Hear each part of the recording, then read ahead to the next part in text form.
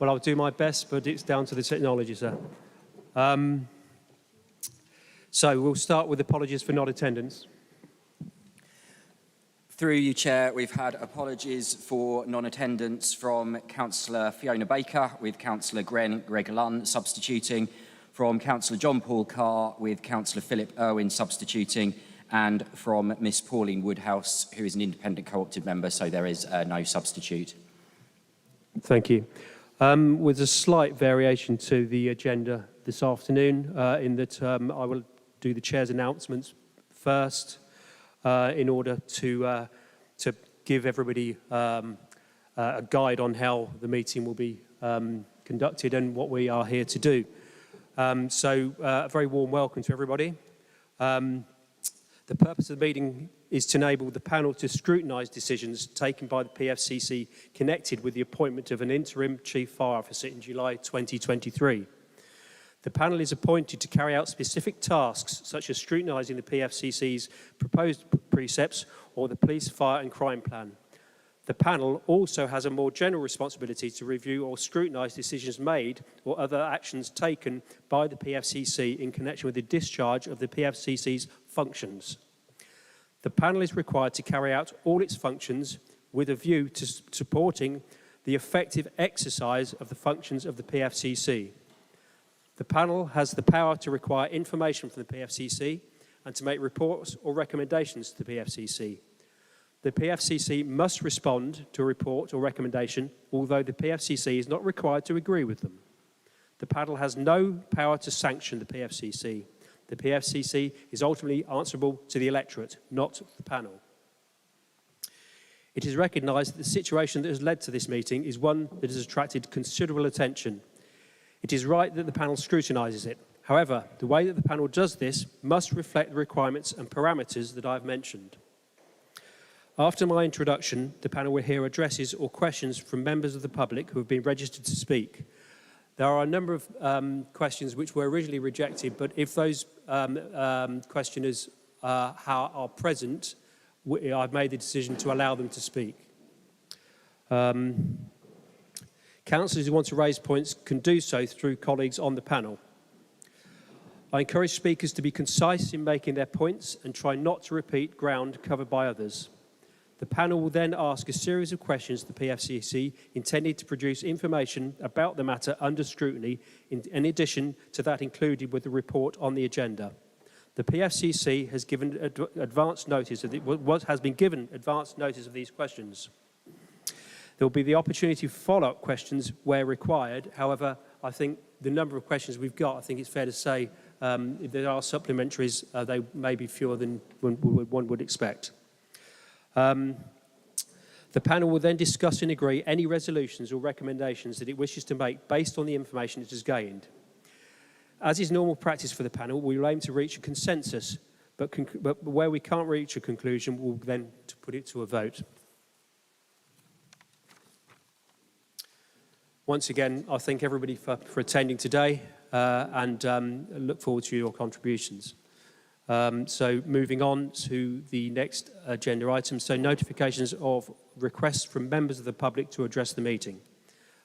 We originally had a note of 8, but there's, as I already mentioned, there's a slight variation on that. The panel's rules of procedure state that at the panel meeting, the chair will invite questions, put the question to the person named in the notice. What we intend to do this afternoon is have the statements and questions put on block and then for the PFCC to then respond. So we'll move to the first speaker, which is Adam Taylor from the East Midlands Executive of the FBU.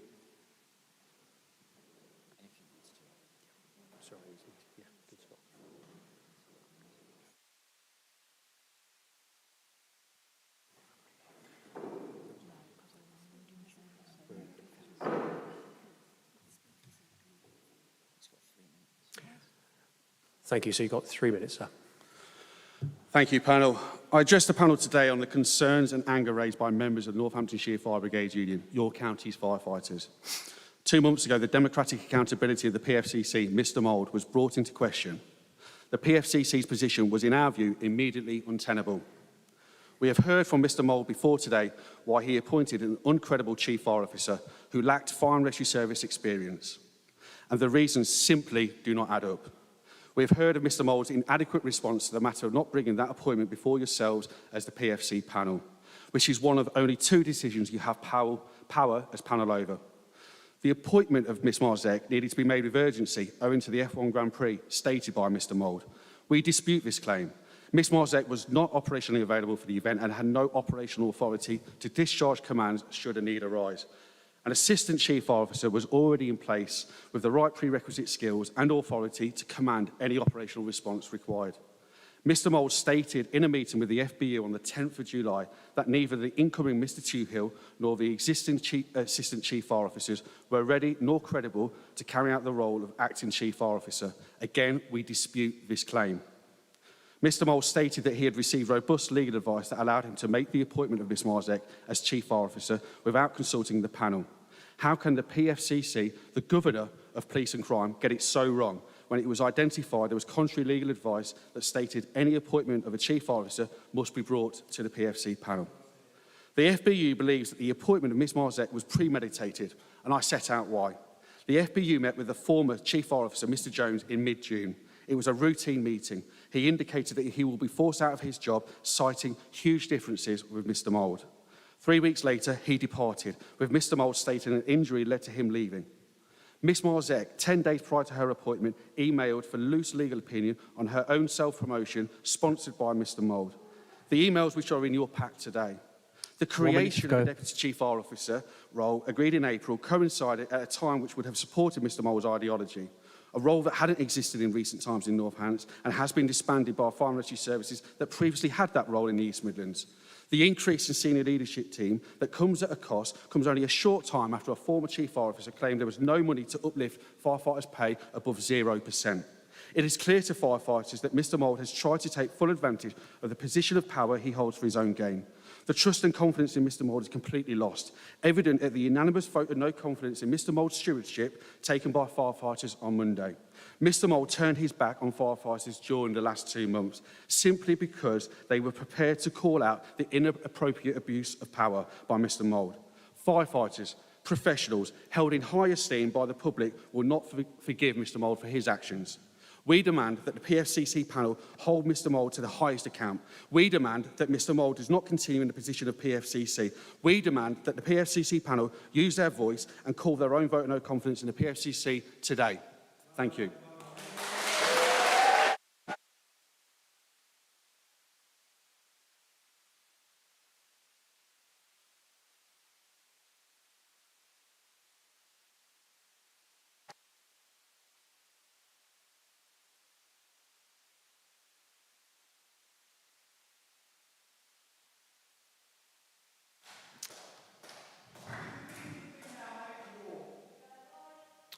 If I could invite Chris Kemp to the speakers table.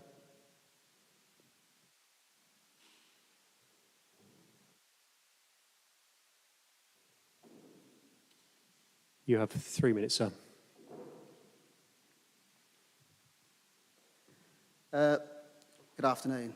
We, the Northamptonshire Fire Brigade Union, held a vote of no confidence in Mr Mould, a stark and unprecedented step. We believe that Mr Mould has no ability to justify any of his actions or decisions over the last 2 months. Following your questions today, will you be prepared to hold a vote of no confidence in Mr Mould yourselves? Firefighters in Northamptonshire are counting on you as a panel members to hold Mr Mould to the highest account and demonstrate that his behaviours is wholly unacceptable and will not be tolerated, and met with a clear message saying that. Thank you. Thank you.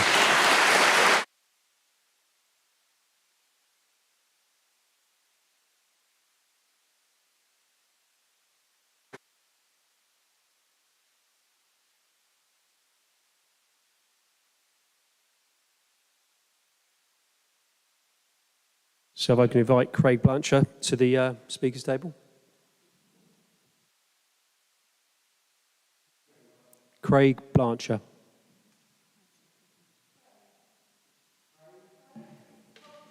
Mr. Craig Blacker, B-L-A-C-H-A.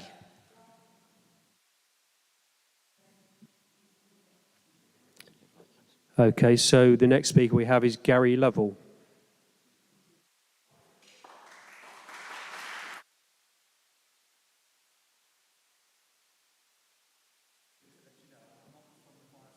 You should pop the mic on. But you know, I'm not from the fire services. I'm just a normal citizen who is absolutely disgusted by what's going on here, okay? Okay.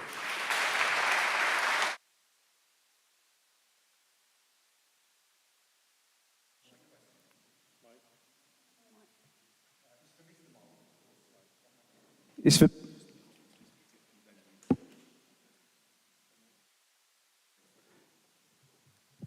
Yep. It's for Mr. Mould, of course. So on the 23rd of July 23, the Mail on Sunday published an article showing that you have been in an intimate relationship with Nicky Marzek for some time, which you deny. In the Mail's article, it reports that you have been staying over at Mrs. Marzek's residence regularly.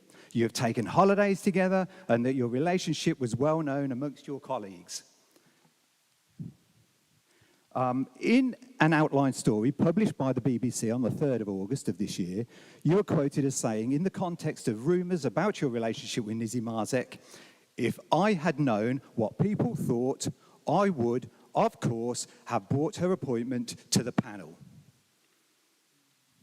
To me, that reads like you hope to get away with it.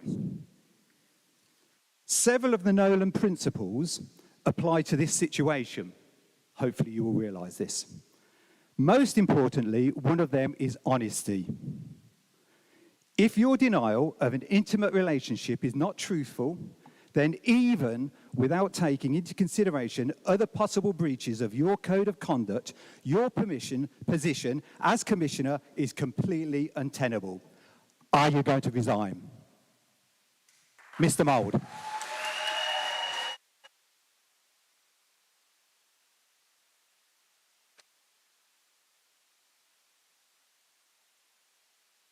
Thank you, Mr. Lovell. As I said at the beginning, we're taking all the questions on block as I detailed in my introduction, sir. But thank you. Yes, thank you for your attendance. Thank you.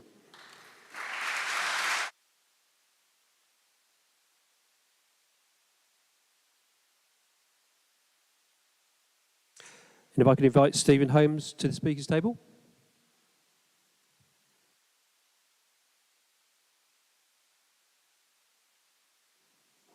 Thank you, Stephen. You have 3 minutes. Thank you.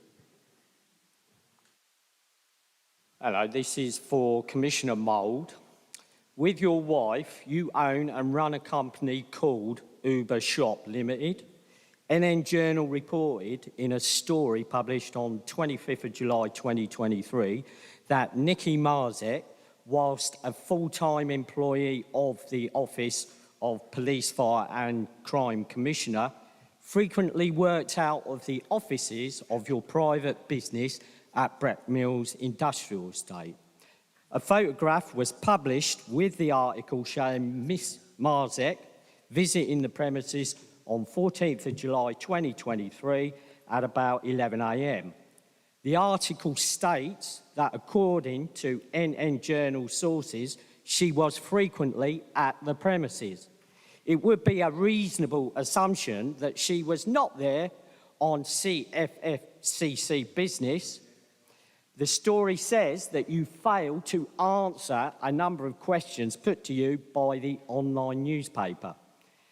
Do you accept that it is a serious abuse of public money and time for you to allow your close friend to moonlight from her employment to spend time on your private company's business and further breach by you of Nolan principles such as the requirement of selflessness and integrity?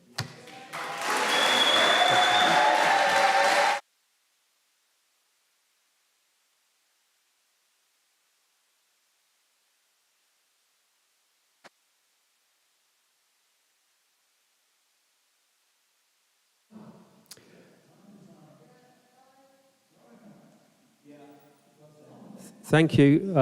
If I could invite Athnia Birchall, and apologies if I pronounced your Christian name wrong, to the speakers table. Thank you.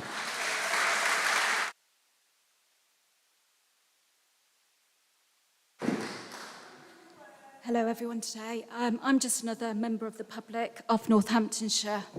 And obviously the position of Chief Fire Officer, so I'll try and shout because you can't hear it, is one of the centre which the public safety must be at the forefront. I think we'll all agree with that. One of the 7 Nolan principles is the need for objectivity, which means you as a commissioner must act and take decisions impartially, fairly, and on the merit of using the best evidence without discrimination or bias. In making the decision to appoint Miss Marzek, an interim Chief Fire Officer, in which she had no operational experience for the role, you had a personal friendship with her, and it was not brought to an external panel, even though there was obviously a bias. You must have overlooked, ignored a number of suitably qualified and experienced officers within Northampton Fire Service. I'm sure there's many out there.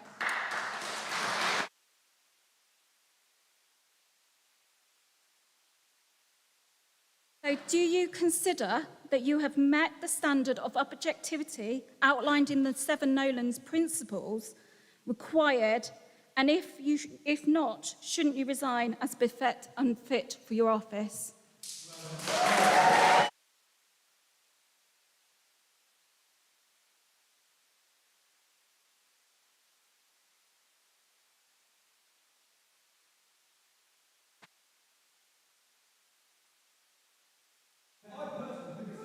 If you could respect the panel's business, please. We've given opportunity for people to speak. Please respect. If I could invite Andy Cassidy to the speakers table. Thank you.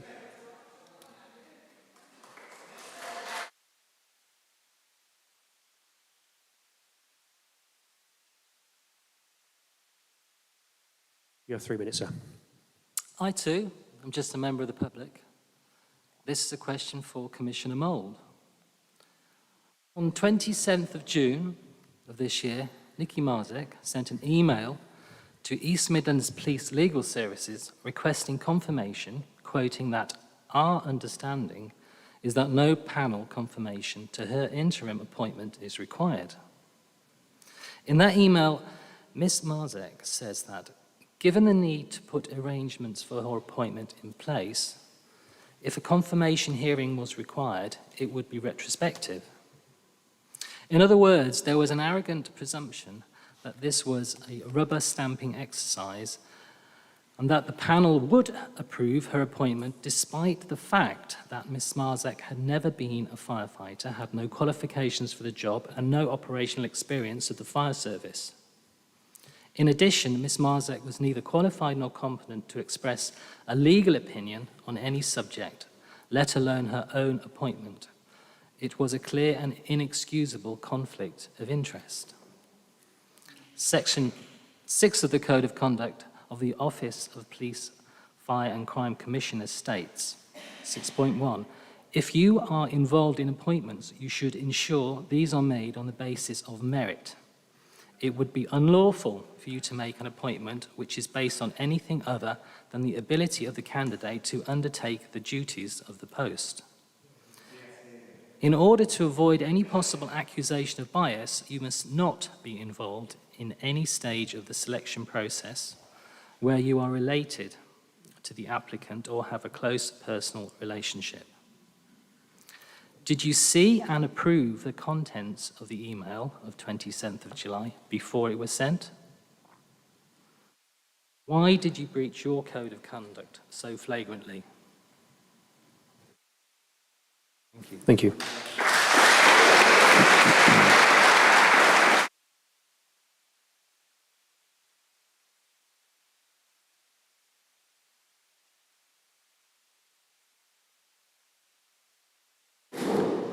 If I'd invite Libby Laws to the speakers table. Hi, good afternoon, everybody. everybody. My name's Libby. I'm just a member of the public as well, and I'm absolutely done with corruption in authority positions.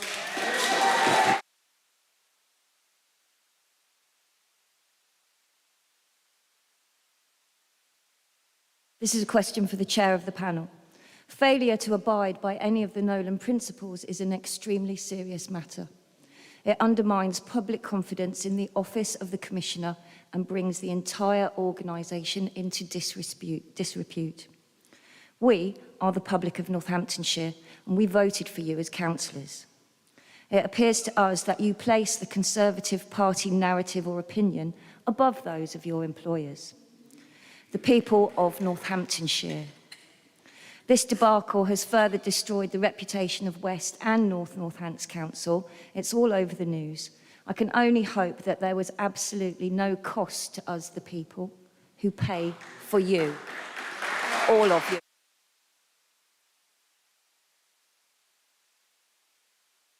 First off, what are the consequences of non-compliance with any of the Nolan principles?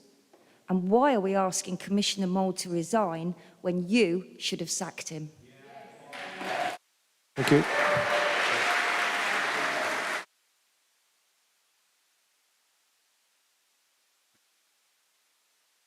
Thank you. Thank you.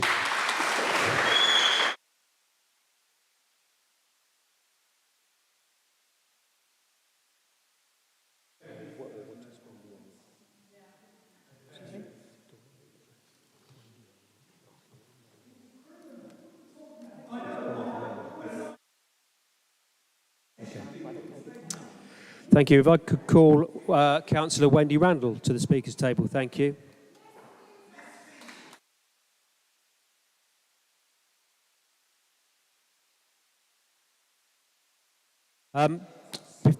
Before you start, Councillor Randall, if we continue to get this behaviour, we will be forced to remove ourselves to another room, which really wouldn't be fair on anybody. You want us to actually conduct our business well and you know, in detail, and the interruptions are not helpful. So please, as I say, once we will retire to another chamber, and that won't serve you well. We're here to, right, so Councillor Randall, if you'd like to address the panel, you have 3 minutes. Just pop your microphone in. Thank you. Perfect. Nikki Marzes asked for legal advice from East Midlands Police Legal Service on the 27th of June, which was over a week earlier than the sudden resignation of Mark Jones, Chief Fire Officer. On the 7th of July, Stephen Mould advised the Chair today, Councillor David Smith, Chair of the panel, that the Chief Fire Officer had resigned with immediate effect and that he had decided to appoint Nikki Marzek, the Chief Exec and Monitoring Officer of his own office and close personal friend, as Chief Fire Officer. WNC's Monitoring Officer received different legal advice on the matter. It stated that positions established by Parliament, like the Fire Chief Officer, must go before a scrutiny panel. This did not happen, as Mr Mould did not follow due process. The emails between Nikki Marzek and the Police Legal Service show that Mark Jones' resignation was far from sudden. Public faith in the police force should come from the top, and your actions have displayed that you feel you are above the law by putting friends in positions that they do not have the experience for. I smell a thread of corruption within your office, which is having a severe effect on the faith of the community for you to deliver the services for the benefit of the people. When we've heard today that the FBU have declared a vote of no confidence, what does that say to the rest of you and the rest of us? You know, we are putting faith in the hands of the Police, Fire and Crime Commissioner. We cannot allow him to stay in position when the faith of the public has dissolved away. I therefore urge this panel to do as the FBU have done and declare a vote of no confidence in Stephen Mould.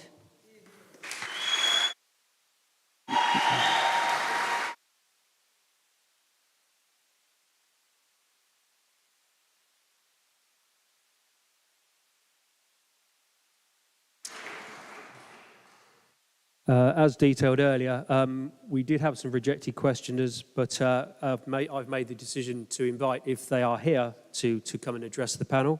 One of those is Elaine Eagleston. Okay, so moving on. And do we have Raymond Billington here? Okay, right. With that then, oh, sorry, one more, apologies. In fact, two more. Do we have Maria Addison?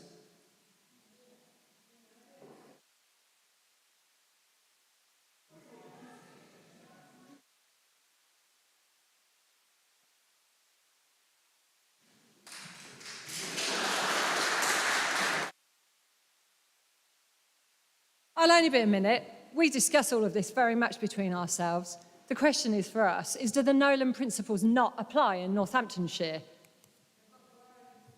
That's it. I have nothing more to say. This stinks. You know it does. All of you do. You're all covering for him. It has to end. We've had enough of it.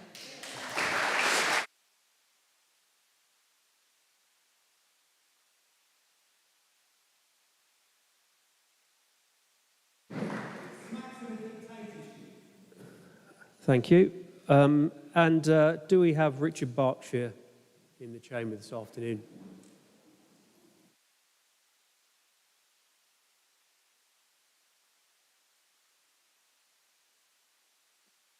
Good afternoon, sir. You have 3 minutes. Hello. Yeah, thanks for inviting me, but it's rather unexpected, seeing that you rejected my question. But I think what I've got to voice has pretty much been said about Stephen Mould, and I think a lot of people here, well, everyone here, is looking for him to resign, and a lot more people would be looking for him to resign as well if this wasn't held at lunchtime and they couldn't make it here. Okay, thank you. Thank you.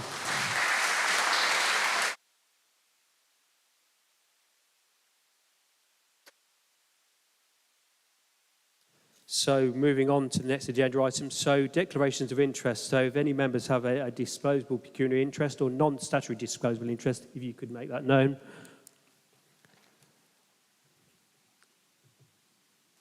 Okay, so moving on. So we move on to the scrutiny of the decisions by the PFCC connected with the appointment of an interim chief fire officer. I will now invite the monitoring officer to make any comments on the on the report setting out the purpose and background of the meeting.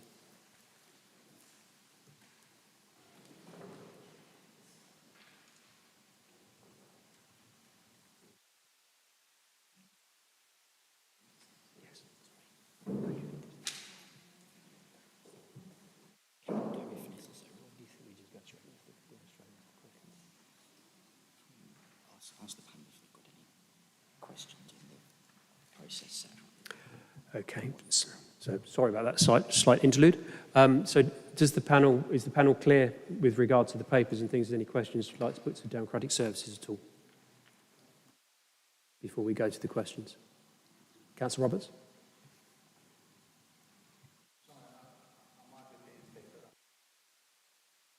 Questions by the public which we would then put answers to. Is that not the case? That is the case, yes, but we're introducing the report now, so we clear on the papers, yeah? Okay, so we will move to any responses from Councillor McGee. Thank you, Chair. I just heard earlier in the meeting, forgive me if I got it wrong, that there would be a restriction on supplementary questions. I'm not really sure that's what was agreed at the pre-meeting. I think we should be able to ask supplementary questions in the time given.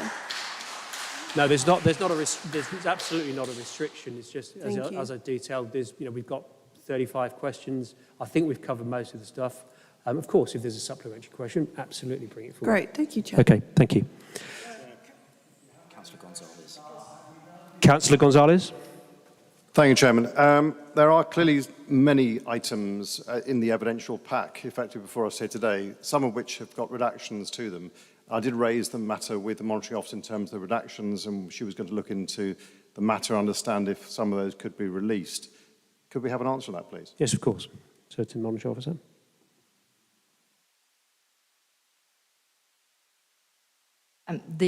As I explained at the pre-meeting, the matters that we have deleted are simply the names and the personal information relating to individuals. Now, there are some of those things that are in the public domain, but obviously when we give them to our data protection officer and she goes through and takes out the confidential things, it's not that difficult for people in some of these cases to work out which they are, and we could remove them where it's well known. And I think in some cases the name is probably known to members of the public. I can't think of a particular instance at the moment, but if there is an issue, I can make that known. If you already know the information and it's out there in the public domain, it's just that we do a simple redaction exercise. I don't think there's anything in there that prevents you from knowing the facts. There was one section that was raised with me in the pre-meeting, which was the section in relation to discussions that had taken place between Nicky Marzek and the lawyer previously, and that related to other members of staff at the Office of the Police Fire and Crime Commissioner, and they had been previous requests for advice, so she was referencing advice that she'd received in relation to other individuals, and as those circumstances of those individuals was not relevant to this, I didn't feel that it was helpful, well, it's not just helpful, appropriate for us to release personal information against somebody who isn't involved in this issue at all. So that's why there's that one section that is redacted, but I just want to be really clear that it's not, it doesn't say anything about this particular business, and I know because I've had the opportunity to see that, it's just it relates to another individual and its personal information in relation to them. Thank you. Are you happy with that, Councillor? Thank you, Chair. I am definitely. I'd just like to ask a supplementary question to that, which is that it has been mentioned on many occasions that the Commissioner sought legal advice. The information that we had before us on the 27th of June by email is that Ms. Nicky Marzek sought that legal advice. Has there been an approach to any legal advisor on behalf of the Commissioner directly seeking legal advice that we're aware of? Thank you. Well, I think that's a question for the Commissioner, but as far as I'm aware, I've certainly not been made aware personally of any legal advice obtained directly. However, I would say that any councillor or elected member would usually use their office to obtain legal advice. And so, you know, if I was acting on behalf of any of you, I would obtain that legal advice, as I did in this occasion, on your behalf. Thank you very much. Thank you. Mrs. Shields.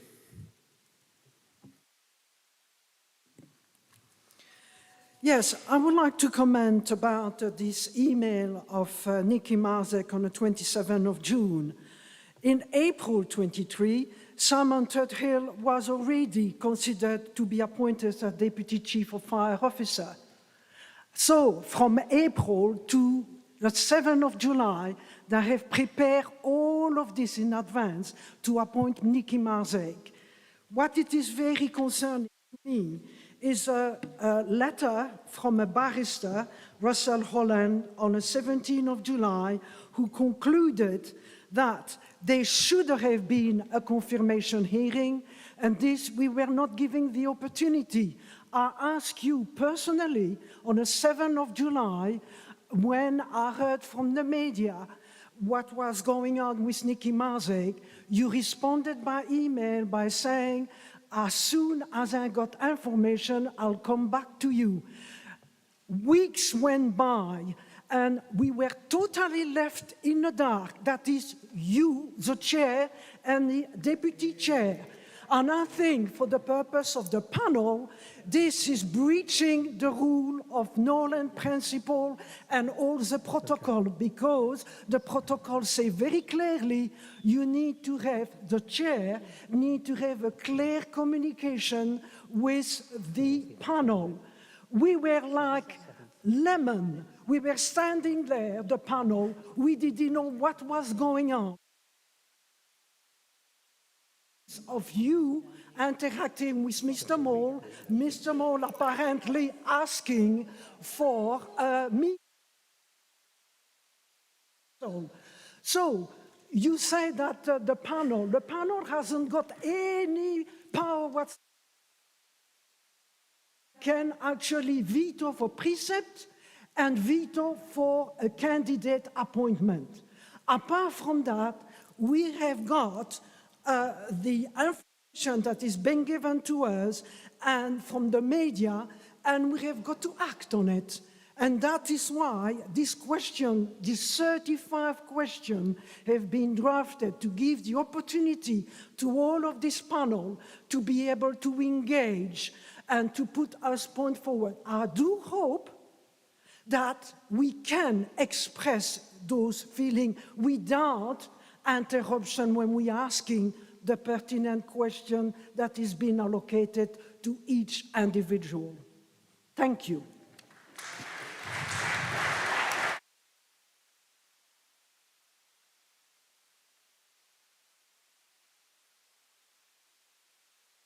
Thank you, Mrs. Shields. So can you hear me well at the back? Because I can certainly hear you, sir. Please, can you respect the panel's business?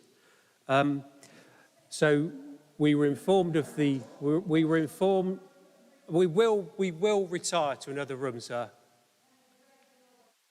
Let's take the advice from the monitoring officer on that. If the meeting can't carry out its business, then it is lawful for us to find a way of doing so. All we want is for people to just be quiet in the bits where we're trying to do it. And it's wrong to say I wasn't listening to what she said. I can listen and I can talk at the same time. It's surprising, but we can do it. So I was doing that. I did understand her question, and I'm trying to come up with the answers. It's difficult if you don't let us do our job. Just understand that we want to do what you want us to do. We're here to do that role. I'm here to help and support the panel, and that's what I'm trying to do. We don't have the power. I don't know if you didn't hear at the beginning, but the chairman just set out very clearly what the role of the panel is. And just to be clear, this panel cannot require Mr. Mould to stand down. So that we don't have the power to do that. Okay, well... So can you allow us to do the business that we do have the power to do, which is what we're trying to do? Okay. Thank you. Thank you. So, Can I take...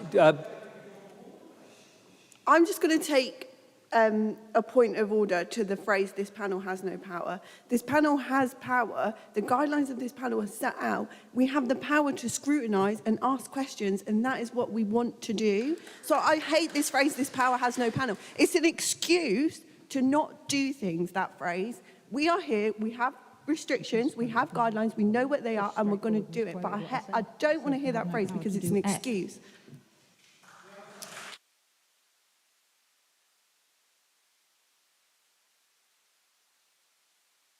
I think so. Thank you for your words, Mrs. Shields. We did go for the legal advice, as I said. You need to get clarification. That was on the Monday. Obviously, a lot. This obviously happened on the Friday. We got the verbal advice on the Wednesday, Thursday. Apologies, and then written advice the following Monday. But we're here now. We are here to scrutinise. Absolutely, we are here to scrutinise. But thank you for your words. So, what we propose to do now. So, apologies, Councillor Pritchard. Thank you, Chair. With regards to scrutiny of the Police and Fire Commissioner, could I also remind the panel members that actually we must not, until we've heard all of this evidence, to predetermine what the outcome will be.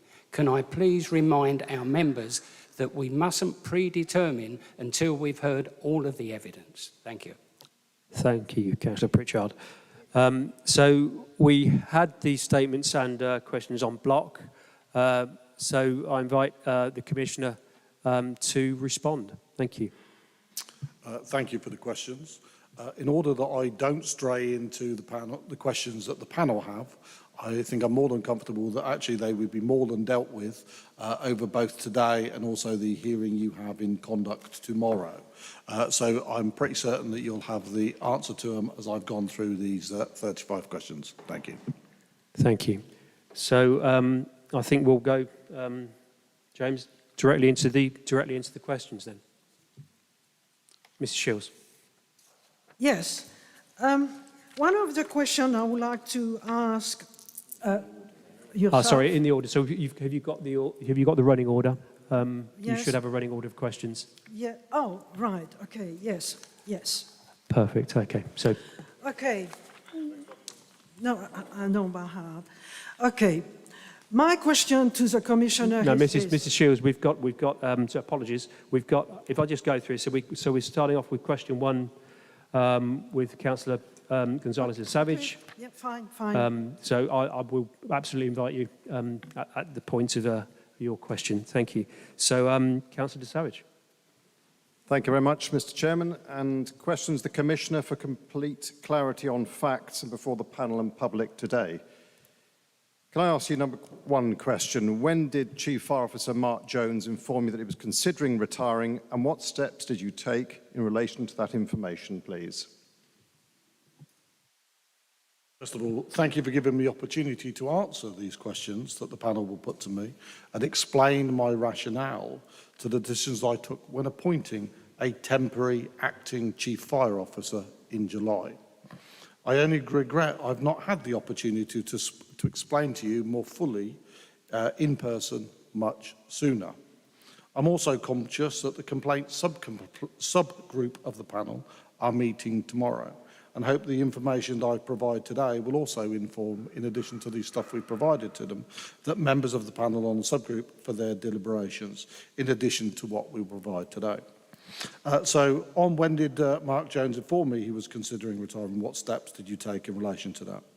I held regular one-to-one meetings with the Chief Fire Officer to hold him account for the performance of the service and to assure any issues, both personal and professional, are discussed in an understanding and confidential environment. It is vital that the relationship between me and the Chief Fire Officer, that these meetings remain confidential. Mark left the fire service by mutual agreement on the 7th of July this year. Thank you. So question 2, sorry, if you'd... Yeah, Mr. Chairman, I did ask a question in terms of when did Chief Fire Officer Mark Jones inform that he was considering retiring? So I think we do need the answer to that, please. Mark left the service by mutual agreement on the 7th of July. Thank you, Mr. Chairman. We've had obviously a series of letters and emails given to us in terms of some of that information. I have asked the question twice, and on 2 occasions we haven't had the answer, so I'd like that recorded, please.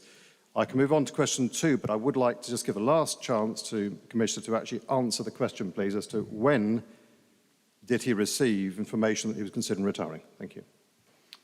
As I previously said, the meetings that I have with the Chief Fire Officer are confidential. There is an agreement between myself and the Chief Fire Officer that is confidential.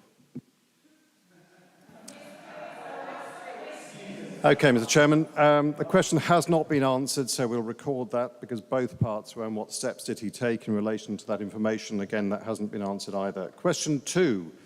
What was your understanding of the genuine reason for Mark Jones's resignation? As I set out in my public statement released on the 7th of July, Mark Jones stood down from Northamptonshire Fire and Rescue by mutual agreement. In his statement to staff, Mark said he had been affected by injuries, that he wished to take time to concentrate on his well-being and make a full recovery. These are Mark's words.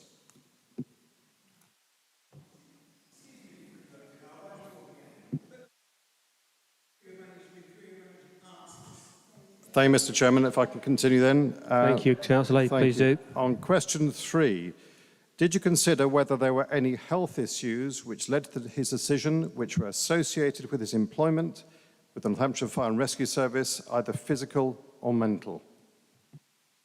No. I had regular meetings with Mark and he did not raise any health concerns in connection with his employment, this employment with Northamptonshire Fire and Rescue Service. Supplementary question to that then, Mr. Chairman, to the Commissioner, which is, does he feel that any of the environment that Mark Jones was working in led to any of the injuries that he stated that he might have left for?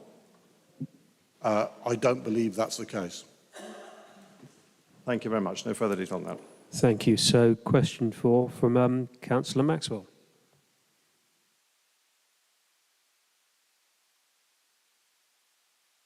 Was Mark Jones' notice period waived or any other financial settlement made? As I hope the panel appreciates, I'm bound by confidentiality and I'm unable to discuss the specific details of our mutual agreement. I will, however, confirm that I will comply with all the necessary financial disclosures within the fire statement accounts for 23-24. Thank you. Thank you. So next question from Councillor Strachan. Chairman, I need to step back from the 7th of August because, Chairman... Councillor Strachan, could you just pop your microphone down slightly? Thank you. Thank you. Yeah, sorry, I'll start again. I need to step back from the 7th of August because, Chairman, something stinks in Northamptonshire Fire and Rescue Service, which is highlighted in the HMICFRS inspection report. And I strongly believe that Mark Jones, because of his work history in Australia, was specifically chosen by the Commissioner to help in sorting it out. Under People, page 109 of the report, it states, requires improvement. But today, so far, at this meeting, no one wants to talk about that. It's irrelevant, but not to me. Example, promoting the right values and culture requiring improvement. Ensuring fairness and promoting diversity requiring improvement. Managing performance and developing leaders requiring improvements. Hence my question to the Commissioner. What progress has been made by Mark Jones or the service generally in relation to HMICRS inspection and the requiring improvements? Findings on people, particularly with reference to ensuring fairness and promoting diversity within the fire service. I will go on and ask a question, Commissioner. Could you tell us how many firefighters are employed by the service? Could you tell me how many women are firefighters? And could you tell me how many of these people employed are of color? Thank you.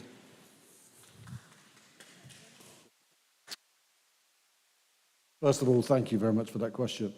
You're right, the rating of requires improvements for people and culture was a cause for concern, and addressing it was a key priority for me and the service. Thanks to the hard work of all of our firefighters and staff, the service is really pushing ahead with cultural change and has implemented our Serving with Pride programme, something I believe that the panel has asked and we will be briefing on at some point in the future. All staff have taken part in surveys and workshops to understand the issues that are holding the service back in this area and have given their views on improvements that can be made. There is a clear view of what needs to be done, and a workshop next month will be set the next steps towards delivering long-lasting improvements to the service, embedding fairness and promoting diversity. This work is being taken very seriously and real progress is now being made. However, there were still significant cultural concerns which had not been addressed, and many matters remained unresolved at the time of Mark's departure. There were several significant relationship and trust issues between the fire service and other professional staff that were stopping the organisation moving forward and making the progress that needs to be made.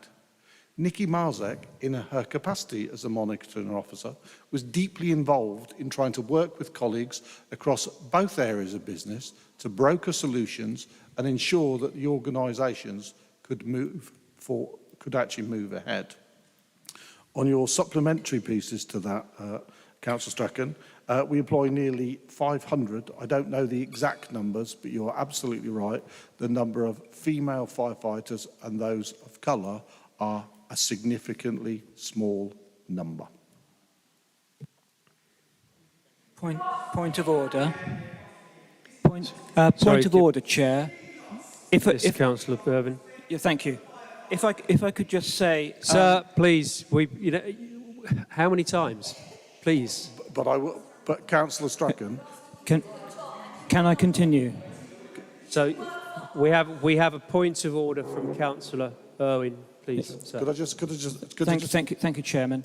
I just want to say, in terms of proceeding with the business and the structured business that we've got ahead of us, and quite a lot of business, I think it would be best if members of the panel demonstrate that they've come here without predetermination and just ask the questions on here. There's plenty of room to ask supplementaries afterwards.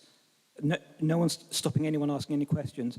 But if there are statements before it which indicate predetermination, I think it rather dishonours what we're trying to do here. So I would ask, Chairman, if you could encourage people to just ask the questions that are here and then save any deeper probing for supplementaries.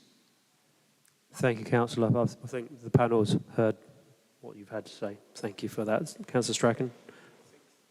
So I just think, the Commissioner, you just wanted to... I'll just say, Councillor Strachan, quite rightly, you've asked me those numbers. I will get them for you and we'll get them shared with the panel. Thank you. So, Councillor Strachan, on to number 6, please, sir. Thank you, Chairman. Straight on. Did Mark Jones... Do you want to pop your microphone down closer? It's on. Closer. Perfect. Thank you. Did Mark Jones or you encountered resistance to attempts to address the concern raised by HMIC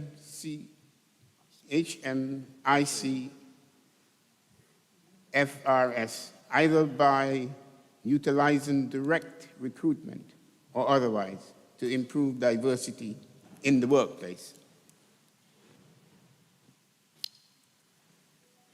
Thank you.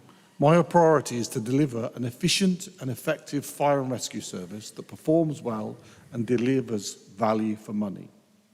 Ensuring that we can attract the brightest and best to deliver that priority is vitally important. And I'll make no apology for wanting to make Northamptonshire Fire and Rescue Service an employer which people would want to join and have a fulfilling and rewarding experience whilst working there. As I've just mentioned, the Serving with Pride programme of work aimed at improving the culture and experience of working with Northamptonshire Fire and Rescue Service, firefighters and staff have overwhelmingly embraced this programme. I understand that the Fire Brigade Union, a national body, has stated its opposition to direct entry. And I believe, as they've already stated, this is one of the strands of opposition to my interim appointment of Nikki Marzek as the acting Chief Fire Officer. You will not be surprised to know I do not agree with that view and believe that organisational cultures can be significantly enhanced by skills and experience and developed in other sectors. It's even actually recommended by HMIC FRS. However, I would like to point out that the final 4 candidates shortlisted for the Chief Fire Officer at the time when Mark was appointed, 2 were not firefighters. One, attending the interview stage where all staff were invited to question time with candidates and give their views. No one at that time raised an issue over the potentially direct recruitment of the candidate who had not been a firefighter. Furthermore, several chief officers around the country are not firefighters, including Simon's previous boss when he joined us from Hertfordshire. It's probably worth saying, in fact, the HMIC Spotlight Report on Values and Culture in the Fire and Rescue Service states the following. Some leadership job adverts require incident command experience, which would generally be gained from operational roles. This experience should only be required if necessary for the role or to maintain operational rotas, particularly for senior management roles. Thank you. So moving to question 7 from Councillor McGee. Thank you, Chair. For fear of accusation of predetermination, I shall dive right into my question, but I will follow that question with a request. So, Commissioner, my question is, what advice did you obtain from the HR and Fire Service about the selection process for an interim chief officer? My request following that is to remind you to please answer this question as someone who is head of institutions and not as a politician.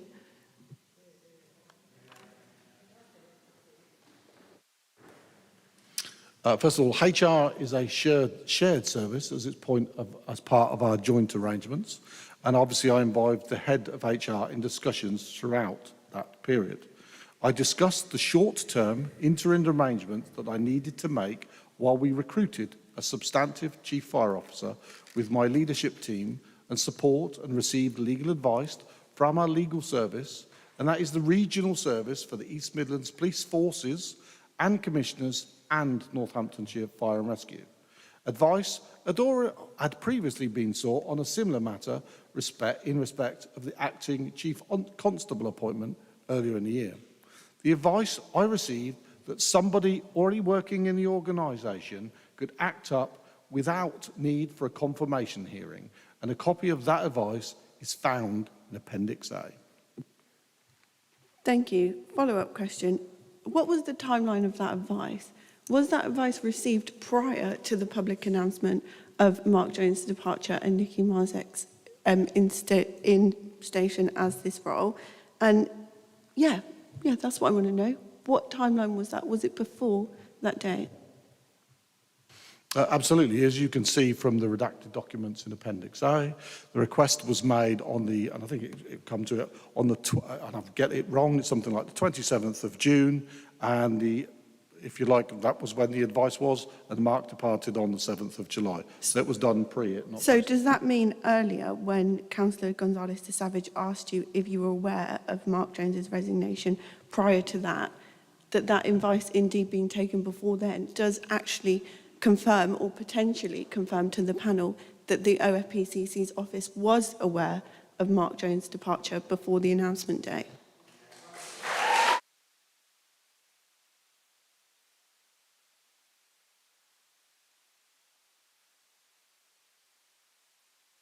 As I have previously said, the conversations I had with the Chief Fire Officer were confidential.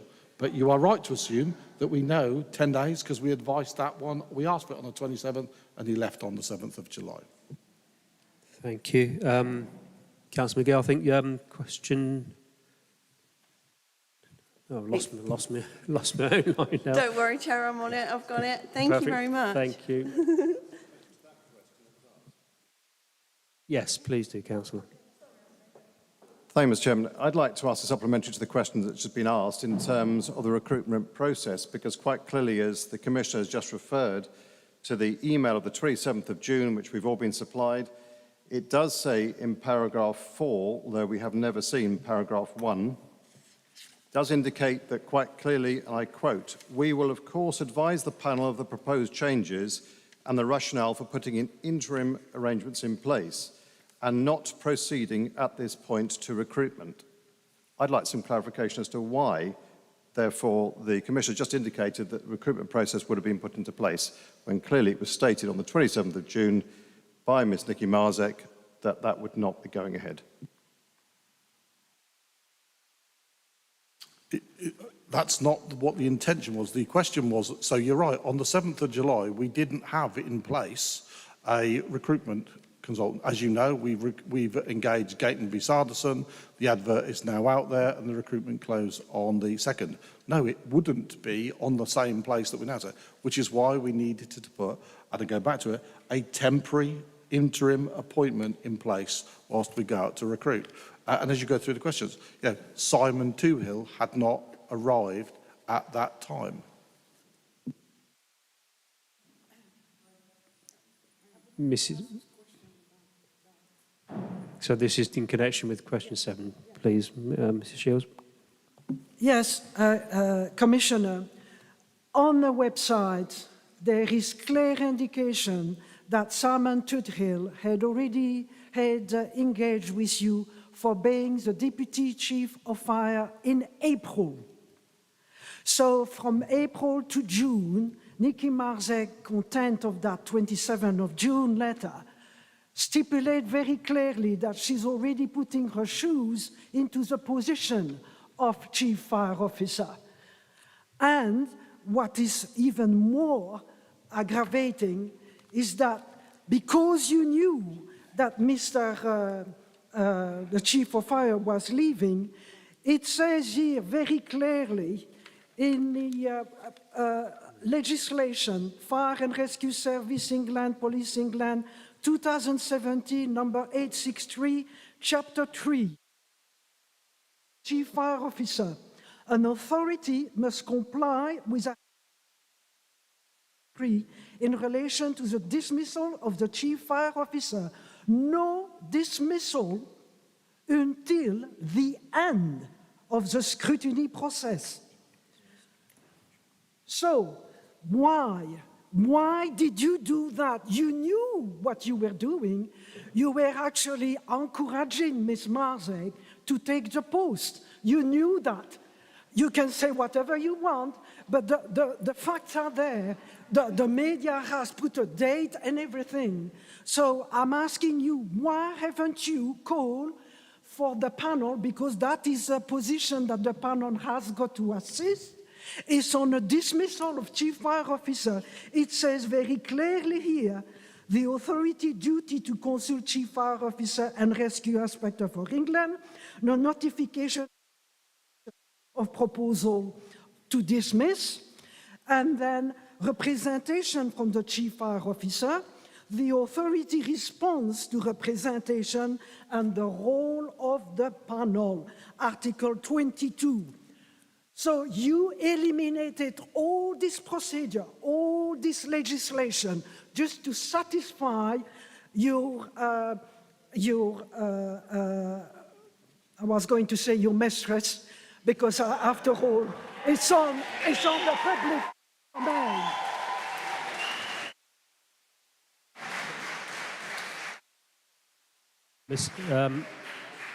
Thank you, Mr. Shields. I think maybe a better choice of words. Thank you. Commissioner, did you wish to respond? Yeah, I would take exception to the terminology used and would look to the monitoring officer, otherwise we'll find ourselves in court. Can I just jump back, because the implication that what you're trying to say is that, or I think what you're trying to say, is that some sort of coordinated thing. So let's just jump back. The recruitment of Simon Toohill was done in an open way. Sat on the panel was an independent Chief Fire Officer. The other two members of the panel were Nikki Marzek and Mark Jones.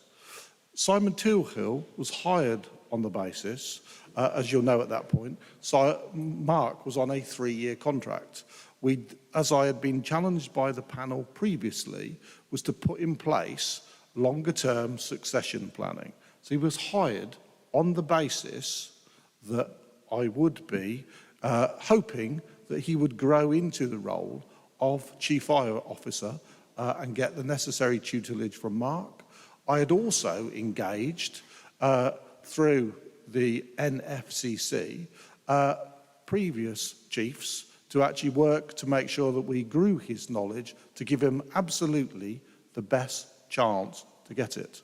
So also, I was very conscious of the pressure that I was potentially applying to Simon. So I took the decision to put a temporary in there, as you'll get through some of these points, was that Nicky would take care of the corporate and cultural work while he got to grips with the organisation and the firefighting bits.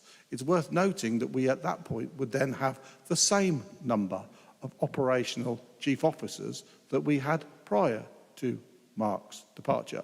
But I definitely, and as Councillor Stucker said, we have a very serious issue from a cultural point of view. At the time of this decision, I was also expecting a HMIC FRS report to come in September. Now, subsequently, they're actually coming in January, and it's been put back because they are now doing a thematic around complaints, not around complaints, around disciplines and things. But I will absolutely say there's no predetermination in here. This information that something in April is, quite frankly, poppycock. Excuse me, Commissioner, but you knew that Simon Tudhill was going to be the Deputy Chief Fire Officer. You had ample time. Mrs. Shields.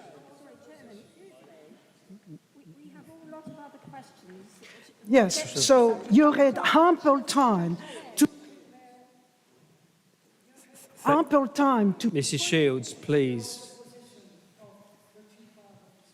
Mrs. Shields. Councillor, please, shall we let's get back on track? Thank you. Thank you. Can I just add the piece? I am very aware of, you won't be surprised, there are very carefully laid out rules around the dismissal of a chief constable, a chief fire officer, and you're absolutely right. The first stage is consult HMIC FRS. Then it's that response when you receive it from HMIC FRS is then shared with the panel, and then it takes deliberations depending on it. But I just will remind you, Mark Jones resigned. Thank you. So, Councillor McGee. Thank you, Chair. I fear my colleagues aren't going to like me asking a supplementary question, but I will do it. This mention of culture is what my question is based on. I feel as though this constant coming back to culture is blaming people on the ground doing the work instead of looking at the office and the people at the top.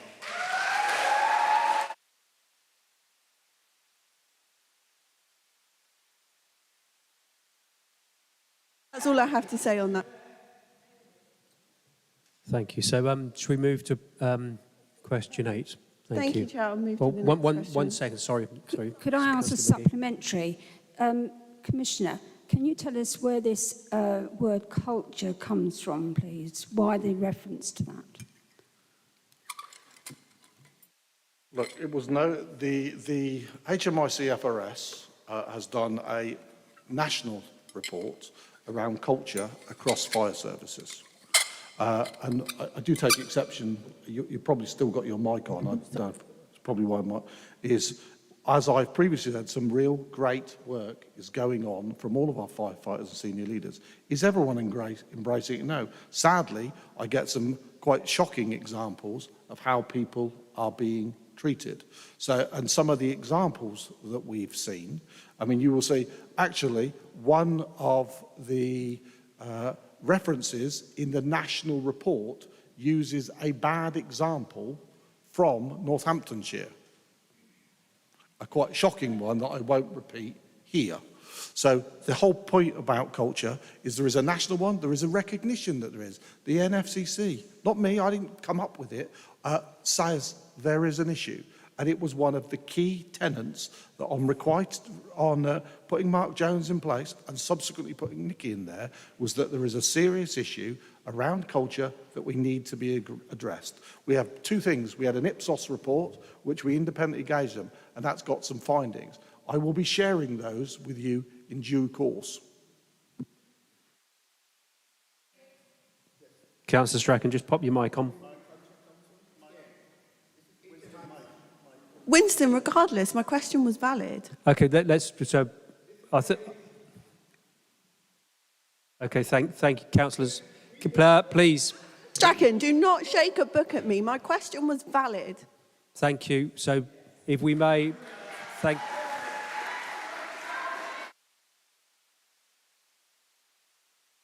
So we'll go to question 8. Thank you, councillor. Thank you. So, question 8. How did you ensure that you complied with the recruitment procedures of the NFRS when carrying out the selection of Nicky Marzek? So to be clear, there was no recruitment procedure. I was not recruiting a chief fire officer. I was making a temporary interim appointment to cover the period in which I would go out to recruit. Nicky Marzek had no interest in becoming the permanent chief fire officer. It is routine for interim appointments to be made from within an organisation. In such circumstances, a formal selection was not necessarily be followed. Oh, thank you. Regardless of whether Nicky Marzek had no interest in becoming a permanent fixture, the emails clearly say that she was intending to be there for 12 months. They also she was given a hefty pay rise for this position, and that was all done without the say-so or any scrutiny. So regardless of whether it was legal or not, which subsequently, since others have said that it wasn't, this email also states that the selection was intended to notify the panel at the very least, for which our chair suggests that he didn't know sooner than the NN Journal did. So what I will say is, regardless of whether that's true or not, it doesn't stand up.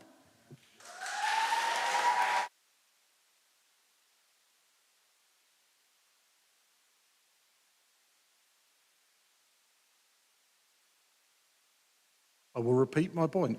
It was a temporary appointment.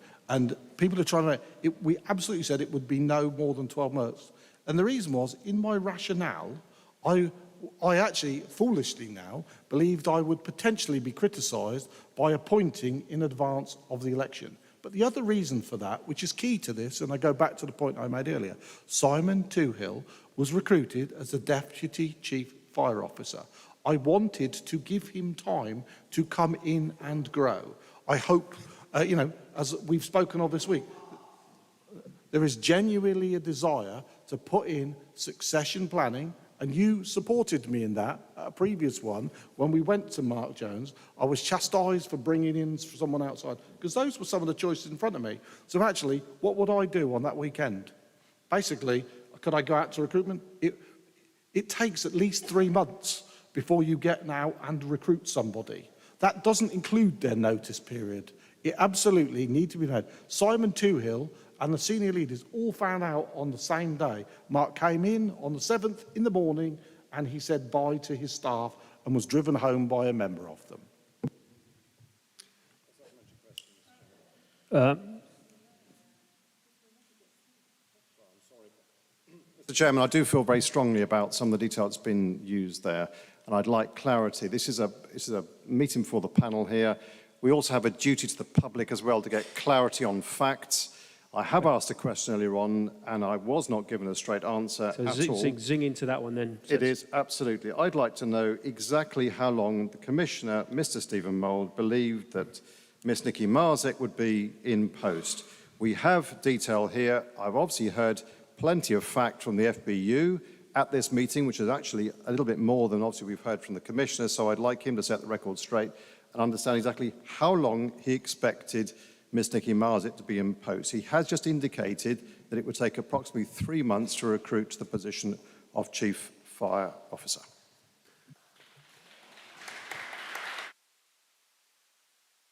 As I've previously said in these papers, it would never have been any longer than an election, but it was something I was keeping under review. Can I just remind you, at that point, Simon Toohill had not started. I didn't know around his suitability. I was not sat on his selection panel.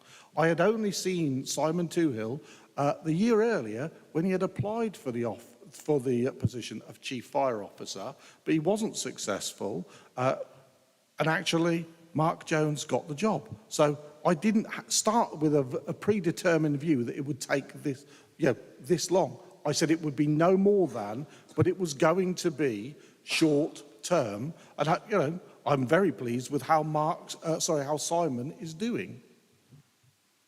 Mr. Chairman, he's avoided the answer yet again, which is very sad indeed, particularly as we have a letter here dated the 27th of June from Miss Nikki Marzek to the head of paid service, to the head of legal, we understand. And I think it's disappointing when it quotes in here that there will be 12 months, which would just take us beyond the election period, which is the intention.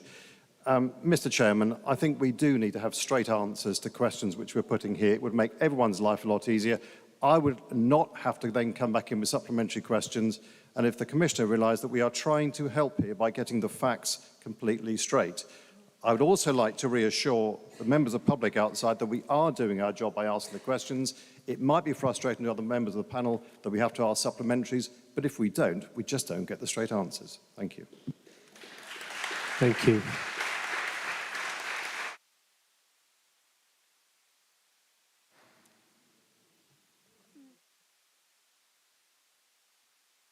We'll move to question 9. Councillor Irwin, please. Thank you. Commissioner, did you invite expressions of interest from the senior management team in the NFRS? Thank you. At the time of Mark's departure, there was only one remaining substantive member of the senior management team in the Assistant Chief Officer role. As Simon Toohill was due to join the service of Deputy Chief Fire Officer on July the 18th, 2023, I felt it would be inappropriate for an officer more junior than him in his substantive role to be acting up in a senior position above him. Nikki was a senior leader working on all the key business issues. She was already the monitoring officer for the fire service and working alongside senior management teams of all 3 organisations. I felt that her skills, behaviours, knowledge and experience would bring a positive influence and benefit to the service in the short time that she'll be acting as interim Chief Fire Officer.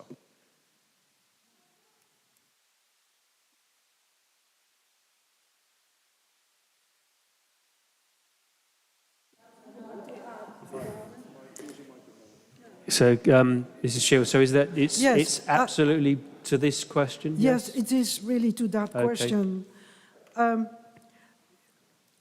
When you say you invite expression and interest for the senior management team, NFRS said, Paul Bullen was appointed with Nikki Marzek as Chief Executive in 2018, September 2018. And so his expertise was already there. Why did you do a preferential treatment between the 2 of them? They had the same expertise. You could have had him on a temporary basis until the 18th of July. Thank you.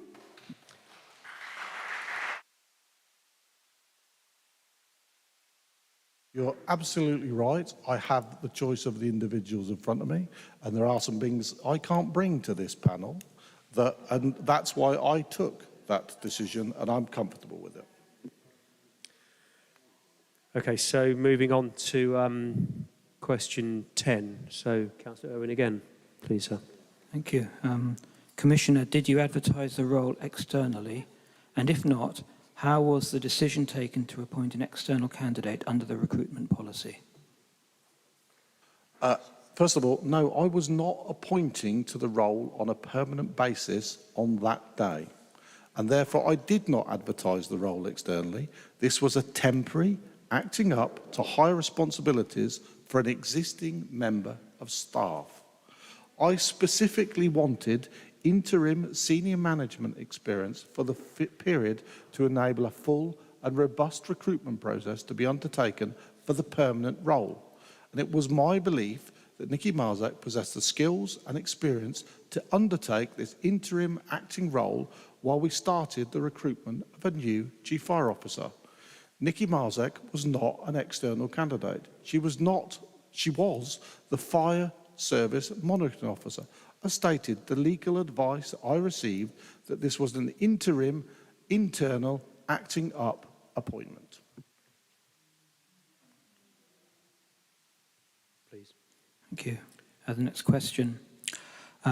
Commissioner, what selection criteria were applied to assess the suitability of the candidate?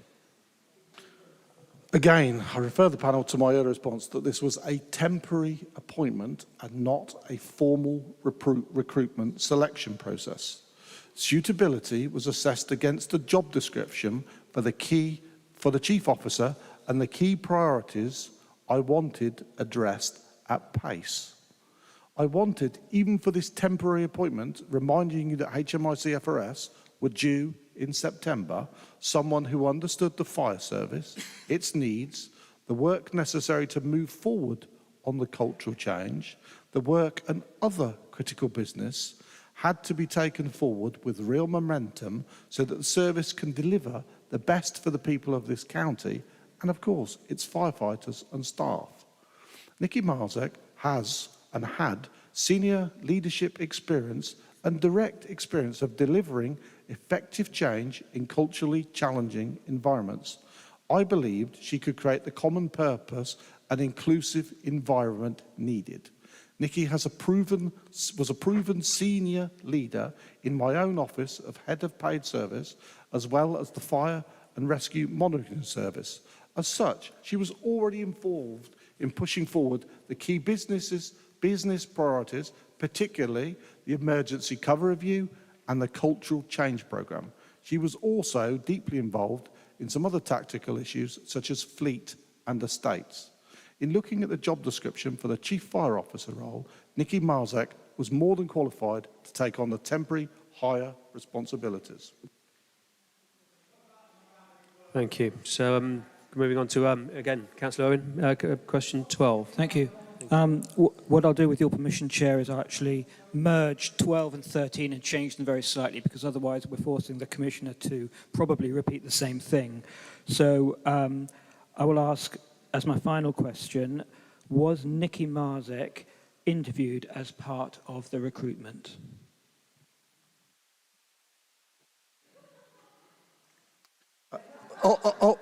Ultimately, the recruitment of a chief officer is a decision for the pfcc, given to me by and on behalf of the people of Northamptonshire. I refer to the point we go that there was not a selection process to the acting up. This was a temporary acting up owing to unique and unforeseen circumstances. However, after consulting my senior team, I met with Nikki Marzek and asked if she would be prepared to act up in this role. I outlined my expectations, the business objectives that needed to be taken forward, and why I considered her skills and experience pertinent what I wanted her to deliver during the interim period. She understood what was expected and outlined how she would go forward in this role. Thank you. Sorry, Councillor McGee. Thank you, Chair. Just a clarification on the legal advice given. I can see that the legal advice says that if you're acting as interim, then you don't have to confirm the panel. But where is the legal advice that says you can skip all recruitment procedures?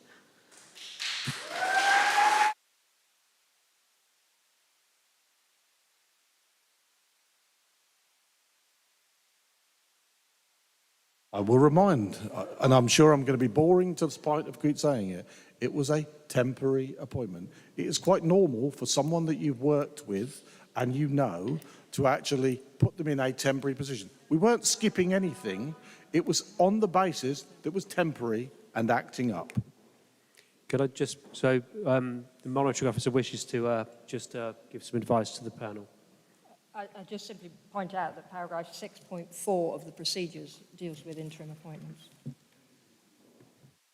Thank you. And supplementary from Councillor Savage. Thank you, Mr. Chairman. As I have raised earlier, prior to this meeting, and I quote from the Code of Conduct, the Office of the Northamptonshire Police, Fire and Crime Commissioner, version 3, as reviewed in January 2022, indicates quite clearly in section 6, appointment and other employment matters.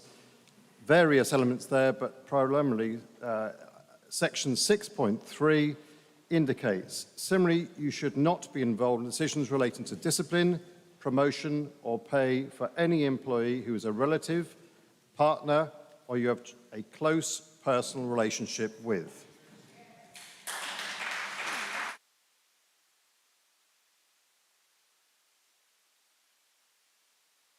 As indicated, Mr. Chairman, quite clearly there is a close personal relationship that has been reported, and therefore I'd like clarity whether the Commissioner made the decision or not in relation to it. We've got that question later in the pack, so we'll come back to that if we may. So, Councillor McGee. Thank you, Chair. Sorry to keep coming in, but I feel it's necessary. For the benefit of the public and everyone else, I'm just going to read the guidelines. Temporary vacancies of less than 6 months, for which we know this was not, where a manager may fill vacancy directly or approaching existing employees to undertake all duties of the vacant post on a temporary basis or urgency workers. So that's temporary vacancies for less than 6 months. Acting up arrangements within teams, and some secondments recruiting managers are advised to speak to the HR advisory team in these circumstances. As most secondments are appropriate to advertise through e-recruitment system, sometimes a secondment may not be appropriate to advertise. What makes this not appropriate to advertise?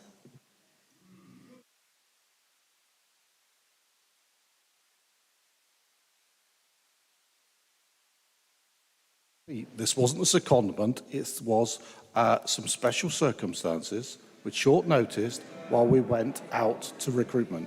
You might not like the fact, but that's what they are. Okay, thank you. So we'll move on to question 14. We'll move on to question 14 from Councillor Lunn, please. Is it absolutely? To come back to what Councillor Zoe Magee was saying, Russell Holland, who's a barrister, the letter dated 17th of July, conclude in his final analysis.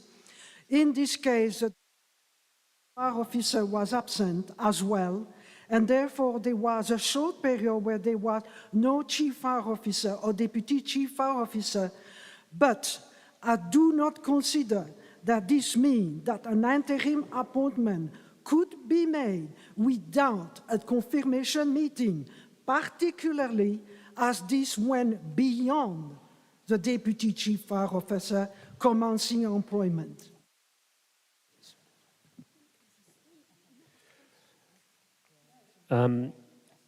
We've all got that legal advice in front of us. So, you know, I think we're beyond that to a point. We've established that. But thank you, Mr. Shields. So, Councillor Lunn, question 14, over to you, sir.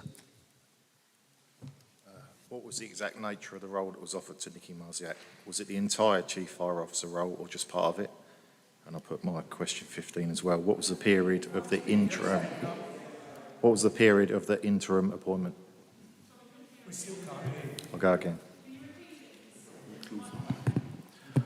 What was the exact nature of the role that was offered to Nicky Marziak? Was it the entire Chief Fire Officer role or just part of it? And what was the period of the interim appointment? Thank you. Nicky Marziak was appointed to act up as the acting Chief Fire Officer on a temporary basis to drive forward the strategic and corporate business of the organisation. On her appointment to this acting role, Northamptonshire Fire Rescue had 2 Assistant Chief Fire Officers with a wealth of operational experience to take on the lead in those areas. And when Simon Toohill joined on the 18th of July, there would be 3 officers with a wealth of operational experience. To put it bluntly, while Nicky was acting as the Chief Fire Officer on an interim basis, she didn't need to know how to put out a fire. As I've stated, many other Chief Fire Officers in this country do not have that experience, but successfully lead fire services. It was my intention to advertise the permanent Chief Fire Officer role and carry out a formal selection process, and I can tell you that it is now advertised and applications close on October the 2nd. As to your what was the period? As I explained, the interim was a short term while we went out to recruitment for a permanent CFO, and that would be kept under review.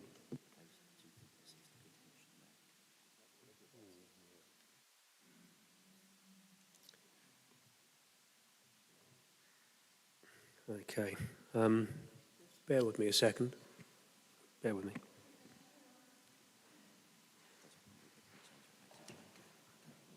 Apologies. Okay. Right. Slightly lost the plot there. Apologies. So we're going to question 16 from Councillor McGee. Thank you, Chair. I appreciate what you're doing at the moment is not an easy job to do, so thank you. Commissioner, what offer of employment was made to Nikki Marzek in relation to remuneration? That was a bit tricky. Remuneration. Should have practiced that, really, shouldn't I? In relation to remuneration and other terms and conditions. Thank you. The offer was a temporary increase in responsibilities to take on the role of acting Chief Fire Officer, in addition to retaining some of her responsibilities within the OPFCC. It was agreed that Nikki would be paid an honorarium during this period. This was set at the level that the previous CFO had originally been advertised when he took on the role, representing a full year increase of £35,000 on her substantive salary. That also was not the same salary that Mark Jones was on when he departed. It was less than that. The panel should all be aware that, as previously disclosed, considering events after that, Nikki chose not to accept any increase for the short time she was in the role. Thank you, Chair. I'll just ask a supplementary to that, if that's okay. Why was Nikki Marzek given a smaller rate of pay than previous, who, for all the talk of culture, I'll just put out that is a woman getting 1k less than the person who was in that job before her. Yeah, and I had another question. Yeah, why was she given 1k less? And can you repeat the last part of what you just said again for me? Sorry. To be clear, it wasn't 1k, it was probably about 12k less, actually. That, at the end of the day, that is what we discussed with Nikki, and as she didn't have operational fire experience, she didn't want to take the full salary. And like I said, she should be made aware that, as previously discussed, considering events after the appointment, as Nikki chose not to accept any increase for the short time she was in the role. Thank you, Chair. Thank you very much for that. I'd just like to point out that she isn't a Samaritan for refusing that increase. That is public money in a job that potentially wasn't meant to be made. Now, that is a lot of money when there are people out there who the fire service support or even work for the fire service themselves who. So I'm going to point that out, I think. I think somebody should.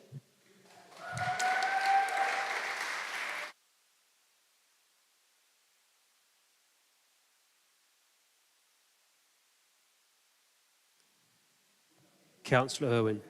Yes, so just a supplementary to Councillor McGee's question, please.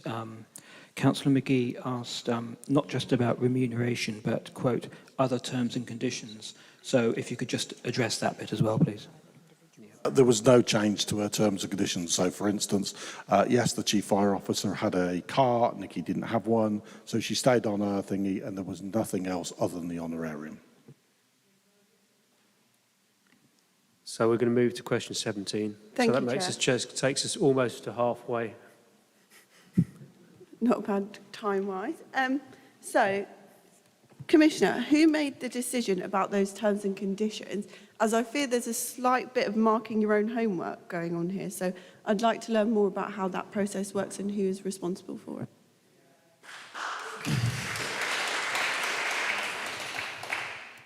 It's my responsibility, and I made the decision as the PFCC after I received both legal and professional HR advice. At no point during the process was any decision taken without the appropriate professional advice. Thank you, Chair. Just a small supplementary from me. Was the HR source and the legal advice aware of all the facts that we now know when they gave you the advice that they gave you? Yes, I believe they were. I think that's running into the next question, really. Apologies. No, not at all, not at all. So we're done with that one. So we're moving on to questions 18. Councillor Pritchard. Thank you, Chair. With regards to the confirmation hearing, Who decided to obtain, and what I will do actually, I'll combine questions 18 and 19 together because they're actually follow on from each other. Commissioner, who decided to obtain legal advice in relation to the confirmation hearing process? When was this legal advice requested and when was it given? Thank you. I wanted legal advice and tasked Nikki Marzek as the Head of Paid Service and Monitoring Officer for the OPFCC to obtain that legal advice in relation to whether a confirmation hearing was necessary for her to undertake the role of the Chief Fire Officer on a temporary interim basis. The legal advice was requested on the 27th of June and this was received on the same day. Mark Jones left the organisation on the 7th of July. Open recruitment to senior management post takes a minimum of 3 months, plus their notice period, as I mentioned earlier, hence the need for interim arrangements. Thank you. The last question with regards to this particular subject, what instructions were provided to the lawyer in relation to the nature of the role and the period of employment, and who provided these instructions? As you'll see from Appendix A, a clarification was sought in relation to the requirement to hold a confirmation hearing for an interim Chief Fire Officer role, which would last less than 12 months for someone who was already employed by the OPFCC. Councillor McGee. Thank you, Chair. Just a small supplementary again. A moment ago when we discussed whether those people giving you the advice, the HR and the legal requirements, were aware of all the facts, does that mean they were aware of your friendship with Miss Marzek when they gave you this advice? Were they aware of her potentially working for your other business when they gave you this advice? Were they in possession of all the facts that this panel has today when they gave you that advice?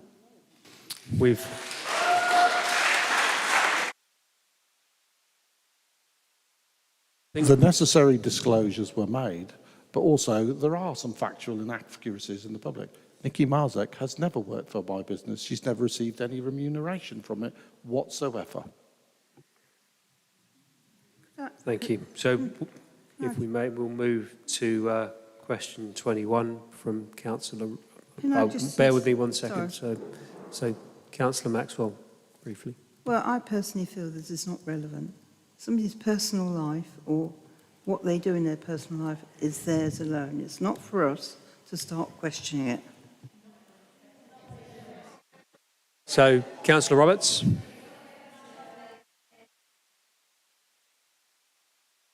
Right. Did you consider whether Nikki Marzek would have a conflict of interest if she was involved in seeking advice or taking decisions about her own appointment? One of Nikki Marzek's key responsibilities as the OPFCC Monitoring Officer was the following, and I'll quote, to provide strategic direction and advice to the Commissioner in fulfilling his functions and providing professional leadership, responsibility and management for the overall strategy and operational framework for the delivery of all public-facing activities for the Police, Fire, Crime Commissioner, ensuring that all statutory and legal obligations are met. I requested that Nikki Marzek seek the advice I required. This was part of her job, and I fully believe she was able to do so without any prejudice or conflict of interest. She was simply asking the question that I told her to ask. And you've seen the response there. One key priority was ensuring there was continuity of leadership within the Fire and Rescue Service so that we begin the recruitment of a new permanent Chief Fire Officer, to be clear. To be clear, Nikki did not take any decisions about this appointment other than to accept the offer of a temporary interim higher. In that case then, did you read the advice and were you satisfied that the advice had been obtained appropriately, unconstituted comprehensive advice on which you were able to rely? The regional legal team have provided me and other police and crime commissioners with advice for many years. They're highly skilled, experienced legal team with detailed specialist knowledge. Yes, I read the advice and was satisfied with it. I would not have taken the decision to appoint Nikki Marzek as the interim chief officer without reading and agreeing the legal advice obtained. However, I also accept that legal advice, where legislation is not specific, can be interpreted differently. And I accept the subsequent legal advice sought by the council conflicted with that given to me, because that is the nature of legal advice. I could have sought a further opinion, but as you already know, I'd already at that time asked the panel to hold a confirmation hearing. I think Councillor Pritchard pictured Yes, the post, but following Councillor Pritchard. Thank you, Chair.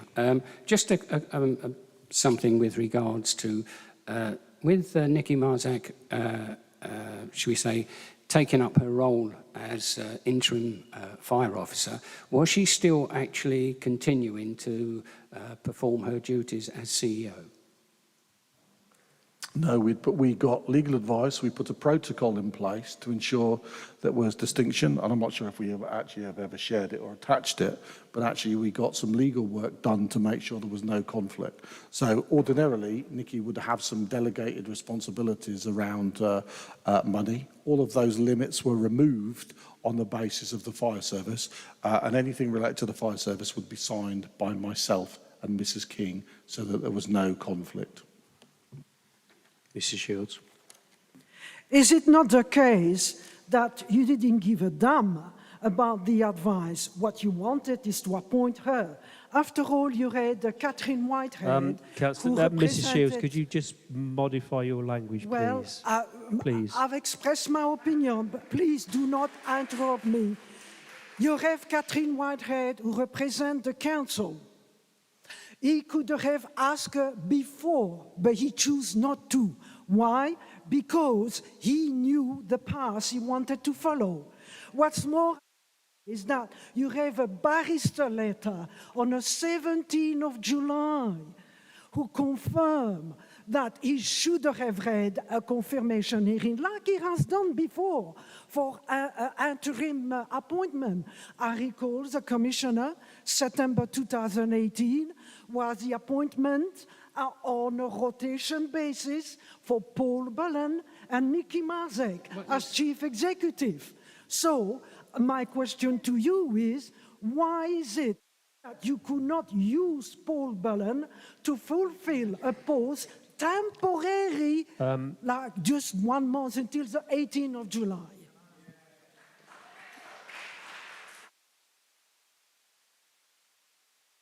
Councillor Roberts, please, your supplementary. Well, no, I thought we were all very calm. I came here, I really wanted to come here today to listen to the facts.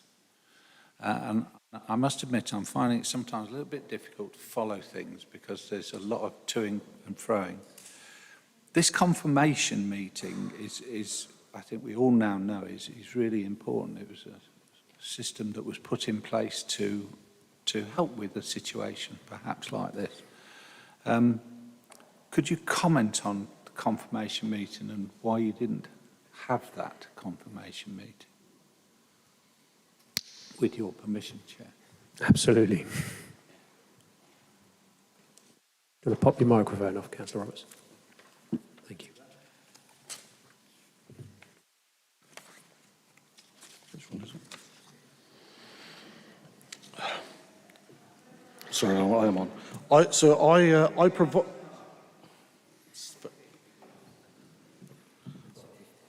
As you see, I provided the legal advice and explained the process behind the appointment of Nikki Marzek as the interim chief fire officer. I took the decision based on that legal advice. The advice explained to me, as I was temping up an existing employee, there was no requirement to seek the endorsement of a panel through a confirmation hearing. On the 7th of July, I informed the leadership team across the NFRS immediately. In addition to this, I also contacted the chairman of the police, fire and crime panel, and that was before the formal communication was sent out to staff and hours before it went out to the media. I acted at pace in what I believe was the best interest of Northamptonshire Fire Rescue to temporarily act up a well-qualified existing leader. Based on the legal advice, I believe that would be a proper process. In hindsight, of course, I wished I'd followed a different process and involved the panel and in fact, in days, we attempted to do exactly that. Thank you. So we're going to move on to question 23 from Mrs. Shields. We've touched quite a lot on these, but across to you, Mrs. Shields.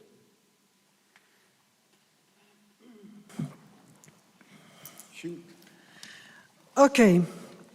On that question of relationship, the nature of your relationship, I don't give a damn what you do outside of your office, but I do very much care if there is evidence to say that you had a relationship, because in a human resource pack, there is... Mrs. Shields, could we go to the question, please?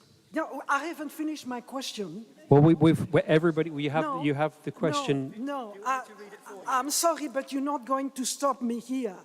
The source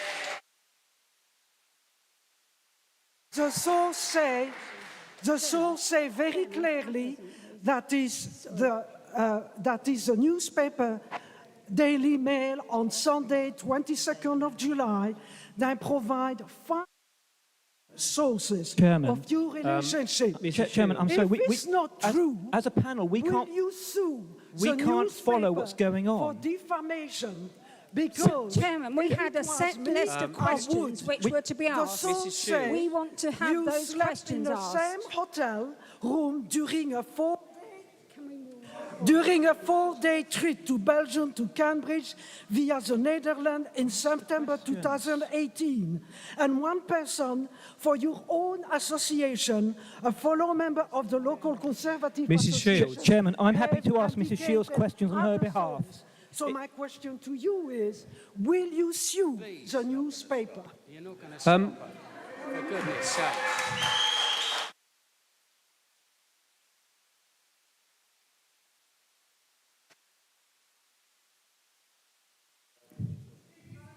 Your turn.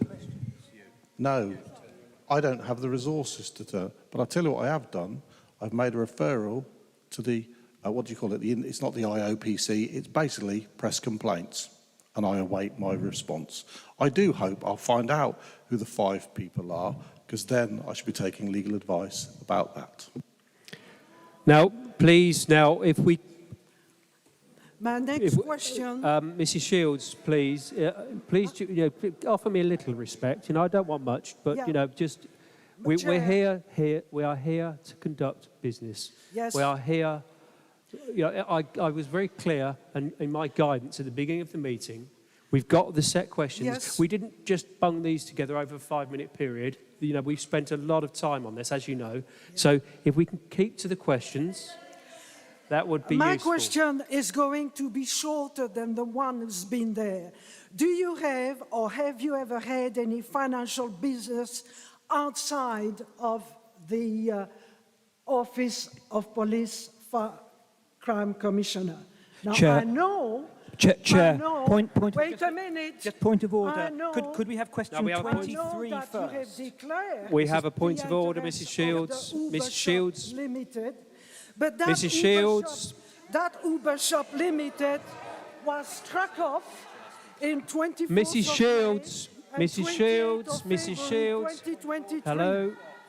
And the latest financial statement from Company House said that you are insolvent of 194,000. So can you see why this is very concerning?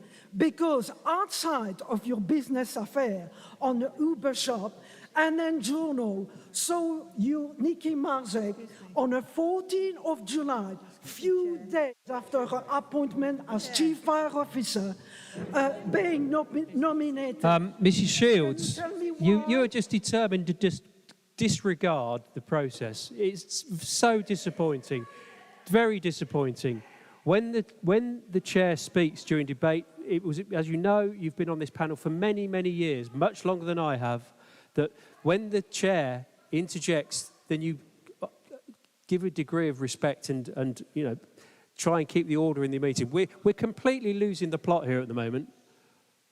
There was a point of order raised, and if there's a point of order raised, whether it is actually ultimately, whether it's relevant or not, we have to, again, respect process and hear that point of order. It's our meeting, collectively. We're here to reach a consensus, collectively. Let's be together on this. Let's conduct our business, ask the questions, and then we can then put together our recommendations when we get to the end of the meeting. But it's not going well at the moment, so let's hear the point of order. Let's hear the point of order from Councillor Irwin. Thank you, Chair. My point of order, I mean, it's partly obviously that a question's being asked that's not there. And I would just say to Mrs. Shields, I respect she's feeling passionate about this, but it's very hard for the panel because I'm trying to make notes on the Commissioner's answers so that that will help us all in our discussions afterwards. And if a different question is asked, I've got to write down what that question was. It's actually just very difficult for us. So I'd really rather you didn't. But my point of order is simply that Mrs. Shields has skipped question 23, and these questions seem to be structured in such a way that one leads into another. I really don't think that we should skip any questions without a reason. So could she or could I ask question 23? I think in the circumstances, I think for question 23, I think Councillor Irwin. Thank you. If you could ask that one. Commissioner, do you have a friendship with Nikki Marzek outside your professional relationship? What is the nature of that friendship? Thank you. I've worked with Nikki Marzek for over 6 years. We have built a very effective working relationship, have delivered real improvements to both police and to the fire and rescue service, and have developed some very innovative and effective services for young people and families among those achievements, something the panel has complimented us on. Over that period, yes, we've become personal friends, have several common interests. I've never sought to hide my friendship or that we participate in activities outside of work. However, was I unaware of the speculation and gossip about our friendship, and specifically the nature of that speculation? I fully accept that had I been aware, I would have considered my decision in the context of that gossip and speculation. Thank you. So, Mrs. Shields, we're going to go to question 24. We've all got it there. If you could... 24. So the specific question, please. Thank you. I've already asked the question. The question was, do you have or have you ever had any financial or business arrangement with Nikki Marzek? For example, has she ever invested in any business interests of yours, or loan or gift for any purpose? I do not have, nor have I ever had any financial or business arrangements with Nikki Marzek. This has already been formally declared to the statutory finance officer in the OPFCC as part of the annual accounts. Moving to 25, Ms. Shields. Can you explain why you have promoted Nikki Marzek, which resulted in promotion, improved term and condition, or salary increase when she's clearly... Point of order, Chair. Point of order there. Councillor Irwin. Okay, I'm going to read, with your permission, question 25. Commissioner, have you made any decisions before this one which resulted in promotion, improved terms and conditions, or salary increases in relation to Nikki Marzek? Nikki Marzek and Paul Bullen were both jointly appointed to the shared role of paid service and monitoring officer in January 2019. Both were subject to a confirmation hearing at that time, because it was permanent, and the role was initially shared on a rotating 6-monthly basis.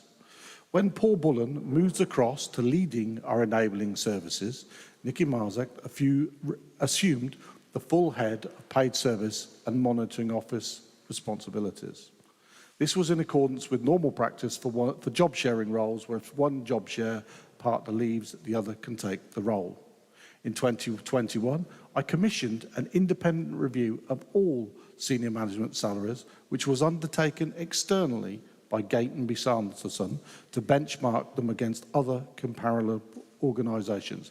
The independent review did result in changes to senior officers' salaries. I just want to respond to that. Please. You say that, and you have keep saying that Nikki Marzek is very, very expertise. She knows everything about being a chief executive, corporate governance, etc. Yet, just recently, the early intervention project on Microsoft Teams led by Councillor Zoe McGee, we were asked to submit question on the 27th of February 23. It took 2 months to get answer by the 24th of May. And when we received the answer during a debate on Zoom or Microsoft Teams, I found her answer absolutely, totally inadequate for somebody who's supposed to have corporate expertise, leadership, and everything. Yet you keep on saying she has had a vast amount of experience. Mrs. Shields, can I remind you that Ms. Marzek is a member of the public, and we're really drifting. Not advisable. No. There's no. But that is your opinion.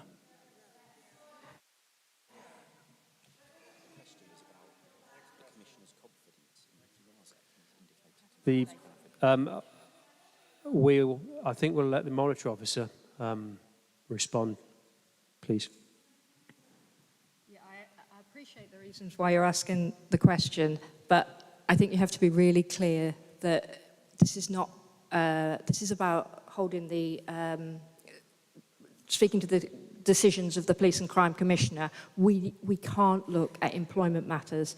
Whether or not you feel that she performed in the role or not is not something that this panel can look at. I'm sorry, but it's people are entitled to rights as employees, and they're entitled to rights, and we cannot step against that. So I appreciate why you're concerned, but we really mustn't do that in this open forum, because it really isn't something that we can do. We put ourselves in a situation where we're in breach. Thank you. So I know she's watching, and I hope she takes sufficient legal advice on the back of this. So I think we're at question 26, Mrs. Shields. If you'd like to ask it as it's detailed in the papers, that'd be perfect. Have you ever declared an interest in relation to the decision you were involved in about the promotion or terms and conditions or performance of Nikki Marzek? I have always declared all interests that I believe to be relevant to my role. I've always had a professional employer-employee relationship with Nikki Marzek and other senior staff, and made all employment decisions, including terms and conditions, in accordance with the relevant policies and practice. I do not believe it is unusual for colleagues at work also to have personal interests and friendships outside of work. Neither do I believe that in doing so compromises professional integrity at work. If you had seen some of those interactions between us, I think you would feel a little more comfortable. Chief Constable himself has commented on the veracity of the discussions that we've had between us. But I am concerned that this is a denigration of a professional person who has done a decent job. This is a hatchet job. Thank you. Can I just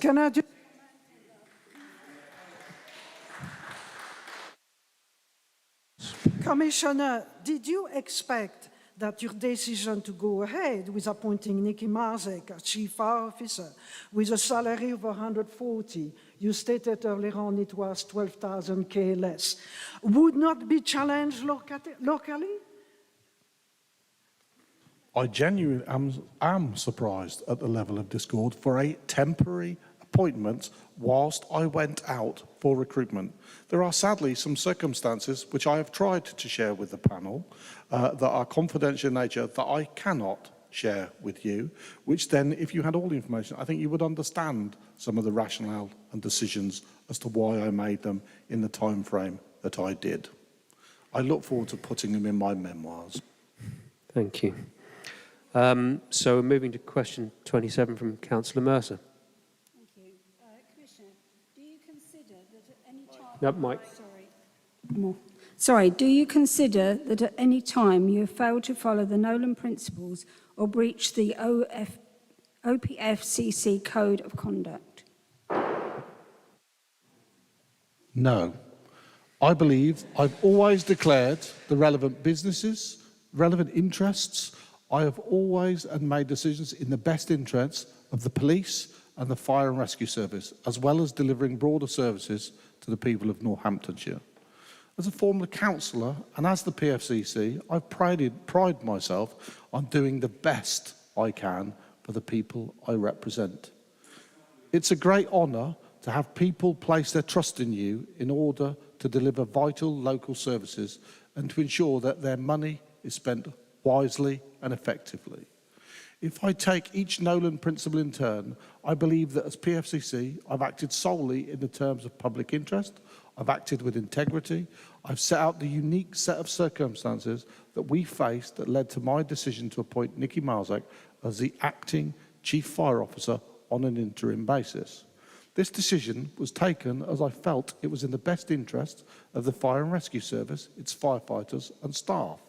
That this decision was taken impartially, fairly and on merit, considering the best evidence and advice without discrimination or bias. On the day Mark Jones left, I announced this to the public. I met personally with the senior team at the Fire and Rescue Service. I announced it to all staff to the service. I briefed senior support team leaders and I spoke to the chair of the Police and Crime Panel.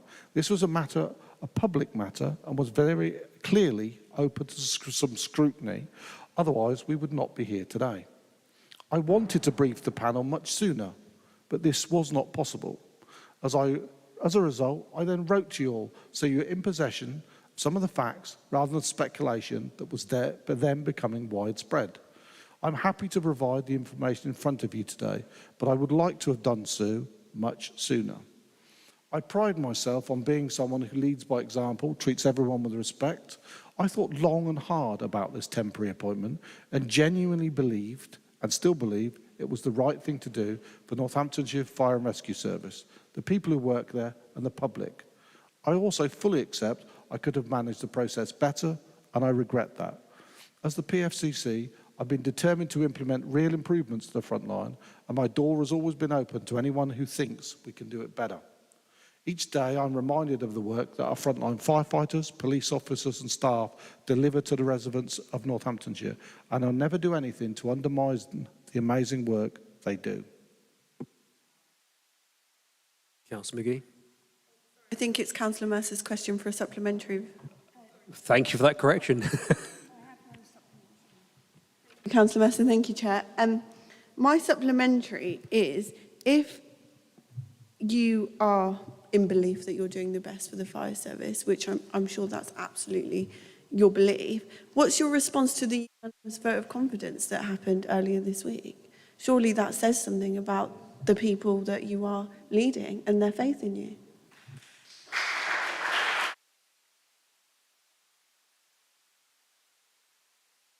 I don't know the numbers, but on my visits to fire stations, I'm not getting the same response that then.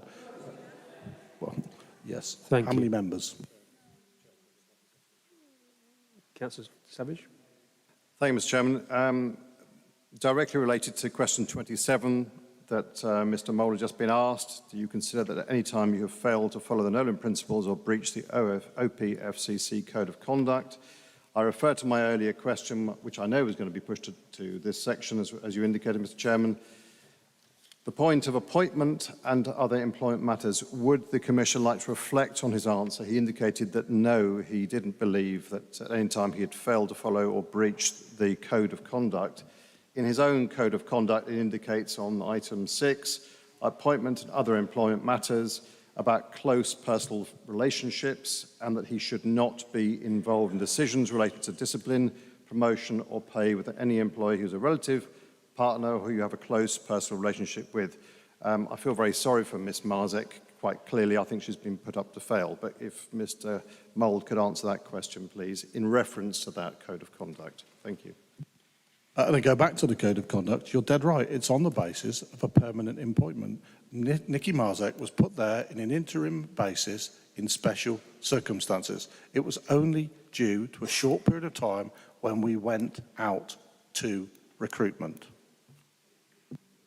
Thank you, Mr Chairman. Thank you. Councillor Maxwell. My question is not to the Commissioner, it's to you actually, Chairman. In relation to the Nolan Principles and OPFCC Code of Conduct, when were you actually contacted in relation to the Commissioner, and also I gather yourself, Councillor Moser, were you together contacted in relation to this? I was contacted, I think, at 12 minutes to 1 on the Friday. Friday the 8th, 7th, whichever, 7th. And I think that was actually 12 minutes before the press release went out. So that's when I was aware of the appointment, if that's your question. Yeah, and it is. And if I could just follow up on that then, did you not think that the panel should have been aware of that?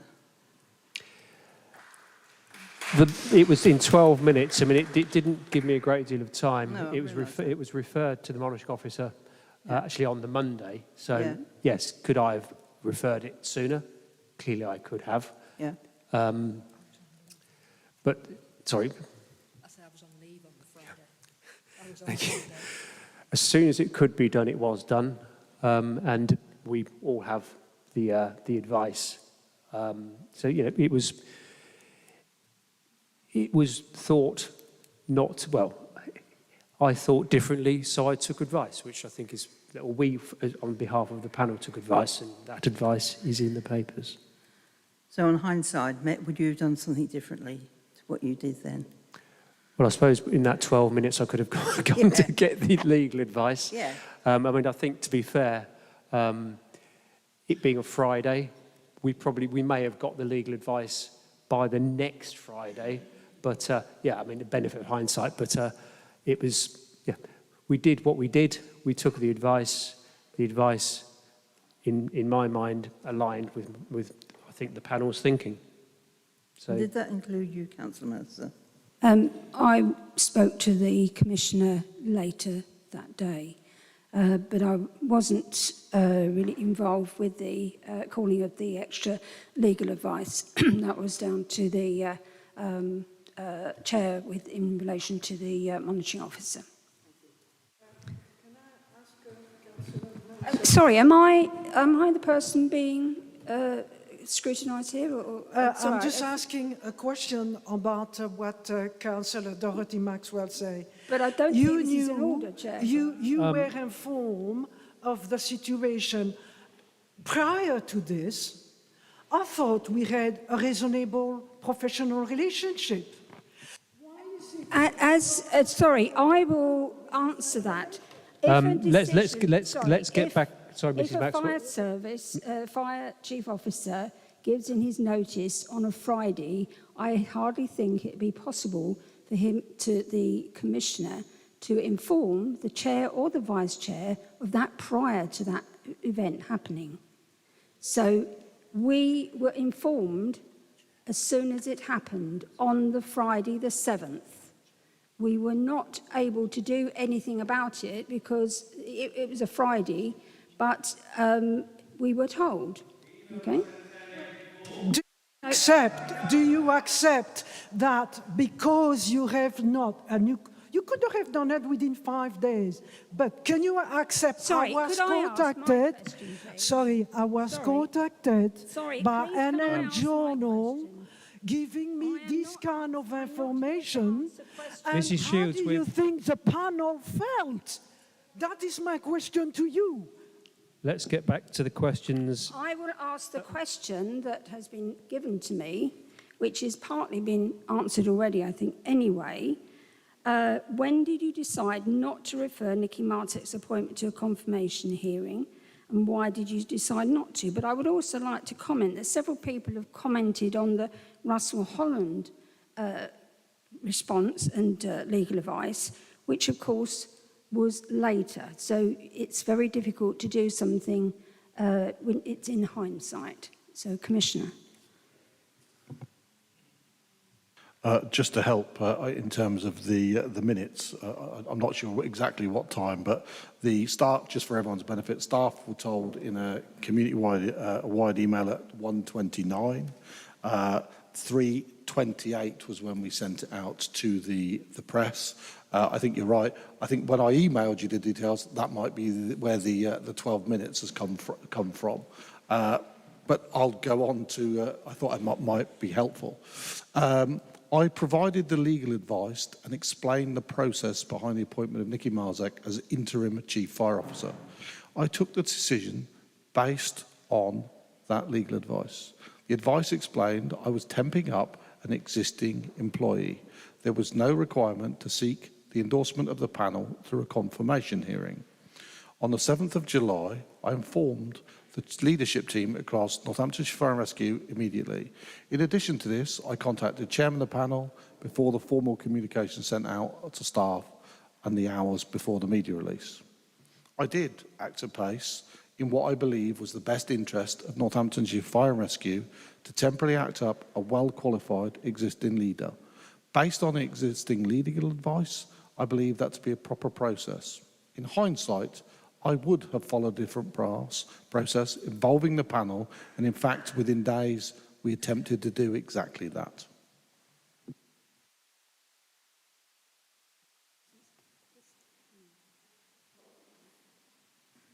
Oh, sorry.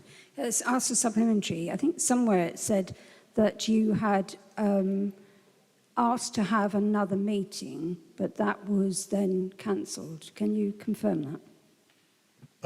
Yes, I think partly because, with respect to the monitor officer, we actually attempted to have a meeting and brief the panel on the Monday. We couldn't agree a date, but we had a provisional date arranged for the Tuesday. I probably should take some advice from you. I believe the monitor officer was concerned that should we subsequently have a confirmation hearing, that would be compromised, and it was cancelled. And that all happened in that week commencing the 10th. A lot happened in there. I reflected on it. There was conflicting legal advice. You hadn't got yours formally, but you got an indication that there was going to be an issue. And we're like, do you know what? Let's take it to the panel. And that's the decision that we took and subsequently did so. Thank you for that clarification. Going on, did Nicky Martek choose to resign as interim chief fire officer, or was she invited to do so? Did she serve her notice period? Nicky Martek made her own decision to resign. The OPFCC complied with its contractual obligations as set out in her contract. Councillor McGee. Councillor Mercer has a supplementary. Thank you. I'd just like to ask a question about the resignation of Nicky Martek. My personal view through this and has been, and to be honest, I'd struggle to see you say anything that changes my mind, is that a woman has taken the fall for a man's decision here, a quite powerful man's decision. She has now lost her job, which I'm sure she loved, and is now watching this, probably feeling really rubbish. And to be honest, let's be clear, it was your decision, you're in charge. How does that make you feel, and what responsibility do you take for that?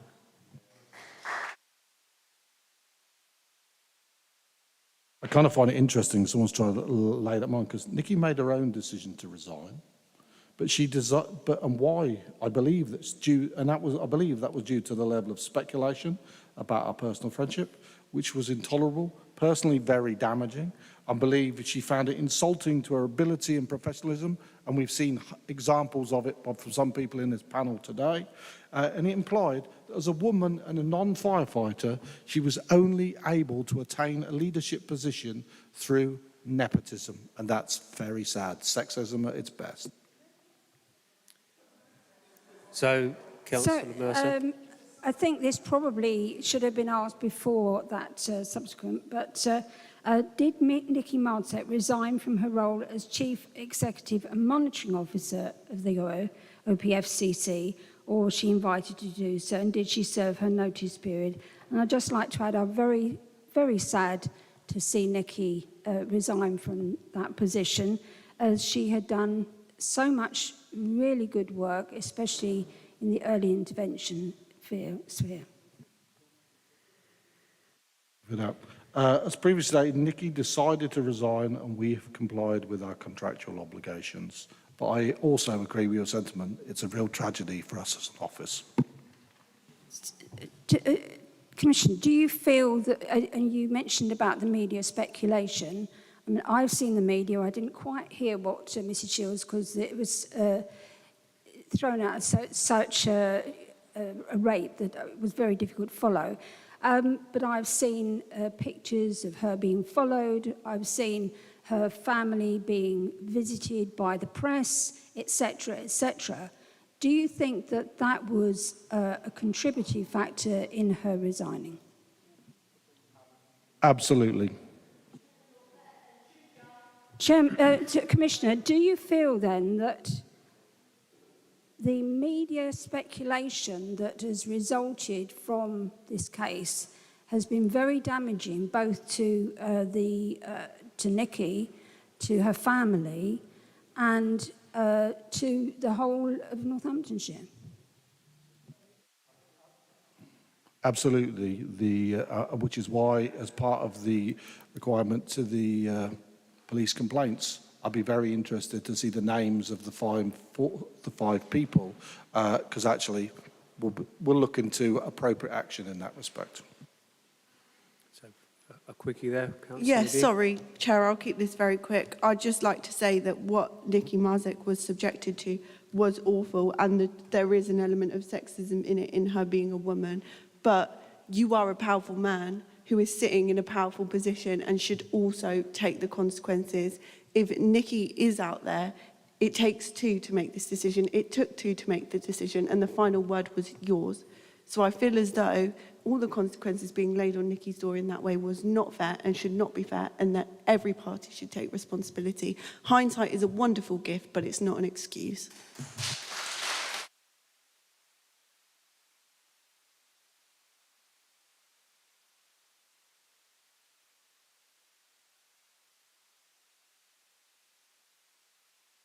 Number 31. Did Nikki receive a payment in lieu of notice or any other payment to settle her departure from either role? If so, what was the total value of the settlement in each case?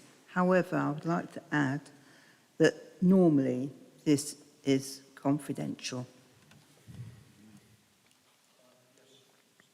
You're right, Nikki left the organisation in accordance with her terms and conditions of service. And you're right, details of salary are personal information, but it will be ultimately published as part of our annual statement of accounts in due course. And of course, we will comply with all the publication requirements. Thank you. Number 32. Who made a decision about any settled amount paid to Nikki, and what involvement did you have personally? There was no settlement package. Nikki left the organisation in accordance with her terms and conditions of service. Lastly, I would like to say I'm really sad that she's no longer with us, because she did a brilliant job with young people in Northamptonshire, and we got a lot to thank her for. Thank you. Councillor Savage.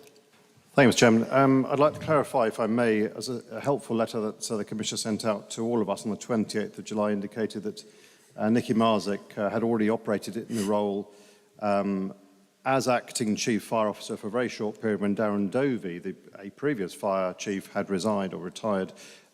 Is that correct? Because I say I don't remember that, and I have to say it would be helpful from a clarification point of view, as these are the points we're trying to ascertain. Thank you. That is absolutely correct. Nicky had previously acted up for a short time when I deferred, you remember, during using the COVID legislation to enable Darren to, if you like, abate his pension. Thank you, Mr. Chairman. I wasn't aware that that came to the panel for confirmation, but I'm sure that that was something that clearly he built on the knowledge of that to a point, I would imagine. Thank you. Thank you. A couple of questions from me. So what errors do you think you made during this process, and what would you do differently if you were faced with the same situation in the future? Yes. With hindsight, I would have requested a confirmation hearing from the panel, despite the legal advice that I won, and there was one that was not necessary. I accepted that my response to this critical and dynamic situation may have created the impression that this process was less than transparent. I do regret that, and it was certainly not my intention. I think that Nicky Marzek was well qualified to carry out this role on a temporary interim basis, and I do not regret appointing her. I do regret the way in which I did so. I regret not involving the panel at the very earliest opportunity and sharing my thinking and organisational context as much as I could. I did request the opportunity to brief panel members in week commencing the 10th of July, which initially was confirmed in the diary, but then cancelled. I decided to set my legal advice aside and request a retrospective confirmation hearing. I did not think it was anyone's interest in spending taxpayers' money on challenging conflicting legal advice.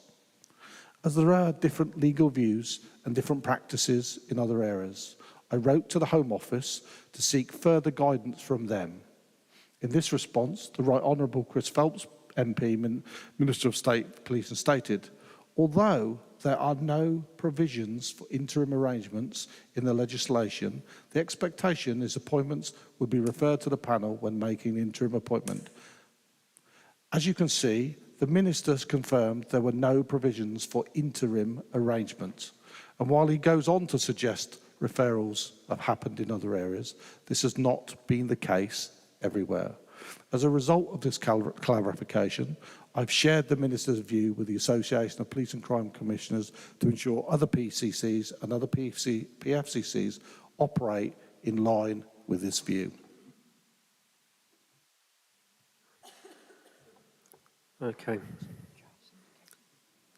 Councillor Pritchard. Yes, thank you, Chair. Just as a particular point that you raised, you were talking about there was an appointment made on the 10th of July to brief the panel. Why was it cancelled and who cancelled it? So, Kathy, you've not come in there.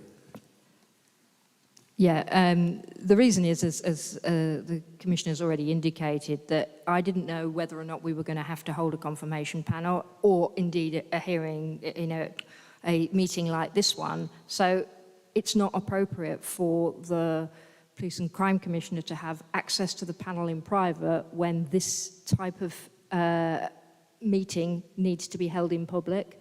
And so I felt that it might predetermine the panel's decision if there was a private briefing session held by the PFCC to the panel. So I felt that it was right that we followed the procedures and that we did what we needed to do. So I cancelled that meeting, and then we obviously gave the advice, and then he made the decision that he did, that we then held the confirmation hearing in accordance with the procedures in relation to Simon Toohill and obviously the meeting that we're having today. So I appreciate that there was an opportunity for the PFCC to be able to speak to you at an earlier stage, but I think it's important that we do it in the way that the procedure set out. Councillor McGee. Thank you, Chair. Sorry to come in on this. I really respect the job that you've both been put under in this situation. I can imagine this isn't an easy event to field. But I'm just going to come in and just say we weren't even so much as sent an email. And I'm just going to make it clear that a lot of these grievances are coming from lack of information. And if just a simple email had been sent out, it could have avoided a lot of upset. So hopefully, as a panel, we can just learn from that in the future. And that's not a criticism, because I do understand that this isn't an easy job to do. But that is where we're coming from on this, and I think it's important that's said. I believe an email went, but anyway, we are where we are. We're trying to do a good job here and scrutinise that we've been presented. But thank you for that. Councillor Roberts, apologies. I don't want to get involved in employment issues, because I take advice that we're not supposed to be getting involved in that. But I do wish, as a father with 2 daughters, I do wish that there should be a rate of pay for a job. And I think with some of the things that I've heard today, it worries me that we mess about with the costs of a job. We should, if the job's worth X, that's what the person should be paid. I absolutely agree, but that's not what we're here for. But absolutely, I hear what you're saying. I took the opportunity of getting it in. Yeah, well done. I have 2 daughters too. Thank you. So moving to question 34. Commissioner, do you understand why concerns were raised about your actions and why people asked about whether you were able to continue to carry out your role? Thank you. Look, I understand there's many strands of opposition to the appointment of an interim that I tried to make. On the process, as I've just said, I strongly wish I'd involved the panel. This would have given me the opportunity to set out my rationale, the context of my decision, and allow you the opportunity to assess yourself professionally, Nikki Marzek's skills and expertise in relation to the key objectives I wanted her to achieve. It saddens me greatly that a capable, experienced officer has been denigrated as having, and I quote, no experience when that was clearly not the case. She was a successful leader of the OPFCC and capable of fulfilling the same role for the fire service. I still believe that the interim period pending formal recruitment, there was an abundance of operational firefighting expertise in the existing senior management team. I also, however, recognise the opposition of the FBU to direct entry and their view that leaders of service should come from within the ranks of serving firefighters. On speculation around my friendship, I must reiterate I was not aware of the nature of the speculation and gossip that was circulating. Had I known what people were saying, I would without question have requested a panel hearing to ensure absolute transparency despite legal advice to the contrary. When I became aware of the nature of speculation, I asked for a panel hearing.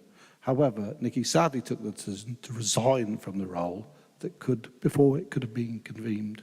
I very much value the work of the panel, and I'm disappointed that if the positive and constructive working relationship we forged and developed over many years is undermined by this. Thank you. Tiny one. Go on. Chair, thank you.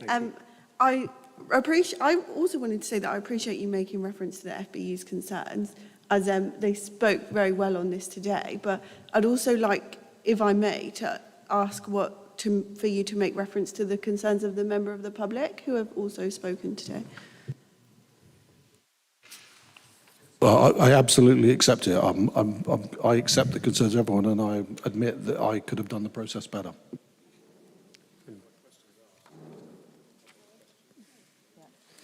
So, yeah, clearly there were the questions asked in the public forum. Bear with me, Mr. Shields.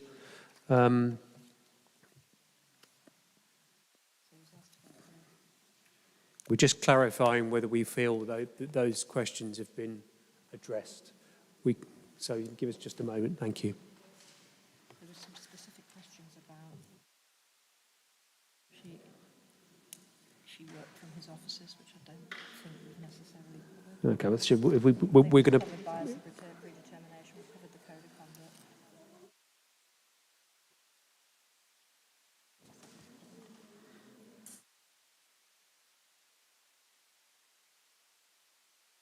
James, I don't know whether you've got a different view. I think it's just the one question. The premises.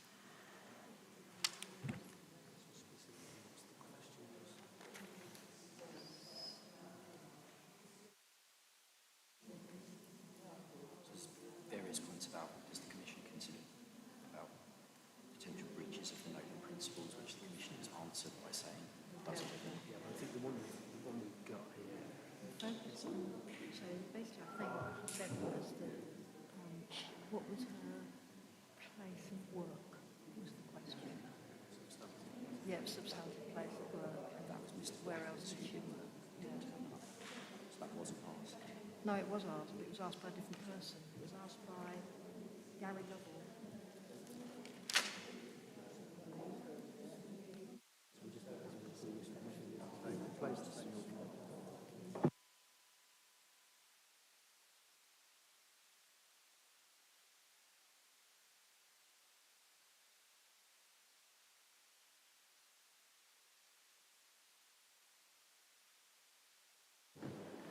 Okay, sorry about that. So the question that we think has not been addressed, only one, which is the substantive place of work for Nikki Marzek, because the subject came up of Nikki working from an alternative premises. Nikki's substantive place of work, as it is for all of us, is actually the place in Wellingborough, but as a consequence of the likes of COVID and some of the technology we've implemented, you can actually work from different locations. Yes, Nikki could work from my unit on Brackmills. That was appropriately declared. It's safe, secure. We have secure equipment to make sure that everyone can share, do video conferences and those sorts of things. Okay, thank you. Can you confirm, Commissioner, that when she was working from that premises, she was working on pfcc business? Absolutely. Councillor Maxwell? I think, Commissioner, that it'd be quite nice if we as a panel say thank you to the residents who have come here today. We realise it's been difficult, but we think that we hope they've agreed with us that we've asked the questions which we felt were useful to find out exactly what went on. So I think just a thank you. Thank you, Councillor. So that concludes the questions for this afternoon. Is there anything else you wish to say to the panel? Yes. Look, I regret, thank you, Councillor, because I agree with that. At the end of the day, it's a very important role that we all do.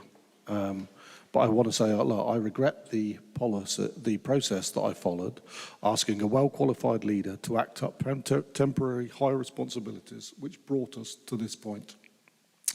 But I would make the same appointment again, but I would follow a different process. I only wanted one thing, which was to continue the improvement journey of Northamptonshire Fire and Rescue. Under my governance as Police Fire and Crime Commissioner, directly elected by accountable voters of the county, I brought stability to our fire service.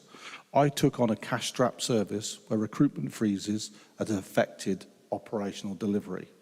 There was a significant budget shortfall. The service came to me with no reserves, no funding or programs to replace out-of-date but essential fire appliances and operational equipment. The ageing estate required significant investment. Under my governance, the number of firefighters increased from 242 to 254, and we recruit in an ongoing way to maintain those numbers. The annual budget has increased by 30%. That is almost £8 million a year. We have invested £10 million in a capital programme. Last year, we bought 4 new fire engines which were rolled out in Northamptonshire, giving firefighters more capacity and safer cab technology, access to the latest technology and modernising an ageing fleet. These are the first new fire engines for Northamptonshire Fire and Rescue in more than a decade. This year, a further 4 engines and an aerial appliances as used on Bridge Street recently, has significantly enhanced capability that we deliver. You know, as I said, you've seen it used for real on Bridge Street where it proved its worth. We also have 4 more scheduled. So during my time in office, I've worked hard to bring money into this county as much as possible and have secured over 17 million in additional one-off grants for Northamptonshire Police and £5 million in one-off grants for Northamptonshire Fire and Rescue. The police budget under my governance has increased by almost 40% to 168 million. That's almost 47 million more than it was when I took office. We also have invested £85 million in capital investment. But I also accept there is much to do, and I will continue to fight and lobby the government for further investment to ensure our firefighters are well trained and well equipped to keep the county safe. I think my commitment to Northamptonshire Fire Rescue will give it a successful future is clear. I made this temporary interim appointment in the interest of Northamptonshire Fire Rescue and to make sure that the firefighters and staff working in it alongside the organisation continue to have the leadership they deserve. I'm confident that fire and police service in Northamptonshire have improved significantly over recent years. Now I want to raise the bar, challenge both Northamptonshire Police and Northamptonshire Fire and Rescue to aim for the best. Effective, consistent leadership is vital to make that happen. Thank you. Thank you. Councillor Mercer. Thank you. I, as chairman on this panel, have been to quite a few conferences, and I was asked to speak at one of them on the taking over of the fire service by a pfcc. And I sung the praises of it because I'd seen the advantages that the improvements we'd made. Would you agree that the model that has been used in this case, the fire service being taken over by the pfcc, has benefited Northamptonshire?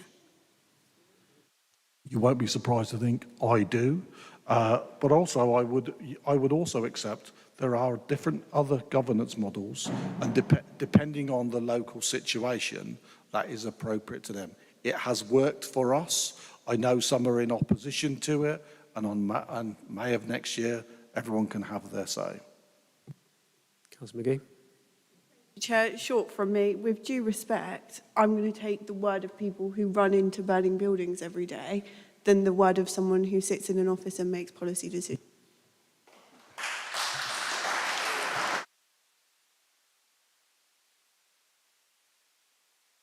Okay, well, I think that it's fair to say that we've been fairly robust there. So I think that draws an end to the gathering of information aspect of the panel this afternoon. We're going to go into discussion to go over potential conclusions from the information we've gathered, and any resulting resolutions or recommendations we'll come to after our discussion. So what I might suggest is, if I think we're done with the Commissioner for this afternoon, so thank you so much for coming. And if we go for a 5-minute recess, because I'm sure everybody would very much appreciate that. So if we come back, well, let's come back for 3:15. That gives us just over 5 minutes. Okay, thank you.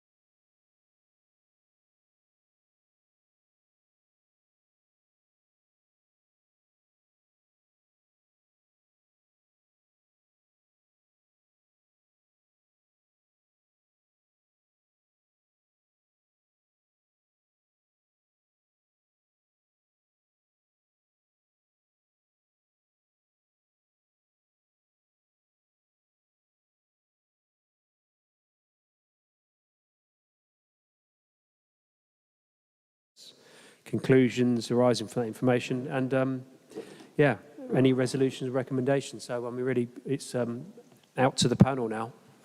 So, Councillor Mercer. Thank you, Chair. Well, the beginning of the discussion and the complaints we got at the beginning, phone calls, emails, etc., seem to stem from the fact that Nicky Marzek did not have firefighter experience. And we know that, obviously the fire service or the FBU are not happy with that. But I just wondered, took the liberty of preparing this. So some information about this. So Sir Thomas Windsor, in his State of Fire and Rescue Report of 2021, states, there is a reluctance in the sector to open up the most senior jobs to people other than those who have worked their ways up from firefighter. This limits the diversity and volume of candidates. And this is particularly worrying given the fact that processes for appointing chief fire officers aren't always open and that there is a current lack of diversity at senior level. And he had championed this direct model.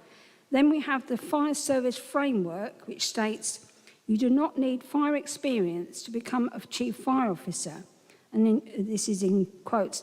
Each fire and rescue service will appoint an individual known as a chief fire officer who has responsibility for managing the fire service. This role does not have to be operational, but includes managing the personnel, services and equipment secured by the Fire and Rescue Authority. And as we've heard and seen from Stephen's letter, other authorities have already appointed from outside the service. I found that Norfolk had appointed someone who had previously worked in Norfolk County Council, and in 2019 West Sussex advertised for a CFO and said it would be helpful but not essential to have previous fire experience. And then we heard Stephen referred to several others as well. So that was my starting point. There's obviously opposition to this direct entry, and we understand that. But I think a frenzy seemed to then start in the press, which basically led to Nicky being really distressed and obviously, resigning. So I think that we have to step back a bit and think, what was the objection to Nicky? The objection initially was the fire experience. And I also feel that a lot has been said about this HMIC FRS report, Winston mentioned it, where they said that the culture needed changing in this area. And I know Mark Jones, and that was the thing at the confirmation hearing when he was brought in, was to change the culture. And the FBU objected to Mark Jones. They objected very strongly. And after he departed, they then object to someone else whose job is also to look at the culture. So I think there's a lot of things behind the scenes that we have to acknowledge as why there is so much opposition to this position. So that's, I think, a starting point. But I also just refer to, because not everyone has got this or may have seen it, the complaints that are going to be discussed tomorrow, but it's in open session, about the two complaints that have been made against the Commissioner. And they were referred to the IOPC. I'm trying to find my piece of paper now. Only one was referred to. So, well, I thought only one was actually referred to it, but then when you actually read through it, it actually says on the second one that it was as well. So whether it was or not. If we could just let James come in there. Yeah, certainly. Thank you. Sorry, point of clarification, Chair.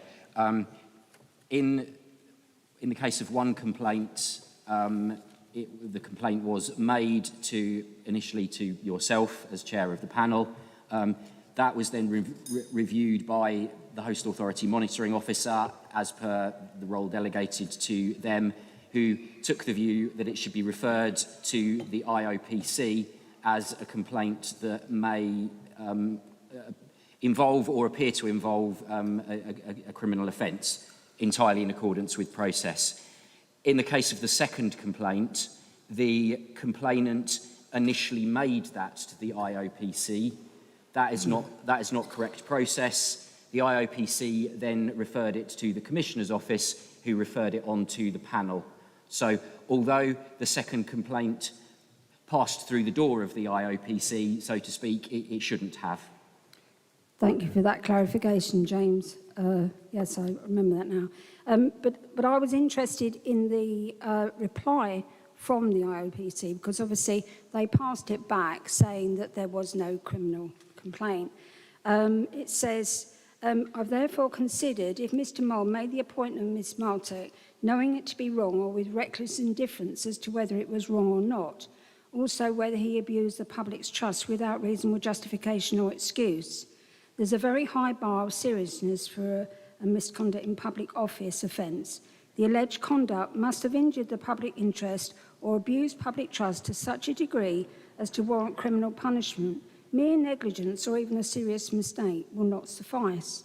And then he goes on to say, Mr. Mould has provided mitigation in respect to the fact the appointment was only ever temporary. He had no deputy but needed an urgent appointment to cover the Grand Prix. Ms. Marset had the requisite experience. In light of the fact that an urgent appointment may have been justifiable, I'm again unclear as how it can be currently argued Mr. Mould acted with reckless indifference, and therefore that's an indication he may have committed the offence of misconduct in a public office. I apologise for reading that all out, but I'm not sure that every member of the panel has that information.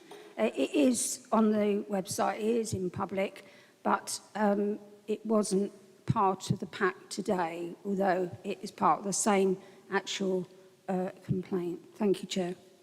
So, Chair, may I just come in and just so it's been a long meeting, but how is the complaint relevant to, or complaints relevant to our deliberations now?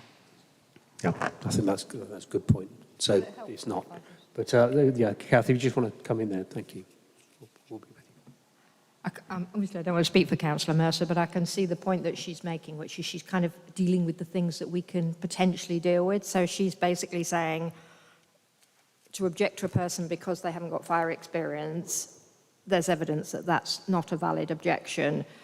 In relation to there being a criminal complaint, we've got evidence that there isn't a criminal complaint. So I suspect that's what she's doing, is kind of taking the things that are on the outside of where we are, and then so we can focus on the issues. Is that? Yeah. I would just say that in the whole of our 2.5 hours meeting, I don't think anyone mentioned criminality, did they? So that's why I say I don't think it's relevant anyway. Sorry, well, I think Jill. members of the public have. So, okay. Yeah. Oh, I see. Right. Yeah. Okay, so I've got a list of speakers. It's growing by the moment. So I've got Councillor McGee, Savage, and then Maxwell. Thank you, Chair. I'm just going to come back on some of the points that Councillor Mercer raised and some of the points that have been made. The objection to not having fire experience, I don't feel is relevant after today's evidence gathering. We asked quite straightforward questions and did not get straightforward answers. We got politicians' answers that were written by solicitors, lawyers and politicians. It did not give any evidence. The argument of operational fire experience went out the window when recruitment procedures were not followed and when deceit started to take place. That is what we're here today to discuss. Now, just because someone has not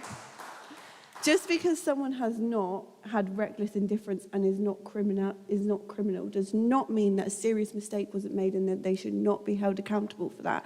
And going back to the Grand Prix reference that you made, I thought we've established that that simply wasn't true, and that actually the Commissioner himself tried his best not to, but did quite clearly tell us that this decision had been made long before that Grand Prix ever even was established. That Grand Prix and the operational fire experience is nothing but a distraction from the real mistake that has been made. And if someone's made a mistake, firstly, they hold their hands up and say it. I don't feel like we got that very well today.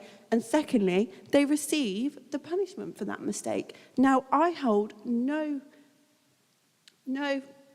delusion in the fact that our fire service have no confidence in Stephen Mould.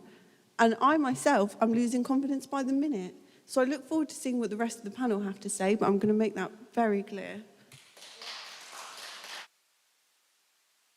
So the next speaker is Councillor Savage. Thank you, Chair. A couple of points. And firstly, I have to say that it's really undermining and devaluing of the panel when we did put some questions and I put questions directly to the Commissioner, such as question number 1. I gave him 3 opportunities to answer it. He avoided clearly answering it 3 times. Now, it was a really straightforward scenario indicating when he was aware and effectively of the Chief Fire Officer leaving, when he was considering retiring.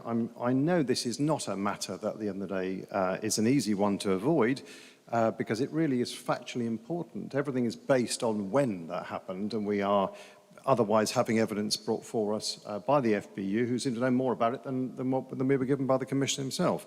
Which I think is really quite concerning because they had a very close relationship, I'm sure, in terms of, this is the Commissioner, in terms of those one-to-one meetings that he had, and I think he should have shared more. So I'm not happy about that. I think it's very unhelpful for us to try and investigate when we don't actually have straight answers. In terms of the injuries that Mark Jones had sustained or based his resignation on, we didn't really have any disclosure on what those were, and they could have been mental or physical. I wasn't reassured that they weren't obtained by pressure or undue reasons within the employment that he had. And he did come in on a contract to try and complete that, obviously, and there were some very important areas there that he was working on. I do feel that we are also being slightly misled when there was comparison to other members of other chief fire officers of other fire and rescue services around the country who were also brought in without experience, operational experience this is. They all went through a full recruitment process. This did not take place here. And this is the concern. Well, I will say, and I've been involved with the recruitment of many chief fire officers and chief personnel in councils as well, so in public authority areas. We follow a process. It is laid down for that reason, so it's not being questioned after the act, did we follow due process? The other major point is that he has broken the code of conduct. On item 6 of his own code of conduct, which is clearly stated here, and I did give him the opportunity to effectively change his answer to the question that was asked, I think, by Mrs. Shields, or we've actually asked it several times now, did he feel he'd broken the code of conduct? On item, can I draw your attention? It's really important here, because it's quite clear that on the code of conduct that was written and updated by his office on 2 separate occasions, that on the item 6 of the code of conduct, it quite clearly states that he should never have been involved in any decision-making process for a close personal relationship. And that doesn't matter whether it's interim or not. And the interim or the temporary role that's been used a lot, we've already got clarity. It would have been at least 12 months, up to whatever, but at least 12 months past the election period. And that would have been past May next year, so we're more than clear on that. I think that Ms. Marzek, who clearly drafted an email or sent an email, was put up to fail. And I think, poor her, really, because she had no choice but to go along and sign this. We don't know what sort of conversation took place for her to send off an email, but on the 27th of June, when she did send the email and she did seek information and clarity and legal advice, which then came back, this is something that the Commissioner's using as his basis to appoint her. I think there was far too much interest there. One, his close personal interest with her, and 2, she should not have been sending that email. It should have been somebody else. Mrs. King was here. There are other senior members of his organisation who he could have approached and said, please send an email of the same type to a head of legal services in some area, wherever that area might be, to ascertain their advice. There's just too much closeness there. The relationships, and I'm happy if they can send something out else, wonderful. But in this particular instance, it's put everybody in a very difficult position. And the role of Commission needs to be transparent. It needs to be quite a responsibly delivered role. And at the moment, there's too much ambiguity and too many issues here that have not been answered correctly. And I do think that, having broken the code of conduct here very openly and refusing to accept that he has, it's a very, very sincere point. Thank you. So, Councillor Irwin wishes to comment on... I just wanted to come in with a couple of corrections and/or clarification to what Councillor Gonzalez de Savage just said. First of all, question one, I appreciate, Councillor, you didn't feel that you got an answer, but actually he did answer it. He said it was confidential, and certainly I, as a manager, have sometimes been in that situation where an employee has left, there has been an agreement signed, and that is the law. So if he says it's confidential and as no one has given any evidence to the contrary that it's confidential, we can't force him to speak about it. The other one is the item 6.3 about appointing someone with whom you have a close personal relationship, because that begs the question of, was there a close personal relationship? He is the one who's given evidence to say that there wasn't. No one here has given any evidence. Point of order, Chair. Stephen Mould went on BBC News and said that he had spent the night at her house. You don't do that with someone who you aren't a close personal relationship with. I'm sorry. There seems to be a remarkable amount of prurience, even in 2023. He says that there wasn't a close personal relationship, and it's only the newspapers that have suggested there is. No one has actually given evidence against that. So that's why I disagree with Andre's take when he says that that 6.3 applies. I just don't think I think it's very arguable from the Commissioner's point of view that it doesn't, and without any evidence presented to the contrary. I respect Councillor Irwin's points. Sorry, Mr. Shields. Chair, may I just, as I was named. Could you just give me one moment to speak with the monitoring officer?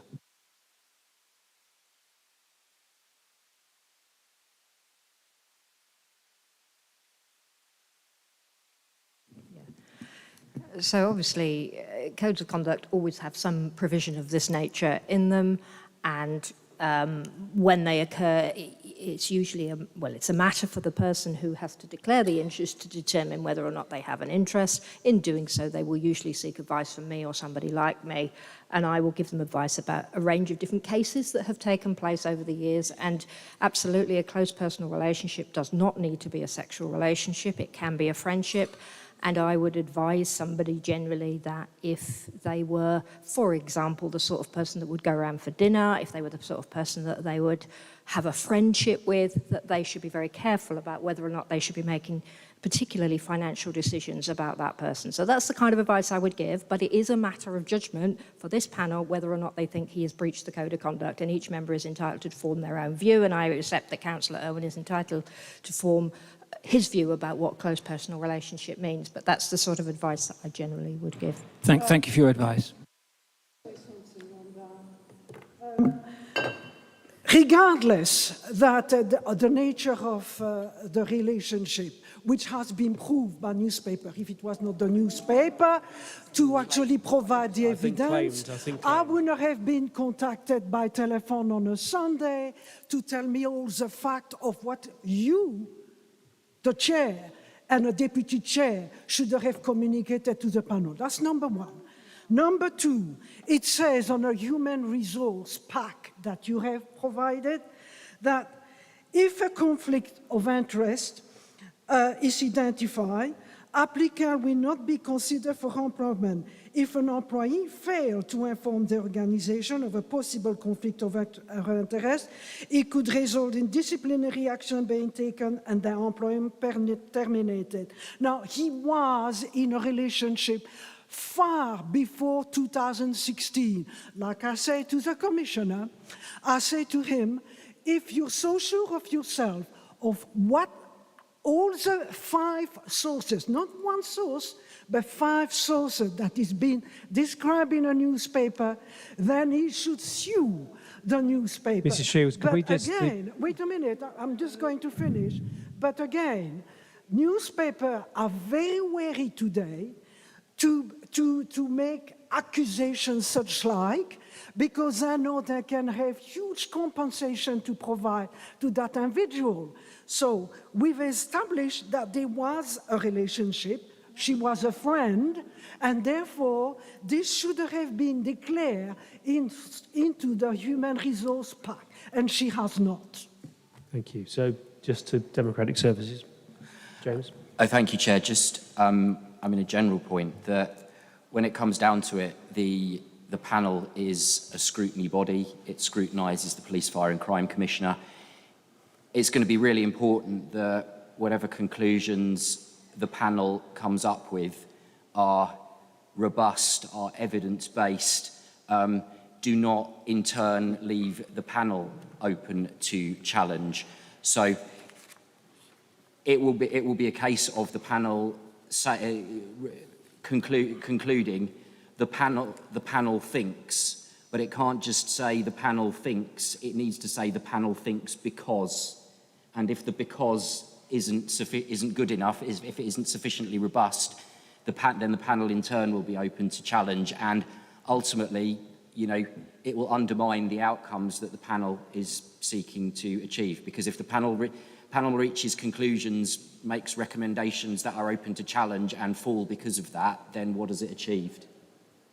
Okay, I have this question here, which I have raised. Well, Mrs. Shields, if the monitoring officer could speak, the monitoring officer is here to help us. Yes, I'm going to do that.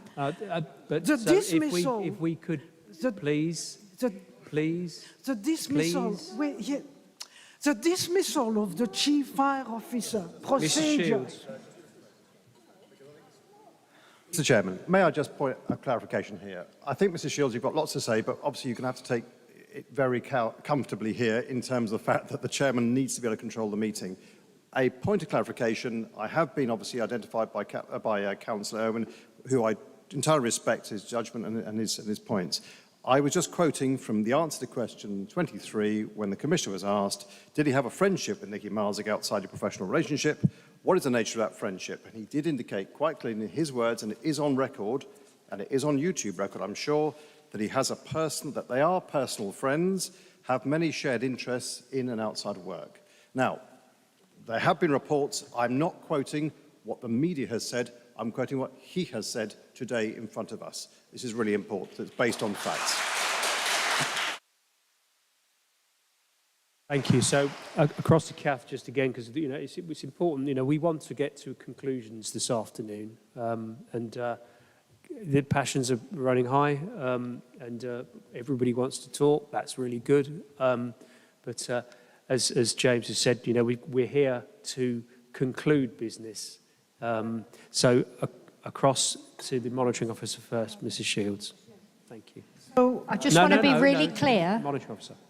I just want to be really clear that this is not a conduct hearing. We're not here to determine whether or not there has been a breach of the Code of Conduct. What we're here to determine is what action, if any, we think that the OPFCC needs to take in the future to make sure that whatever has happened, if something has happened that we're not happy with, or the panel's not happy with, then we do our best to make sure that that doesn't happen again in the future. So that's what we need to focus on, rather than whether or not this is proved or that is proved. I think, there's evidence here that enables us for each member of the panel to draw their own conclusions and to make recommendations in accordance with what they think has happened. And we don't necessarily need to get all the panel to agree on whether or not this or that happened. So I think that might help us to just focus in on what we need to do.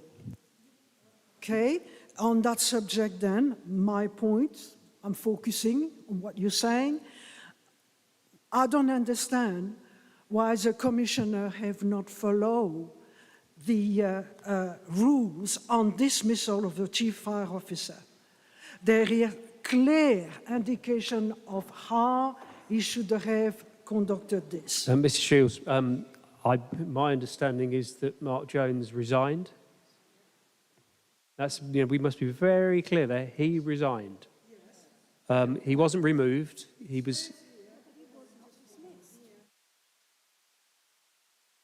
Chairman, he was not dismissed. That's what the Commissioner said. We have to accept that.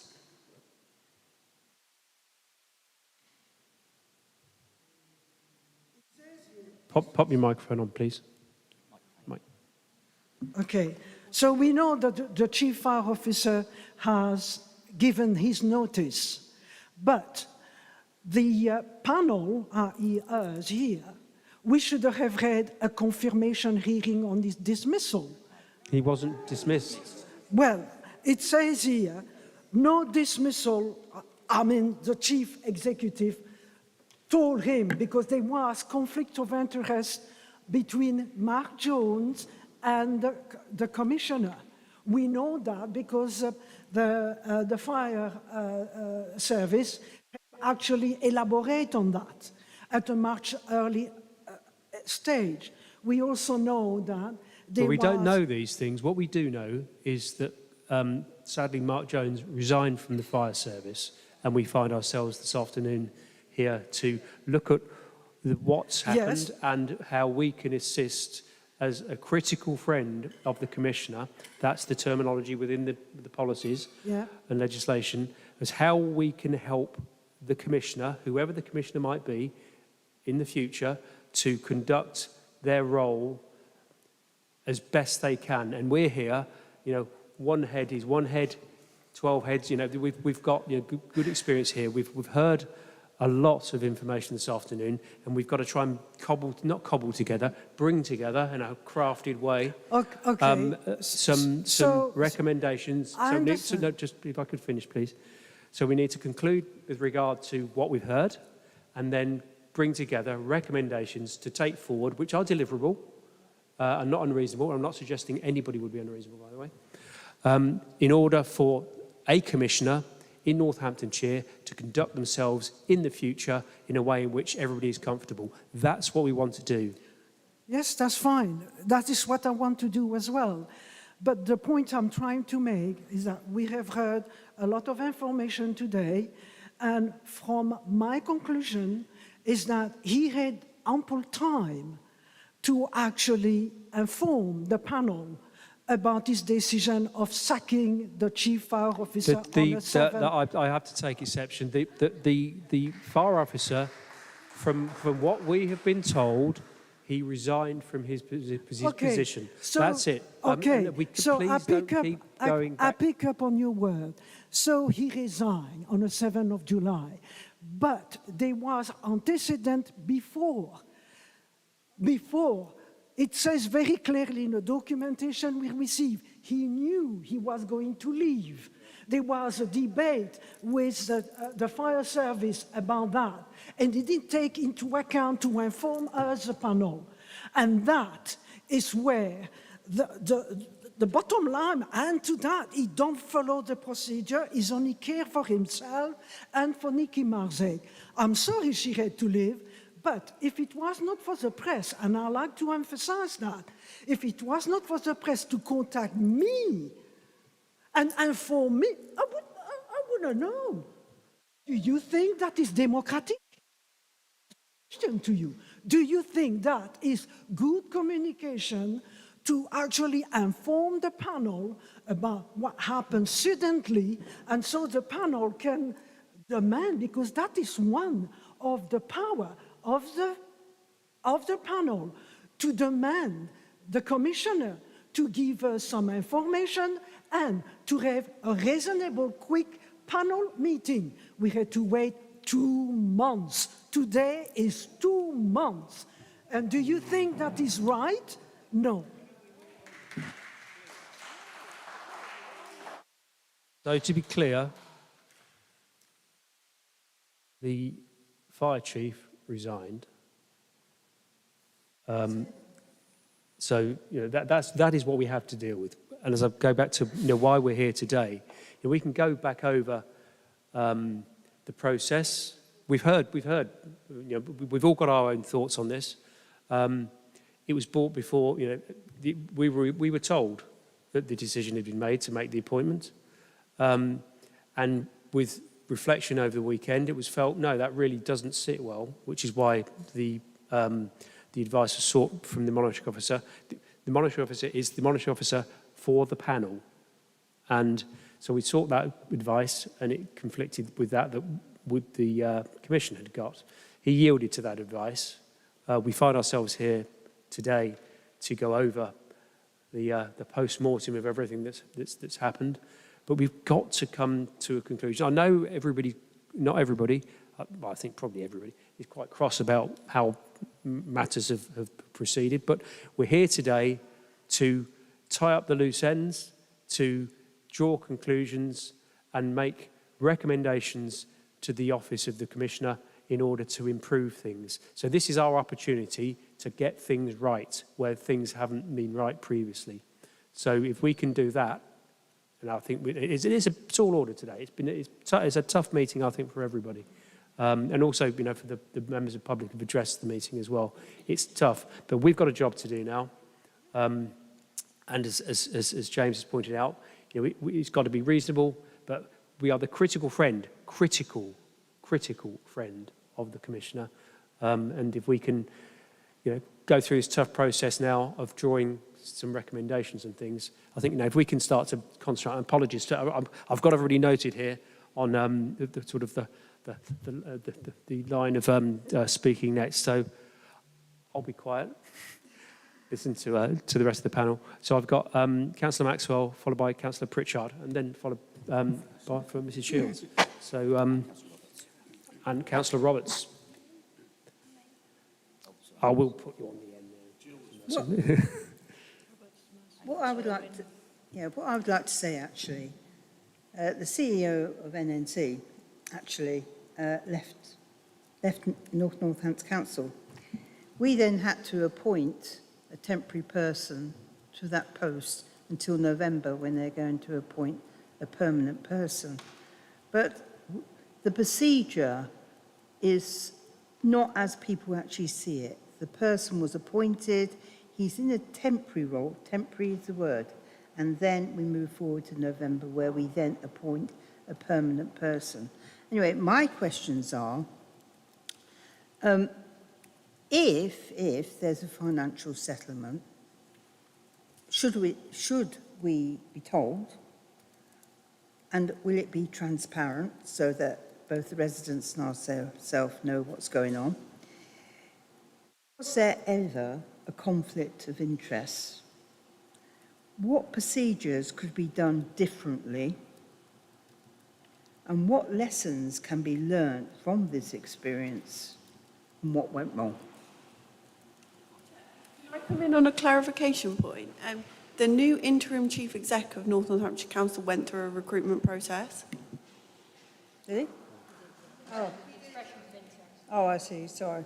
I apologise. Oh.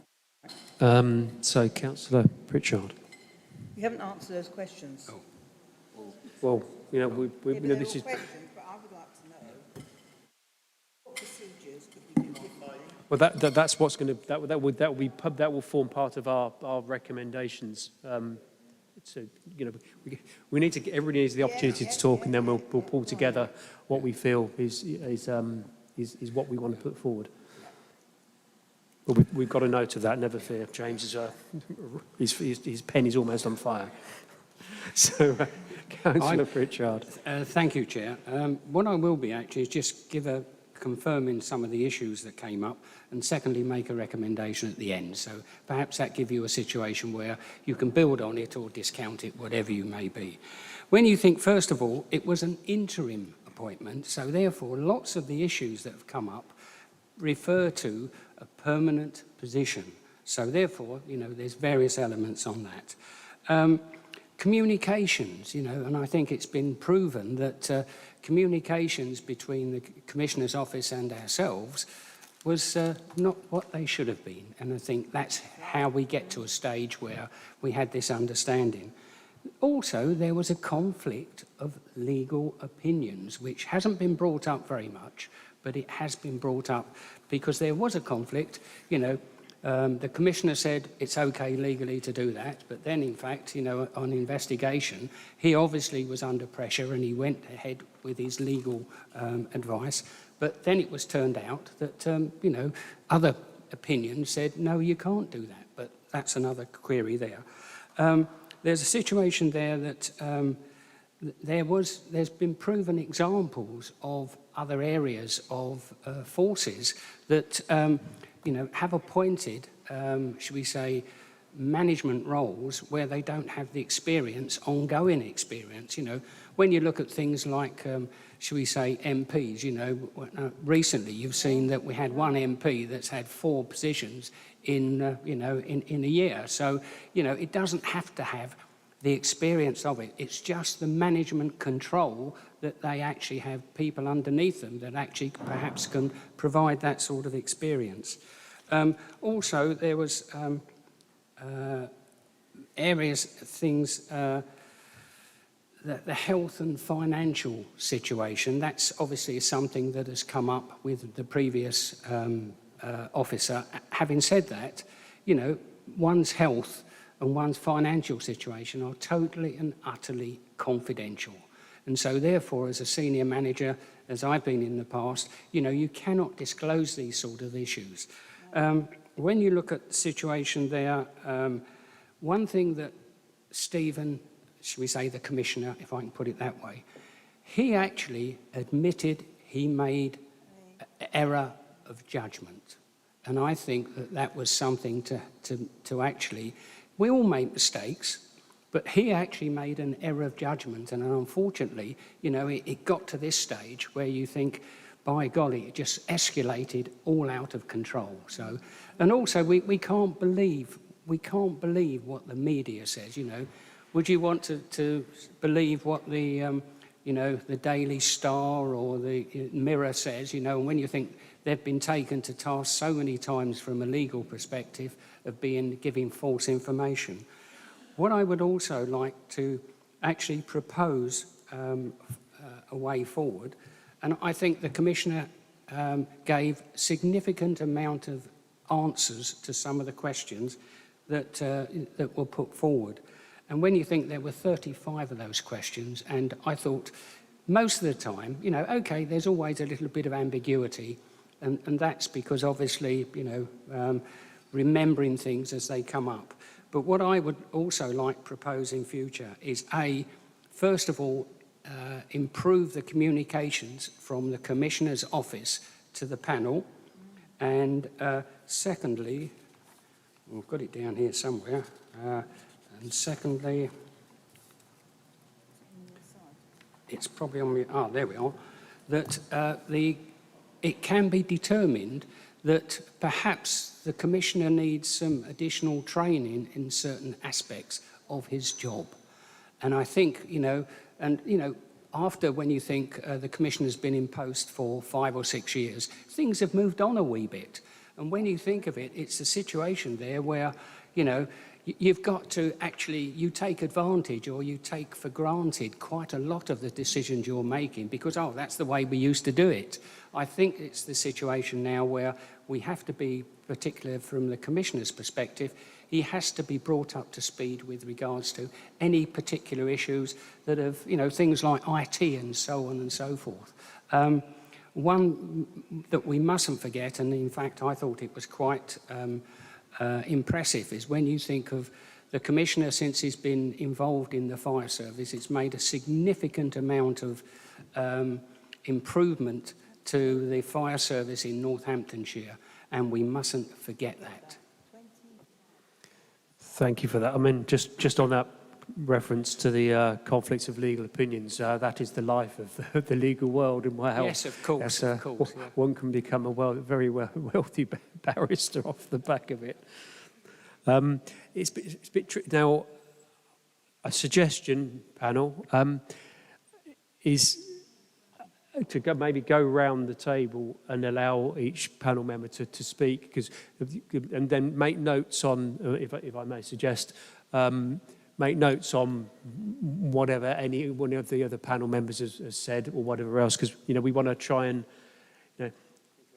conclude it. And we will take as long as we need to conclude. So I'm not suggesting for a moment we will rush anything, but I think just to try and get some forward movement. Yeah, if we're happy with that. So I've got my list of speakers at the moment. So as Mrs. Shields was next, Councillor Roberts, Councillor Mercer, Councillor Irwin. So is there anybody else who wants to? Or in fact, well, I've just made a complete fool of myself, haven't I? So,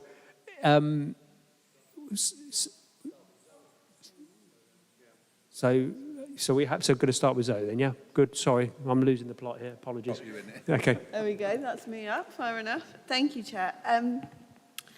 I really am finding it quite hard to accept some of the responses from the panel members, because from my perspective, I feel it's quite clear that procedures have been broken and that there was an attempt to be quite, I think deceitful is a strong word, but I'm struggling to find another one that matches what I'm trying to say. So I'm going to say deceitful, or redacting information, or circling around the point, or just political behaviour.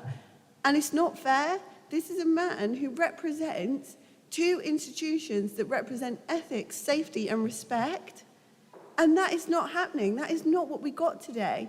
In terms of the kind of reasoning of, oh yeah, you just take advantage, the word taking advantage was even used by another member of this panel.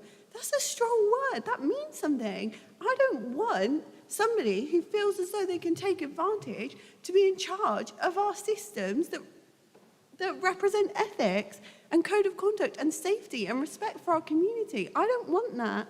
And I don't think we should ignore the fact that despite we can all sit around and say, oh, congratulations, everyone's done such a good job, there's firemen here today, fire service employees, who work for that service. We don't work for that service. We sit around a table and chat. The people who work for this service are saying that this isn't good enough. And I'm really sorry, but I think we need to take note of that. There's quite a sense around this table, I feel, of marking your own homework once again. Loyalties are quite clearly being shown, and I don't agree with it.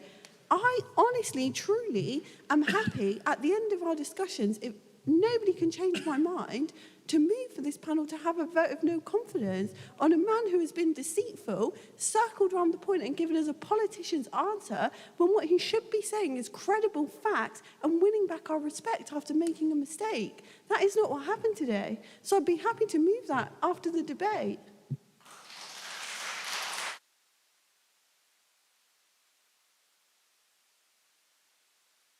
Sorry, Chair, could I ask Councillor McGee just to clarify which of the answers were politicians' answers? Okay, hold on, let me write. I've written not good enough next to some of them. Number 1, number 2, number 3, number 7. Yeah, because it had no substance. There was no facts. There was no evidence. It was just words. It was hollow words. Councillor Gonzalez's question, it was quite clear that Stephen Mould knew that the Chief Fire Officer was going to resign, and he didn't tell us.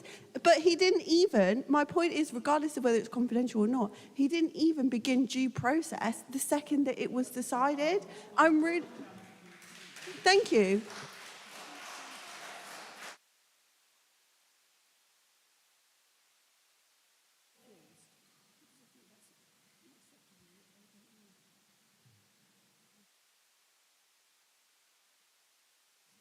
Can I just say, Mr. Chairman, that when it's referred to as politicians' answers, I think Councillor McGee's done that, I think we should be really careful about this, because not all of us around the table here are politicians, but a lot of us are. And I will say, without a doubt, all due respect to Councillor McGee, that politicians should be as clear and as factual as possible. So obviously the role of the Commissioner is not a politician, he should be apolitical on that basis.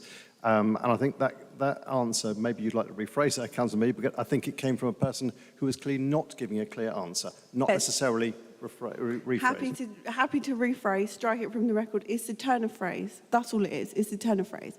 What it means is skirting around the subject, not having evidence, not giving substantial facts, and not presenting your language and your manner in a way that commands respect and a way that others feel is honest.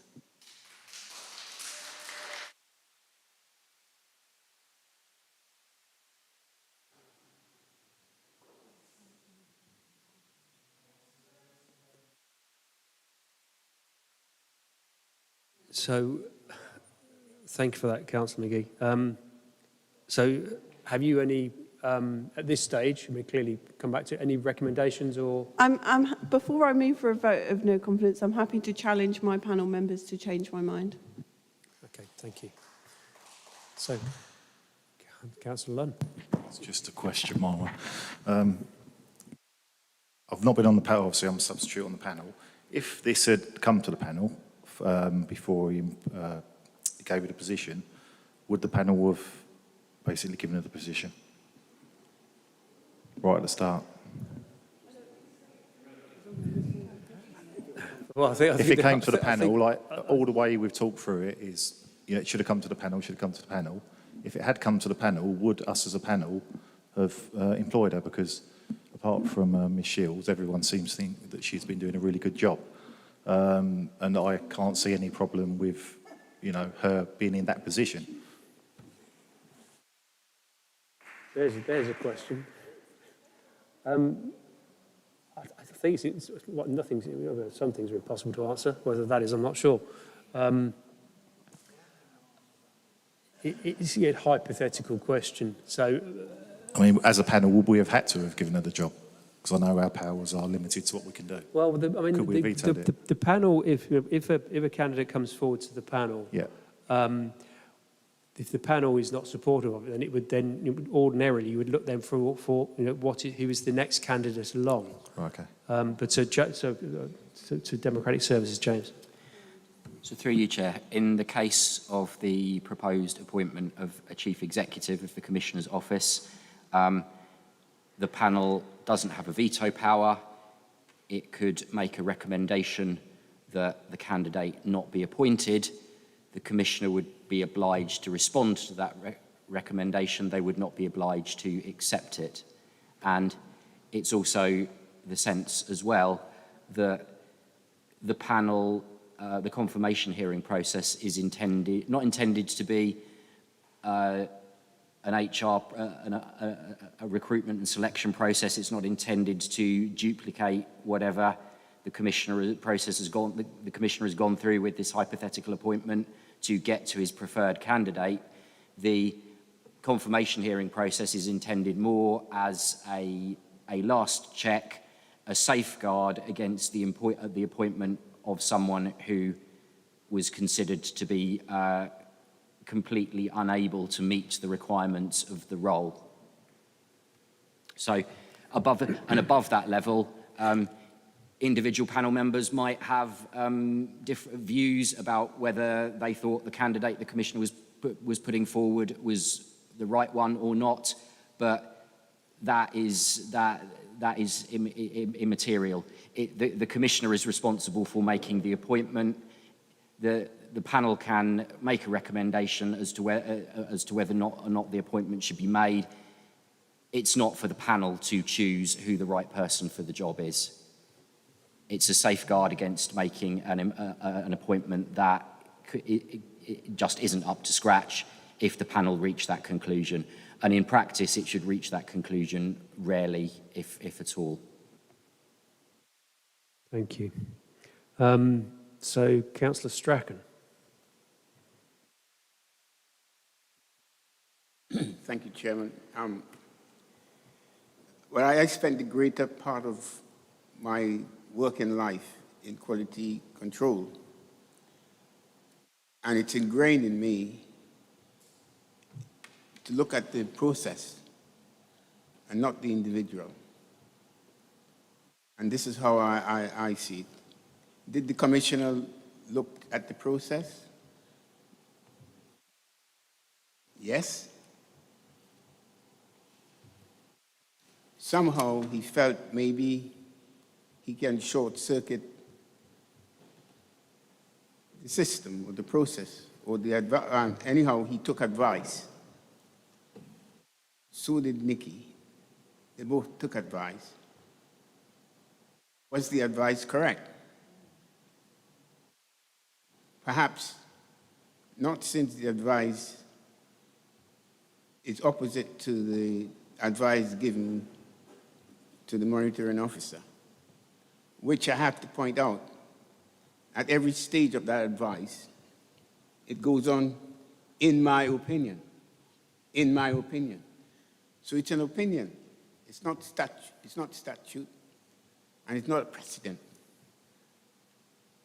So I think what we need to do is to look again at what the process is, and perhaps advise the Commissioner in future to stick to those. That's how I see it. Could be wrong, Chair, but that's me. Thank you, Councillor Strachan. Very useful, thank you. Mrs. Shields.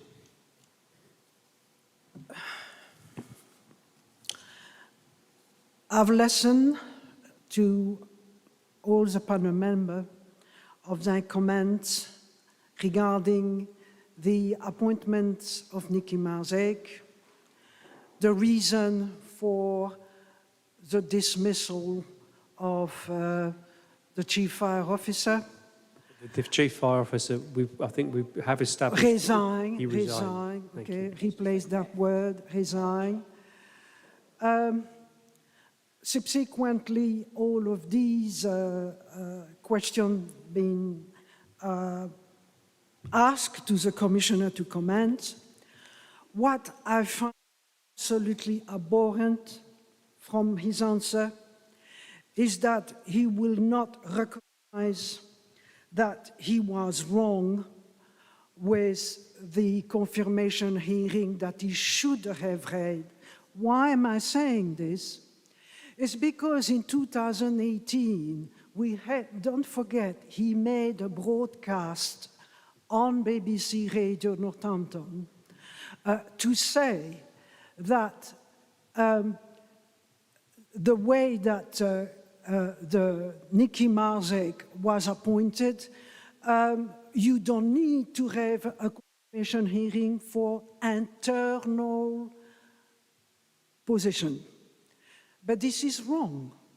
In 2018, we had a confirmation hearing for Paul Bullen and for Nikki Marzek to take in a rotation, as he himself have confirmed, on a 6-month basis. So this was an internal, not external recruitment, internal. And the panel was asked to be involved with it. Now, the other things that you have got to look, the other aspect, is that does he really think that he has not broken all the rules of Nolan principle, in particular integrity, openness, transparency, all of these Nolan principles that I should remind you that all of us here, we have got to abide by that rule. But he decided not to do that. He knows better. He's a commissioner, like Zoe Maggie have said. He's a powerful man. Why should he bother to contact the panel? And Catherine Wadred, you're the head of legal and democratic in monitoring office in Northamptonshire. You knew the rule of appointment of a confirmation hearing. He could have asked you before his broadcast on the 7th of July, your opinion, but he decided not to. He consulted the legal service for the police. I'm asking you now, why? When he has conducted confirmation hearing for the past 7 years, I've been in this panel. So I just find all of this It's an excuse. In hindsight, I've been hearing this word in hindsight. He's been doing this job for 7 years. He knows the rule and regulation. Hindsight only applies to someone who's just been appointed. He or she doesn't know very much the rule, so they make a mistake. I left my hand because I made a lot of mistakes in my life. I would be an hypocrite if I don't own it. But this is the position that all the Northamptonshire people are looking at him. And why are we all sitting here today? Why do you think the public has been attended and voiced their anger? This is my conclusion, and I have got to conclude. I would like to vote, to a call to vote on non-confidence. I have absolutely lost confidence in a commissioner, and that is what I have got to say.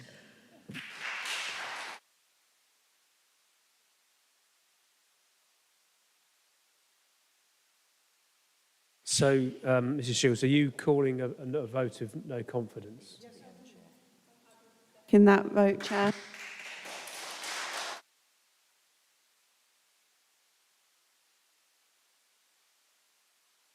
Just going to take a little advice.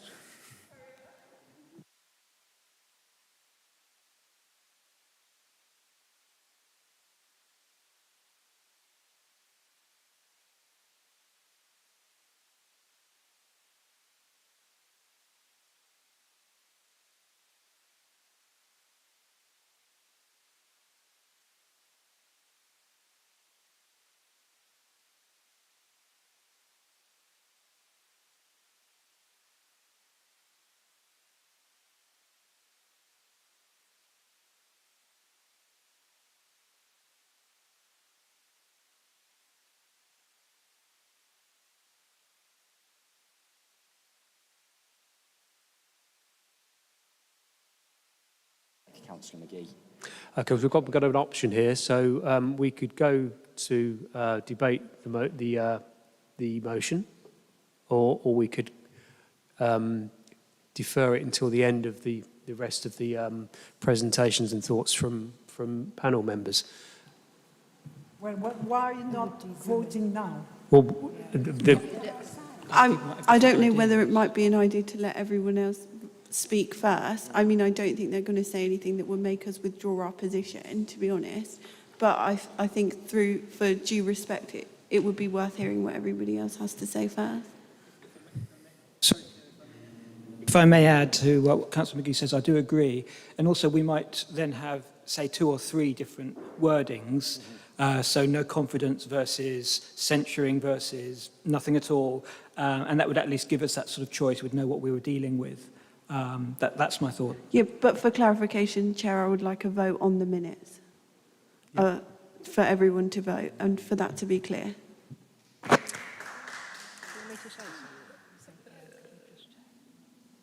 Yes. So just to the monitoring officer for 1 second, but can I just before you do, the monitoring officer, so Kath, is ours for the panel, not for the commissioner. The commissioner has their own monitoring officer. So just for information, the commissioner wouldn't come to Kath and ask about anything. It would not be proper. Our MO is independent to us. West Northamptonshire is the host authority for the panel. And Kath is clearly the monitoring officer for West Northamptonshire, but in this context, she is the monitoring officer advising us, and please be assured there's been a tremendous amount of work gone in the lead up to this particular panel meeting. For clarity, Chair, I'm not calling for a vote on no confidence on Kath. I think she's great. I'm calling for a vote of no confidence on the Commissioner. I think that's very clear. So Kath. Yeah, so I just wanted to say is that now that it's been moved and seconded, we obviously do need to debate it, but if the proposer is happy for us to allow for a continued discussion on all the other issues and then defer debate on the vote of no confidence, we can do that. So if you're happy, yeah. You proposed it, Anita, through you, Chair. If you're happy with that, I'm happy with that.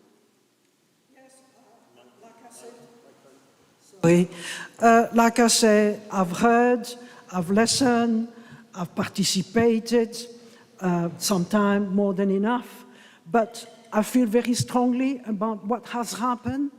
We're not debating it. I'm just asking you whether or not you mind there being a discussion before we go to the vote. Yes, and therefore my conclusion is a vote of no confidence. That's what I'm saying.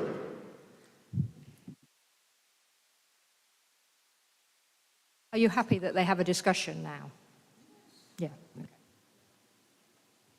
Okay, Councillor Owen. Thank you. Thank you. I've been set a bit of a challenge by Councillor McGee to change her mind.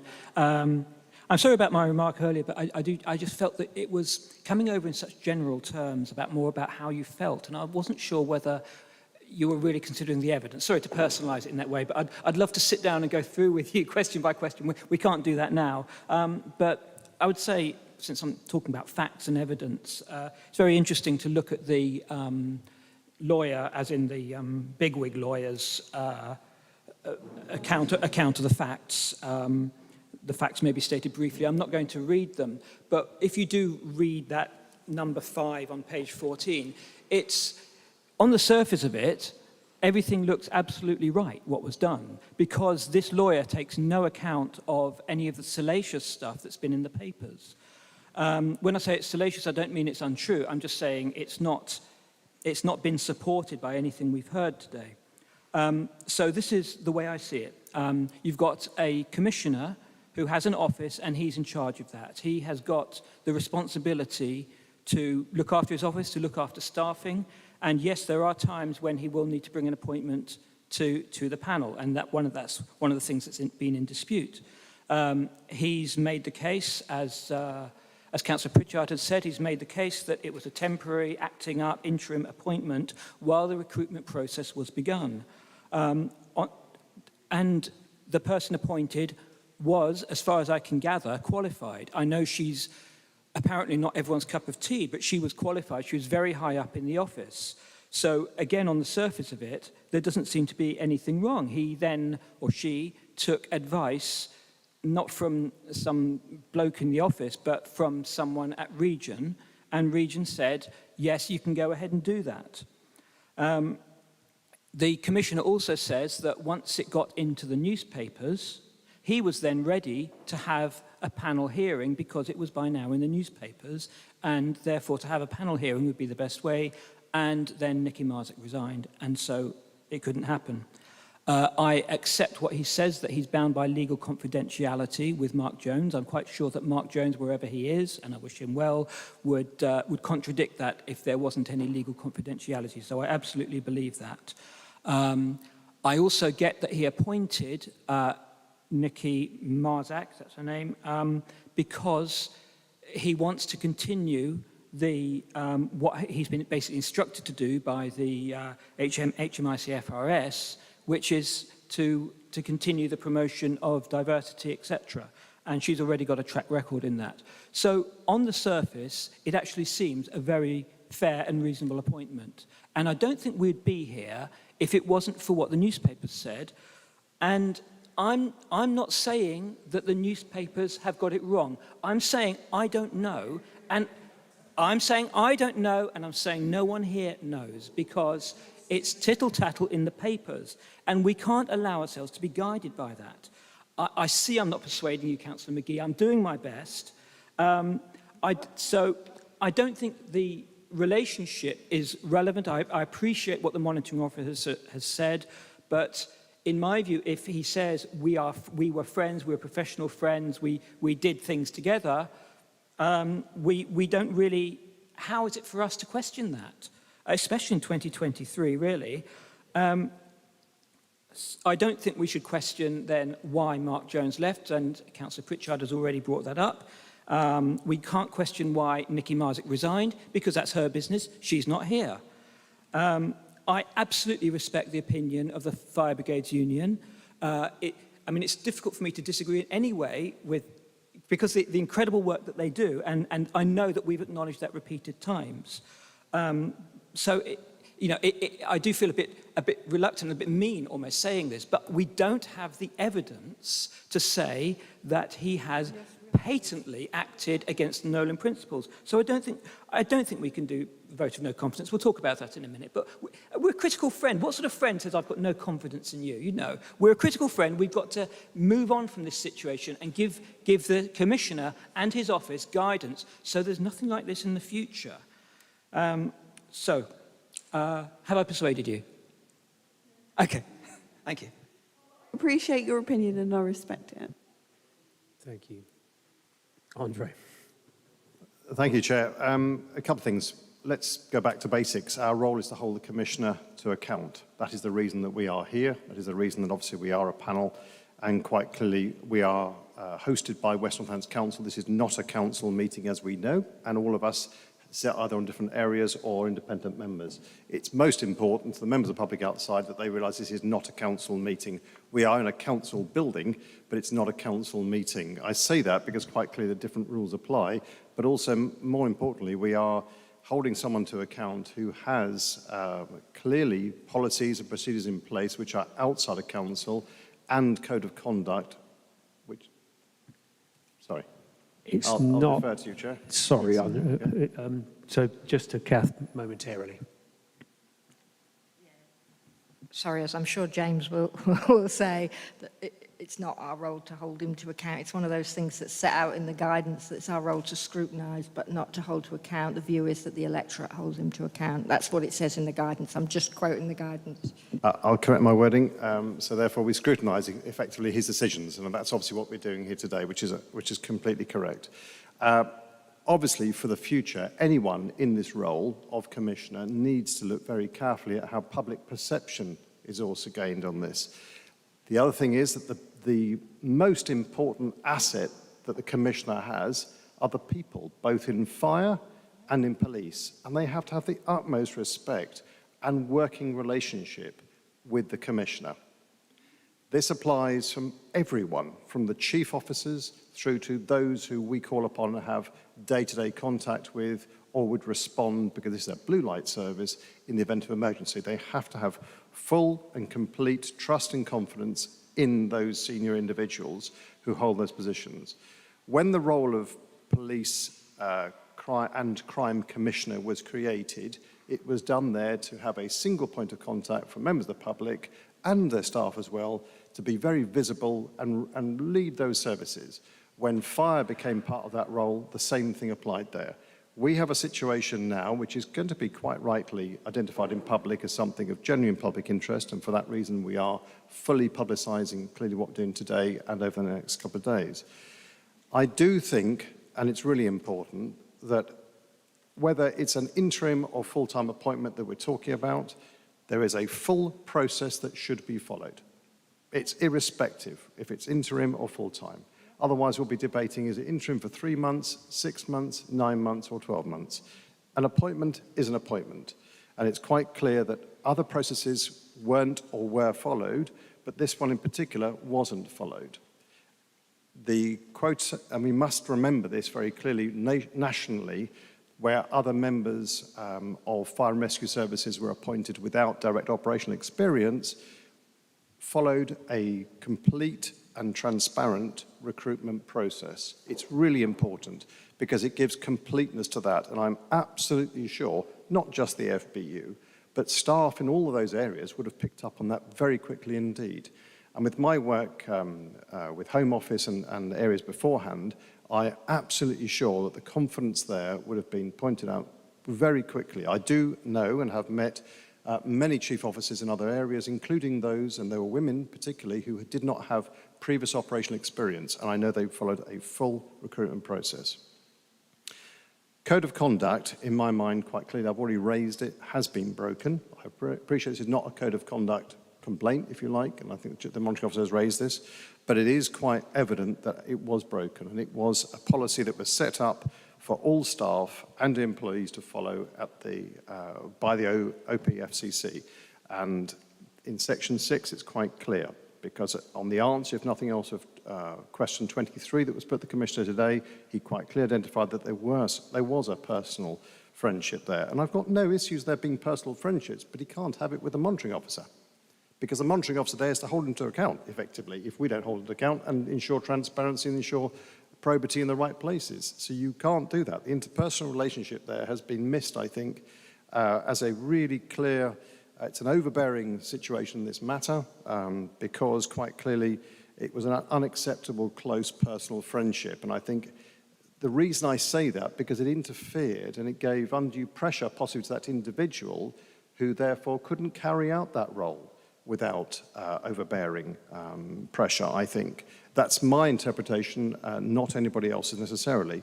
But I do think that it needs to be an entirely independent way of operating. The monitoring officer must keep independence and distance from that to have impartiality and professionally be able to deliver the role. Now, I appreciate that quite clearly there have been plenty of conflicts of interest that have been highlighted in other places, media attention, etc. I don't dismiss the media. I'm not suggesting it's trial by media. I think that we have asked questions, around about 50 questions this afternoon of the Commissioner. Those are supplementary questions and the questions that were prepared in advance for us to carefully put our views forward. I do think that there is an awful lot of concern there into the gravity of the situation. This is what we do know, and going forward, all commissioners should have complete clarity on decision making, and they should not be involved and should never ask a member of staff who might be appointed to the particular position that they're inquiring about to seek legal advice. That could have been sought by any other member of either the Office of the Police, Fire and Crime Commissioner, and there are others, there are Mrs. King, Mr. Bullen, and others who could have asked those questions. We could have been asked, although I appreciate we don't supply legal information, but from a neutrality perspective, if he felt he did not have staff he could reach out to. He himself could have applied to a legal officer, advising him, as it was his decision. So I do think that that was putting undue pressure, and I do think that individual, Ms. Marzek, was identified and given a lot of pressure. And frankly, no one's questioning the fact that did she deliver. I think she delivered brilliantly in many areas. So it's not a question of that. It's a question of the role of the Commissioner and his officers. And the relationship between the Commissioner and the monitoring officer must be completely distinct, separate, and not establish close personal friendships. That has to be separated. So if we have any commentary on that, that's really where I would absolutely say that there was too much concern there. And I think that there is a serious concern in terms of his role going forward. I completely understand that, and that's predominantly because his own staff don't feel that that's right. And that's a very big concern there, definitely. So a vote of confidence or no confidence in this instance, I can understand that being there. What is the vote no confidence in? It's no confidence in his ability to carry out the role impartially. And I think that's probably, if we clarify that, that's where, sorry, James, that's wording that I've perhaps put in forward, and I appreciate there are other thoughts, but that would be a point that I would raise. Thank you.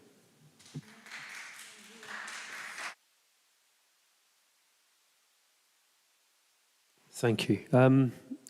At the moment, we've got, I think, 2 recommendations forming, which is just the improved communications and additional training from the Commissioner. I think there's probably a bit more we can draw out. The confusion, if we call it that, around interim roles, I think whether it's, I think the panel should consider, and correct me if I'm wrong, but I think the Home Office needs to give absolute crystal clear guidance on this, and even include the question of interim appointments. They clearly do come along from time to time, it's got to be absolutely 100% clear. If you're going down the road, you're not sure it's a 60 mile an hour or 50 mile an hour, go 50 miles an hour.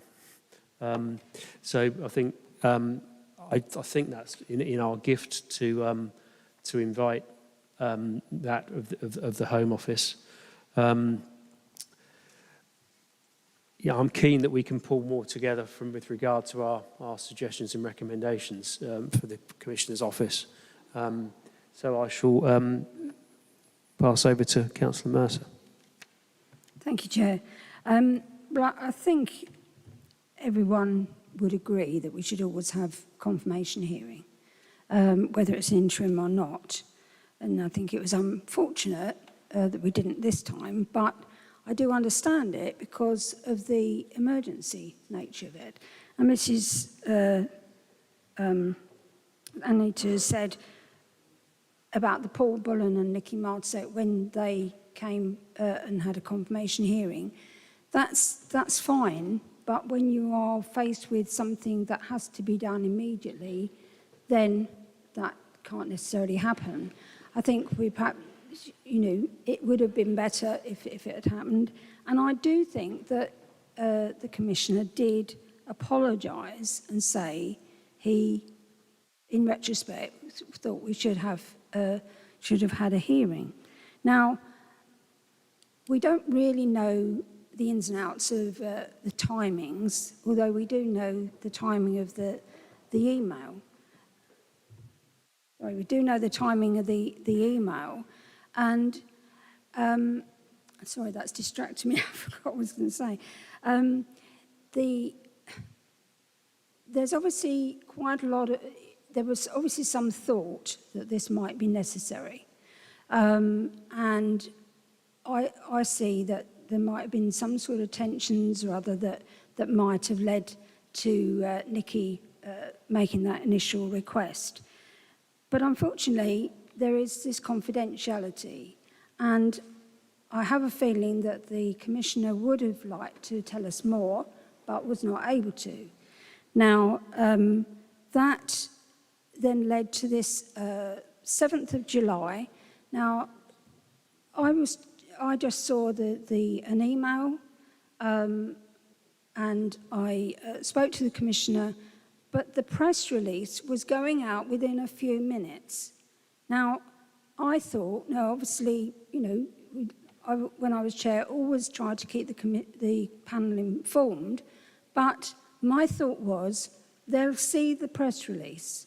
So that was, I couldn't have added to it if I was chair. I couldn't have added to this is what's happened. So to criticise me and the chair to, not having told people, I think is unreasonable. We were told this has happened, and the Grand Prix was, I think, 2 days later. You can't call a meeting in less than 5 days anyway, and the timing just didn't work if you needed that emergency cover. Now, I take on board the fact that if you've got something like a big event like that, yes, they don't have the operational need for, because they've got the operational already set up, but you need somebody where the buck stops here. And that's what I got the impression that the Commissioner was saying. I think, there are lessons to be learned. I certainly would suggest that, there was always be a confirmation hearing, communication from the office to the panel. That never goes amiss, that, we have a bit more communication. But overall, I think the Commissioner will have learnt from this experience. And I can't see this ever happening again, but I think, we can, as a couple of people have said, I think it was probably Councillor Pritchard, said about suggestions for the way forward. That would be my suggestion of make sure that the processes are always followed. Now, I don't believe everything I read in the papers, and I think it's unfortunate that the media have got so heavily involved, because it has put a lot of pressure on a lot of people, and I'm sure that's why Nicky resigned, and I think that's a real shame, because she did such a lot of good work with the early intervention.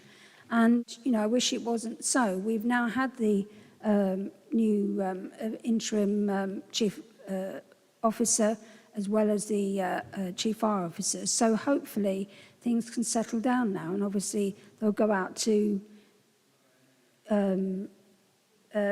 get permanent staff, etc., in the course of the next few months. But the service needs to get back to a sort of even keel. They need to get back to normality. They need to calm down about this. At the end of the day, one small mistake was made of not calling a confirmation hearing. I don't see that that's either a resigning matter, as the gentleman has just put the poster up at the back for me. I don't see it's a matter for no confidence, because when I look at the fire service as it was, and even though I was on the county council, admit that it was not getting the resources that it needed, and the amount of resources it's got now, and the new fire appliances you have, sir, the new, I forget what the thing is called, the high-rise one. You have, thank you, you have new, apparently you have new fire appliances, you have more money, you have new equipment, new outfits, etc., new firefighters as well. I think that none of that would have happened had it not gone to a police and fire commissioner. Now, I see that I happened to notice as I came in, the people outside do not like police, fire and crime commissioners. I respect their opinion, but I think in our case, it may not work everywhere. I have spoken to other people in other authorities where their fire authority works very well. But in our particular case, where the money was not coming through to the fire service, I think we would do a disservice to alter that dynamic. Thank you. So, Councillor Maxwell. Well, I only have a few things to say. I just think that in future, we just must ensure that mistakes aren't made, and we've got to learn from this experience. I think one thing from my point of view is sadly aimed at the chair and the deputy, which I think you say you couldn't, but I think you should have told the rest of the panel what exactly was going on. And there shouldn't be a cover-up. I think that we still need to be more open in future. I think that the police commissioner will realise that you can't just zoom off on your own. The rest of the panel have to know what's going on. So I think that lessons have to be learned, and I feel that I don't wish to say any more on the matter. Well, I think we are open, but clearly the circumstances in which we found ourselves, I mean, yeah, lesson learned is, you know, the press release had gone out. I mean, guess from any lesson learned in this would be actually don't email everybody, pick up the phone and ring everybody, because, you know, there's more chance. So you know, that's probably the lesson learned, actually, because, you know, people often aren't going to be picking up emails or whatever else. But if any one of the panel members, certainly if my phone ever rang when Councillor Mercer was chair of the panel, if she rang me, if I possibly could, I'd pick up the phone. So I think fair to say lesson learned there, absolutely. But in relation to openness, I think this panel this panel operates absolutely openly, as you know, Councillor Maxwell. You know, that's one thing, it can't be levelled at the panel. You know, it does. I think it conducts its business fairly well, and I think we've got a strong panel. So, but there's always, sadly, always room for improvement in whatever any one of us does. But thank you, Councillor. So, Councillor Pritchard. There was only one thing that I put down there, and in fact, I thought of perhaps another proviso with regards to, in addition to communications training, and also clarification from the Home Office. I think also what I would like to add on to that is actually for the Commissioner to build bridges between himself and his department and also the Fire Office staff. Thank you. So, Councillor Roberts, just to complete the circle. Well, probably everything's been said. So what I will say is, personally, I'd rather have spent all of this time talking about ways of making this force better. We've had the conversation because we've had to have the conversation. We must have rules and we must stick to the rules, or else we've got anarchy out there. Lots of people have said some really important things about training. I think, yes, training, we've got processes, we've got to make sure we adhere to these processes. And building a team is a very difficult job. You've got to have trust at the heart of it. And I think there's going to be a lot of hard work that this panel, as well as other people, are going to have to put a lot of effort in to make sure people trust what we're saying and what we're doing in future. Training, back to school, make sure you talk and communicate, and then things might start to ease up and get better. But ultimately, in I think, 18 months' time, ultimately, the public will have their say. It'll be interesting to see. So is that training for panel members or training for the training for all of us? Yeah. Okay. I want to understand what the people on the front line are experiencing. I know they're not going to invite an old person like me to go and get involved in that sense actively, but we need to understand. And I thought this was what the conduit. I think, well, when we absolutely training. I mean, training is key. We do get training, of course. But I came into the chair in July, and it's been a bit of a bumpy chairmanship so far. It's been quite a quiet start for you, hasn't it? And if panel members recall, one of the things I spoke about is more regular contact with both the police force and the fire service. You know, any insight and information and learning we can get from how those services operate, I mean, hugely valuable. I mean, I can't say enough. You know, it's we value, promise you. But it's really for us to get a better understanding, because one of the observations, as you recall, for that meeting is I mentioned that we would have our panel meetings, then we go off, and then we come back at the next panel meeting, and we need a bit more, whatever it is, connect between the meetings. So that was one of the In a things modern world, communication shouldn't be this difficult. No, but there were two instances that I would note. We were asked earlier by Philip to come up with the reasons why you're saying that. And the reason I'm saying training, and we've got to look at the procedure, was apparently twice, not once, but twice, the panel wasn't involved in an appointment, an interim, a short-term appointment. That is not good. There's nowhere to hide from that. So I think, and part of the, so we kind of, we've got to go to the... well, the Commissioner's got to go back to school. But so we're going to go to debate the... But can I just finish on saying, let's recognise some of the good stuff that's been done and some of the amazing stuff that's been done in Northamptonshire over the last few years. Thank you, Councillor Roberts. So we will, in a moment, go to debate the vote of no confidence. But to the notes I've got at the moment, and James will almost certainly correct me,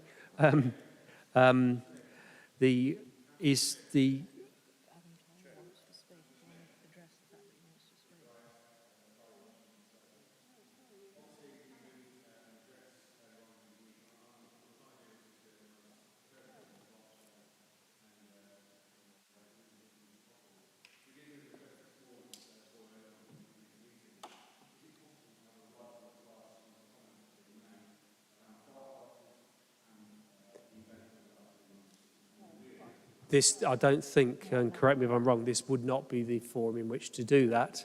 But, you know, clearly you and I met last Friday. Happy to sit down with you, whether it's appropriate in the fact that I can't answer questions. I'm clearly not going to be answering questions for the Commissioner, but this is not the forum, but certainly with reference to yeah. So there's no process to do that today. Happy to talk to you after the meeting. Sorry. Chair, may I ask a question? Obviously, we know who we're speaking with at the moment, but quite clearly anyone following this outside this room today is unaware that you're talking to the representative of the FBU locally in the room here at the present moment, as in Mr. Taylor, I think. So there is an element here. I'm just asking a question, whether if there's anything factually incorrect that we've been discussing that he might be able to put factually correct. No, well, I'm entitled to the view. Okay, well, I just would like to ask that question. If there's anything on that basis, if it's not, if it's conversational, that's different. Okay, I think, again, I will defer to the monitoring officer, who is a... to identify what facts, because I don't think you can just allow them the platform, because otherwise everybody else is going to say, well, I wasn't given that opportunity, and that's not fair. Public speaker who wants to... Excuse me, one second. Okay.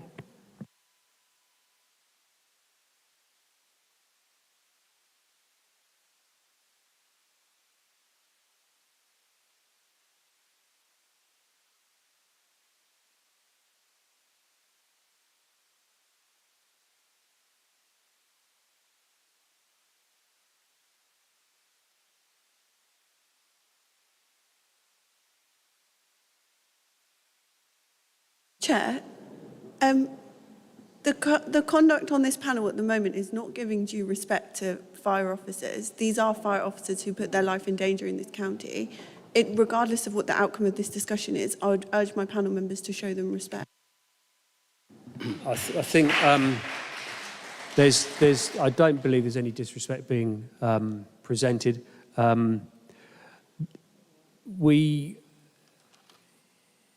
If we waive process and allow just one of the speakers to readdress the panel, that could compromise the panel's business. No. So, as reluctantly as I am to... Sorry, we have a point of order now. So you just pop your... Order or not, well, but let us hear it. We're here today because somebody didn't adhere to the rules. Let's not break the rules. We want to hear what the fire people have got to say. Of course we do. But we can't do it today. This isn't the forum for it. But you've already said, and I believe you, Chair, that you're going to reach out and seek a way of getting that. Yes, I mean, what I wouldn't want to do is to compromise the business of the panel this afternoon. I think it's key that we're talking about following proper process with respect. And if we can't deviate on this, if we allow one of the speakers to speak, then is it fair on all the other public speakers? No, we need to conduct ourselves in that we're looking to try and conclude this afternoon. So a tricky spot. Chair, can we propose then that the FBU or the fire service join both us and the Commissioner in whichever form that takes? Sorry, I've got a minute in my mind. Whatever form that takes at a following meeting or a briefing is held, or there is an opportunity for us to hear the voices of the people that we're meant to be representing. I'll second that. Absolutely. I mean, one of the sort of the provision and guidance, and there's updated guidance from Kit Malthouse in June of this year in relation to panels, and it is for as much public involvement and other associated organisations. So absolutely, yes, I think that's something which it would be remiss if we didn't do that, Adam. So absolutely yes, but apologies, not today, but in a... So that is a future meeting between the panel, the Commissioner and yes, representative bodies. Yep. And there's public meeting or no. I think it would be a public. It would be an ordinary. It would be a panel meeting. that we would do that, and there's provision, proper provision and encouragement in actually for panels to do that. So absolutely, Adam. So to hear from the FBU and the Commissioner about... We'll pull together the detail on the headings, if you like, of that. Point of order on that one, Mr. Chairman. Obviously, you've just identified the fact that there's been advice about inclusivity. I would like to suggest that we have the FBU having a seat at the table at the panel. I second that proposal.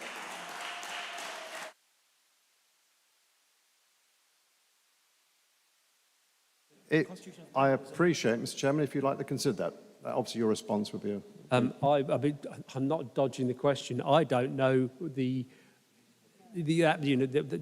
rules of engagement for panels. I think we need to be clear of that. So we'll take that away and look at that. Councillor Strachan. When the services were with the County Council, the FBU had representation on scrutiny. And I suggested that like 2 years or so ago, that why the FBU isn't, even if they just have to come and make a statement.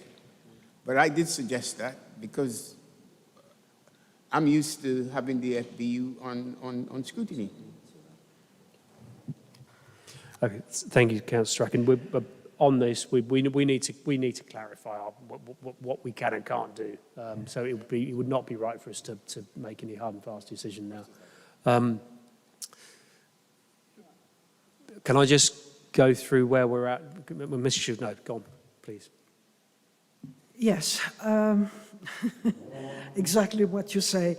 What I want to know, if for the purpose of this meeting today, are we going to make the conclusion today, as the Councillor Zoe Maggie and myself have made a vote of non-confidence, if now your idea is to invite the Commissioner to submit to him publicly the outcome, is that what you're suggesting? Okay, so, my understanding now is, so we've got a motion before us, which we will debate, and dependent on the outcome of that vote, it would make the suggestions, my understanding would be, it would make them mute. If it were carried, for example, then it would make it mute.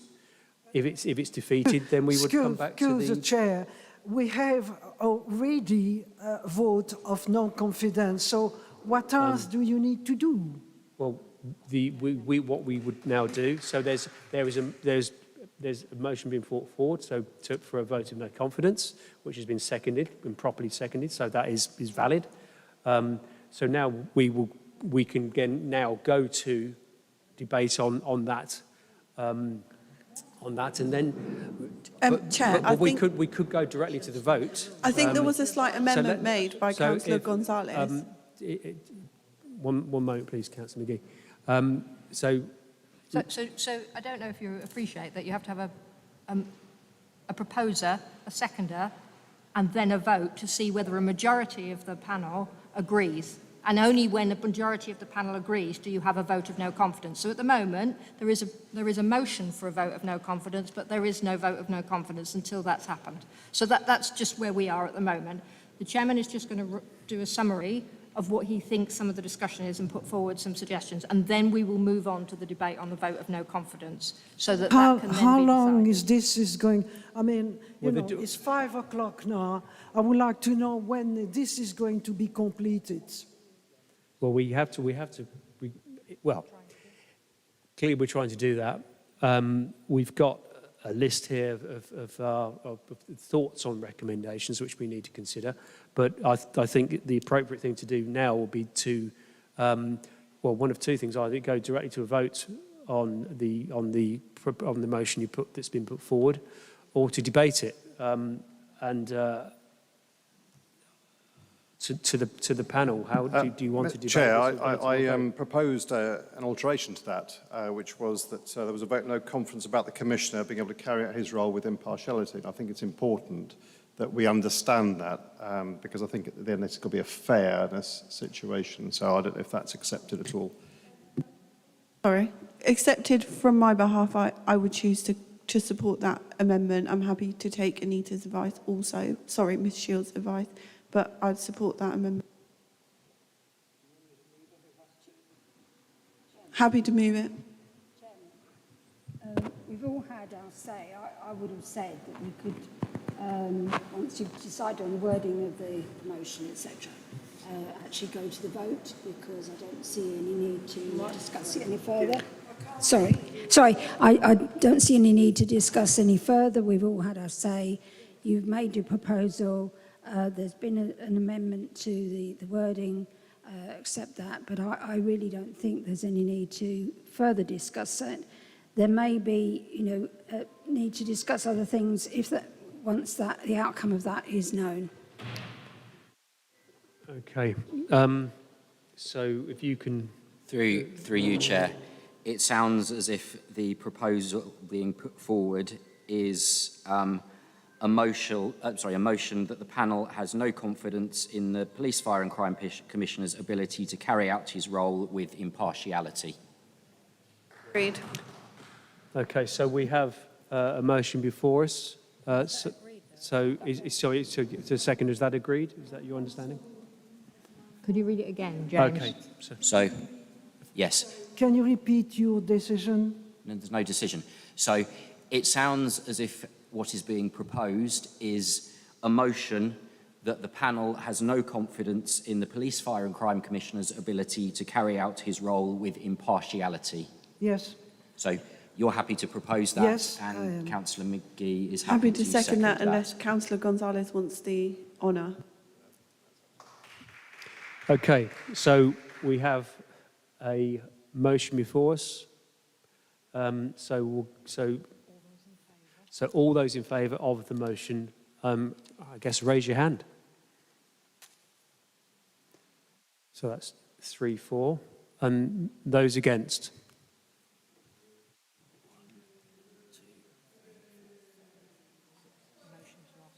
The motion's lost. So, and abstention from Councillor Strachan. So thank you. So moving back to the thinking on recommendations. Sorry, Councillor Irvine. I don't know if I may come in at this point with a form of words for a motion which picks up on much of what's said. If I can get a seconder for it, can I do that now? Well, well, let me read. Don't write it down yet, because I'll give you my notes if it's needed, because you may all object to it. So this panel notes the error of judgment made by the PFCC in respect of a recent appointment. It is disappointed that reputational damage has been done to his office. It invites him to outline to the panel how he will amend his approach to communications in future so that probity in process is transparent. Chair, I would like to accept that motion with an amendment to say the panel and the fire service. They have no voice here. And all processes will be followed? So that... literally the end of all processes will be followed. All due processes will be followed, because that's the issue about Excuse me, Chair, is this where we get to the stage where we actually outline what our recommendations are, our 4 or 5, whatever it may be? Chair, if I may... so is this going to form part of our recommendations, or are you putting forward a motion? This is a motion which I think is fair, but others may not. But I have just made one addition, as suggested by Councillor Gonzalez-Savage, and that all due processes will be followed. Yeah, so it's basically telling the Commissioner that he has to explain to us what he'll do differently in future. Sorry, that's me as a teacher. I'll give you the wording in case it's useful, but I don't know. Happy for any changes within reason.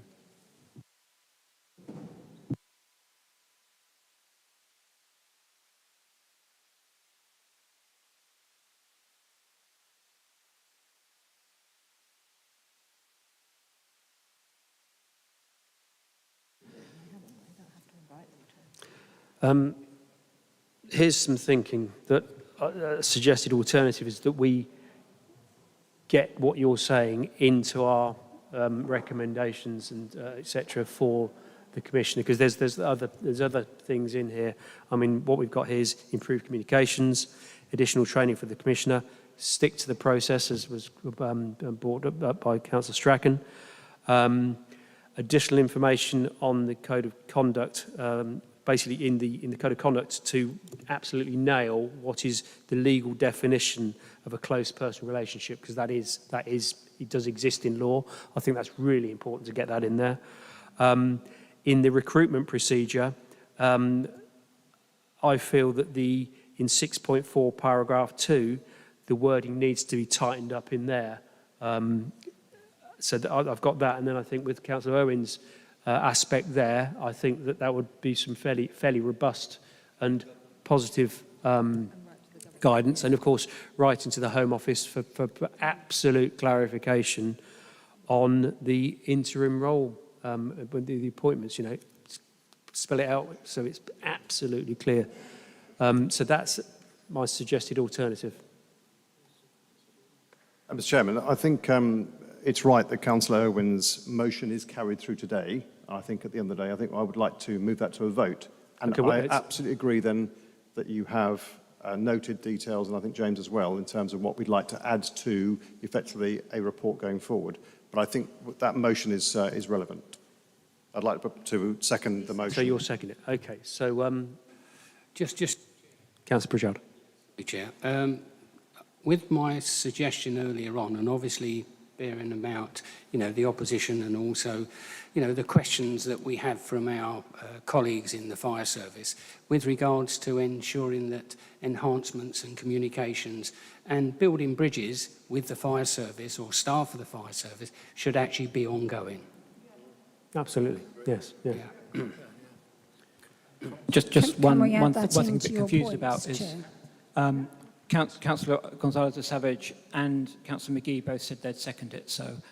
Okay. Yeah. I'd second it with an amendment. I'm still considering the without amendment. No. Anyone else want the chair's job?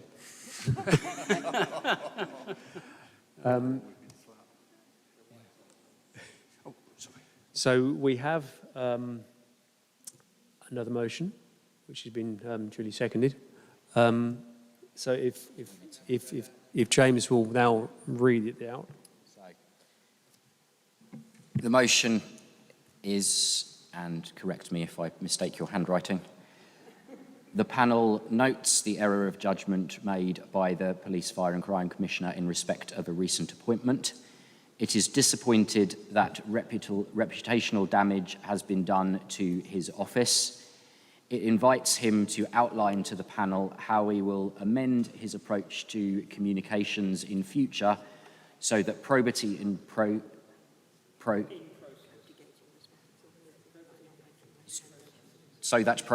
process is transparent and that all due processes will be followed. Or due procedures.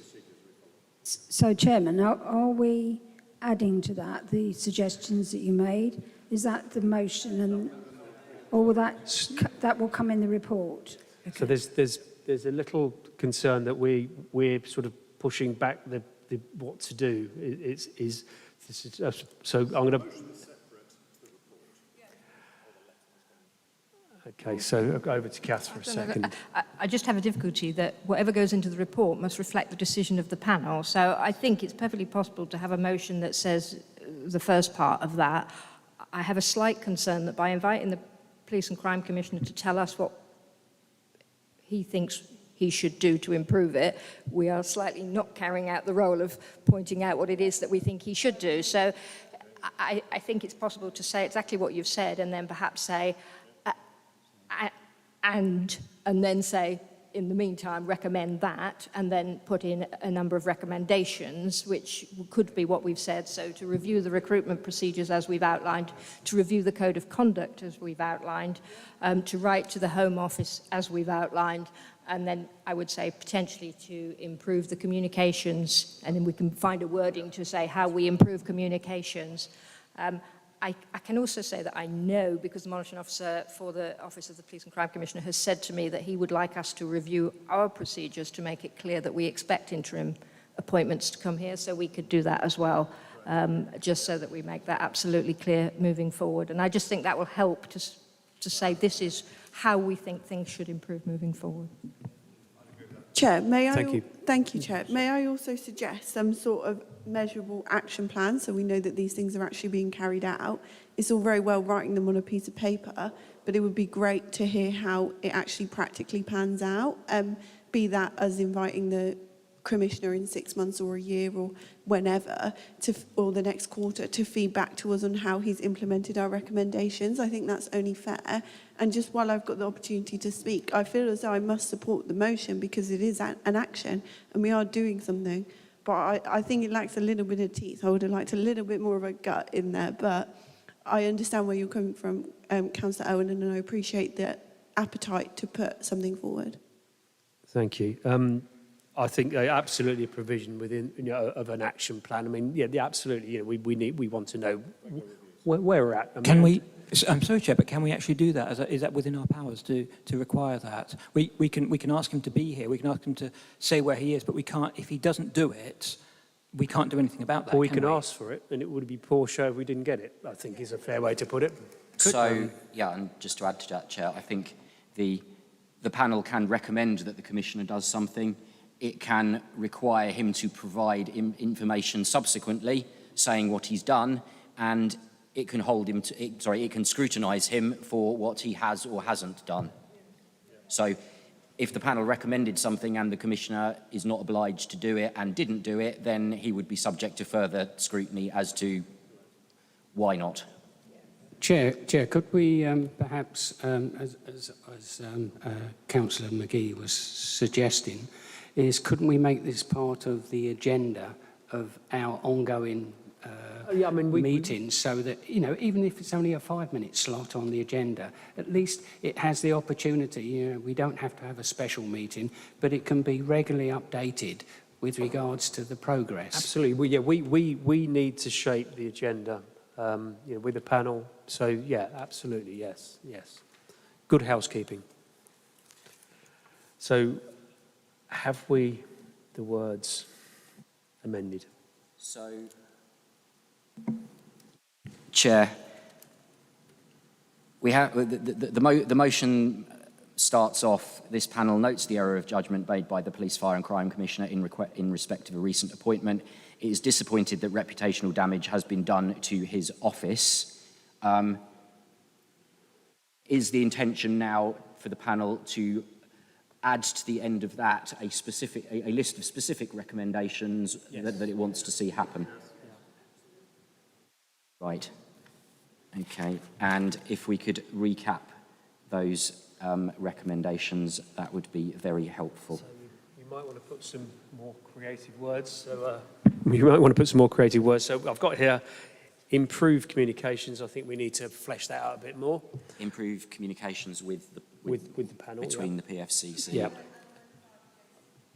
Yeah, but the aspect with regard to the panel and its invited guests and things, we're going to do that. I mean, that was one of my wish lists. We've kind of been busy doing other things, but we're going to get back to that business. So yeah, we're moving forward to invite outside organisations, and absolutely with the FBU, no question.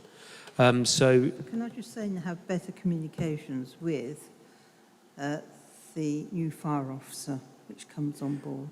Well, my thinking or suggestion to the panel is that that's what we're going to do. Is we're going to get out a bit more. So you're going to be in your car a little bit more. We'll pull transport or whatever. But no, we need to spend a bit more time close to the services. I think it serves our electorate well to do that, I think. So the next item is additional training for the Commissioner in relation to, then we need to, whatever. Yeah. No, we haven't. No. No. No, you can't agree to training. Mr. Chairman, we obviously did indicate reference code of conduct, and therefore this is not a conduct panel, but we did raise this earlier on, and there was clarity and support behind that. Sorry, in relation to inviting commissioners to take part in training. Yeah. It's specific. But we're not. Sorry. We can't make a finding as to whether or not he's breached the code of conduct, but what we can do is say we think it would be helpful if he had some further training.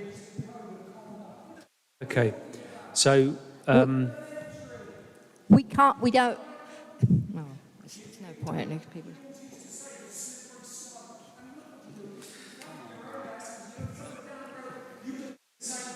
So we will also look at additional information for the code of conduct, or adding to the code of conduct the specific legal definition of close personal relationship. Yeah. And then, well, I think I think. Invited him to come back to hear the outcome because he asked. Got to the outcome. I think it's fair to say we're pretty much there, but we haven't voted on it. I mean, what we're looking to do is draw a consensus on this, and I feel, correct me if I'm wrong, but I feel we're getting that consensus. So we're almost there. So then in the recruitment procedure, 6.4 paragraph 2, is it needs the wording needs tightening up in there. I think how that's done. I think there's no. So bear with. And revise the procedure to in the recruitment procedure 6.4 paragraph 2. Bear with me, I'll read it out.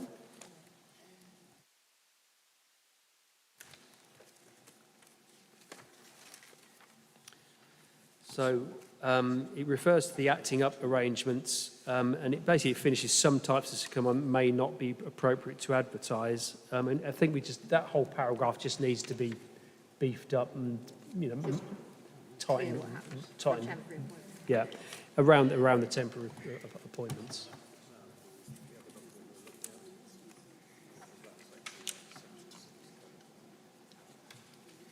Yeah, in paragraph 6.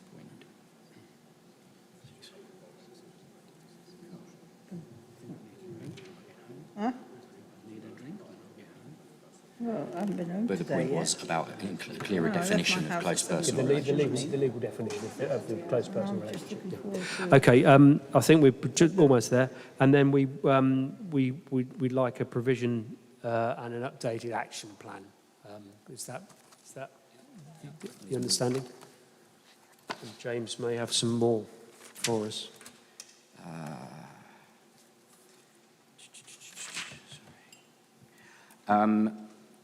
A recommendation to the Home Office about the need for clear guidance about interim appointments. Yep. Would that be the panel itself? I think that'll be the panel writing to the Home Office. Yeah.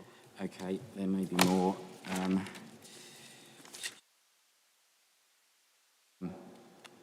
Did the panel want to say anything about the separation between the Police, Fire and Crime Commissioner and the Monitoring Officer?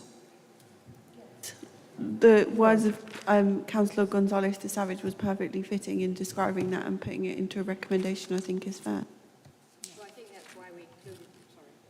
I think that's why we've included the changed definition. So we are saying that close personal relationship in the Code of Conduct should be defined in accordance with the legal definition of close personal friendship, so that it's absolutely clear to anybody as to what that means. Yeah.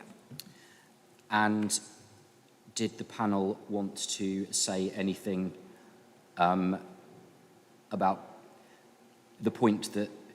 So you've made the point about the recruitment process being tightened up regarding the process for temporary appointments.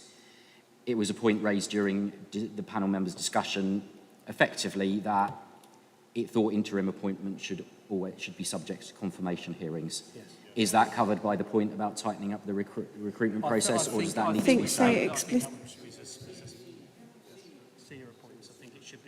Well, okay, so there are specific appointments that are subject to a confirmation hearing, which are Chief Constable, Chief Fire Officer, Chief Executive of the Commissioner's Office, the Commissioner's Chief Finance Officer, and, should the need arise, a Deputy Police, Fire and Crime Commissioner. So those are the appointments that the panel has got a role in relation to. It sounds as if the panel is saying it will expect interim appointments to those positions to be subject to confirmation hearings. Yes.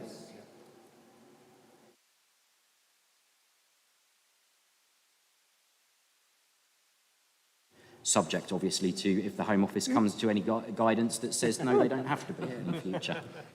Well, yeah, absolutely.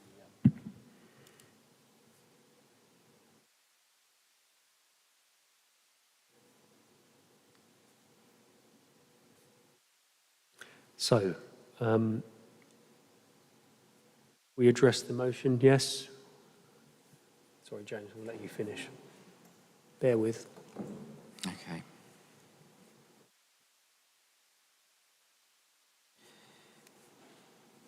Okay, I'm there, Chair.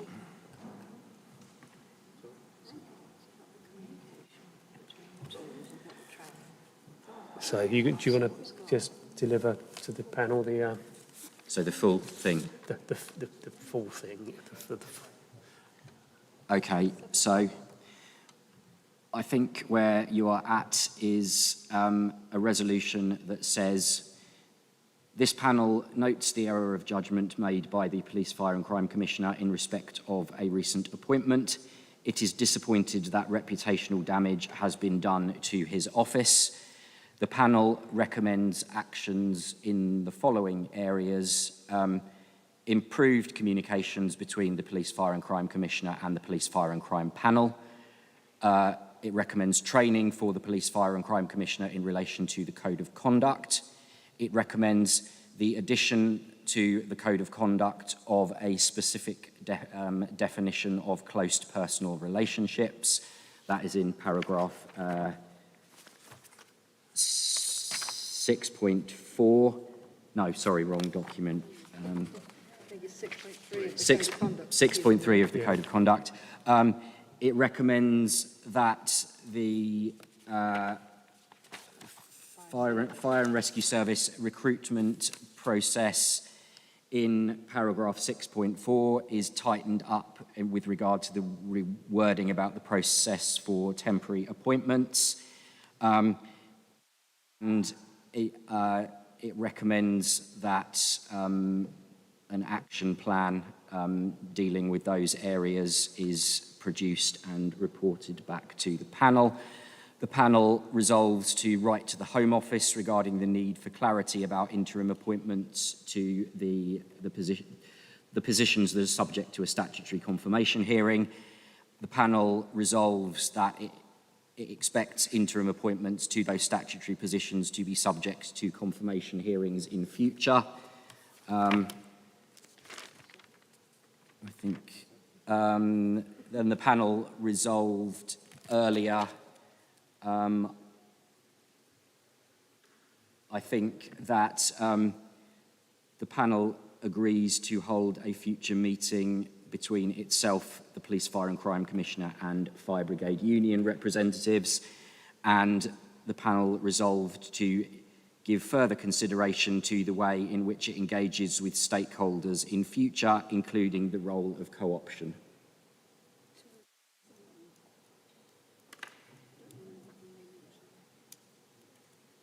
I don't remember that one being Which mentioned. one? The last one? The last one. That Okay. last one. Sorry, Strike it from the don't record. remember that at all. Yes. So there was a discussion, there was a suggestion about could an FBU representative be co-opted to the panel. The chair advised of the need. We would need to look at the legality and constitutional position of that. There was a broader discussion about the way the panel engages with the services. I think I perhaps tried to combine those together in a way that doesn't reflect your wishes, so happy to strike that. Sorry. Oh, sorry, Chair. Can I add a recommendation, if possible? I feel as though that, albeit how good those recommendations are, the kind of some of the essence of our discussion earlier has gotten a bit lost. Can we please produce a recommendation in whatever form that takes to really hone in the fact that we want the Commissioner himself to take accountability, to have listened and to have understood the criticisms and the constructive advice that was given earlier in the meeting? I thought we had I think we've got consensus on what we've got before us. I think in relation to what you're saying there, I'm absolutely sure the Commissioner will be writing back to us and I think for the public benefit, it would be good to see it in writing in the report. Well, I think it will be in future reports, you know, panel papers. I don't. Chair, we could put a line in now that the Commissioner would recognise the importance of the discussion and debate that's taken place here today, something like that. Yeah, we have. Yeah, that's fine. Okay. If we, I'm sure he will, but if we could put it down, then that satisfies that. But again, if we have consensus on the panel for that, yeah. Just with my suggestion with regards to building bridges, should that be in there, or would that? Or would Let's it be give in the the report? benefit. In the report? Let's have it there. I think everybody's on. You know, we clearly want to drive things forward in a positive way and yeah, get clear water and yeah. So we won't, I don't think we need. If we've got consensus in the room, I think we don't need to go to a vote. I think if everybody's happy with that proposal. Propose for completeness that we do have a vote, Mr. Chairman, therefore it's clear for the minutes. Okay, I'm happy. Was everybody happy with that? Yeah. So, a show of hands then. Unanimous. It's consensus, but we're belt and braces this afternoon. So, sorry. I just wanted to note my concern that I felt that there was a little bit of gut and teeth lacking from the recommendations. I don't not support them. I'm grateful that there's actions coming from this meeting, but I personally would have liked to see a little bit more gut and teeth from our recommendation. Was that an abstention from Councillor McGee? Mrs. Shields, did you abstain or vote against? I concur with what Councillor Zoe Maggie said. I've made my conclusion regarding the appointment of confirmation hearing, the special relationships, and the disregard of the Nolan principle, and also all the other all the rule and regulation, and therefore, like I said before, I vote for a no confidence. Do you vote for, against, or do you abstain from this motion? Against. Against.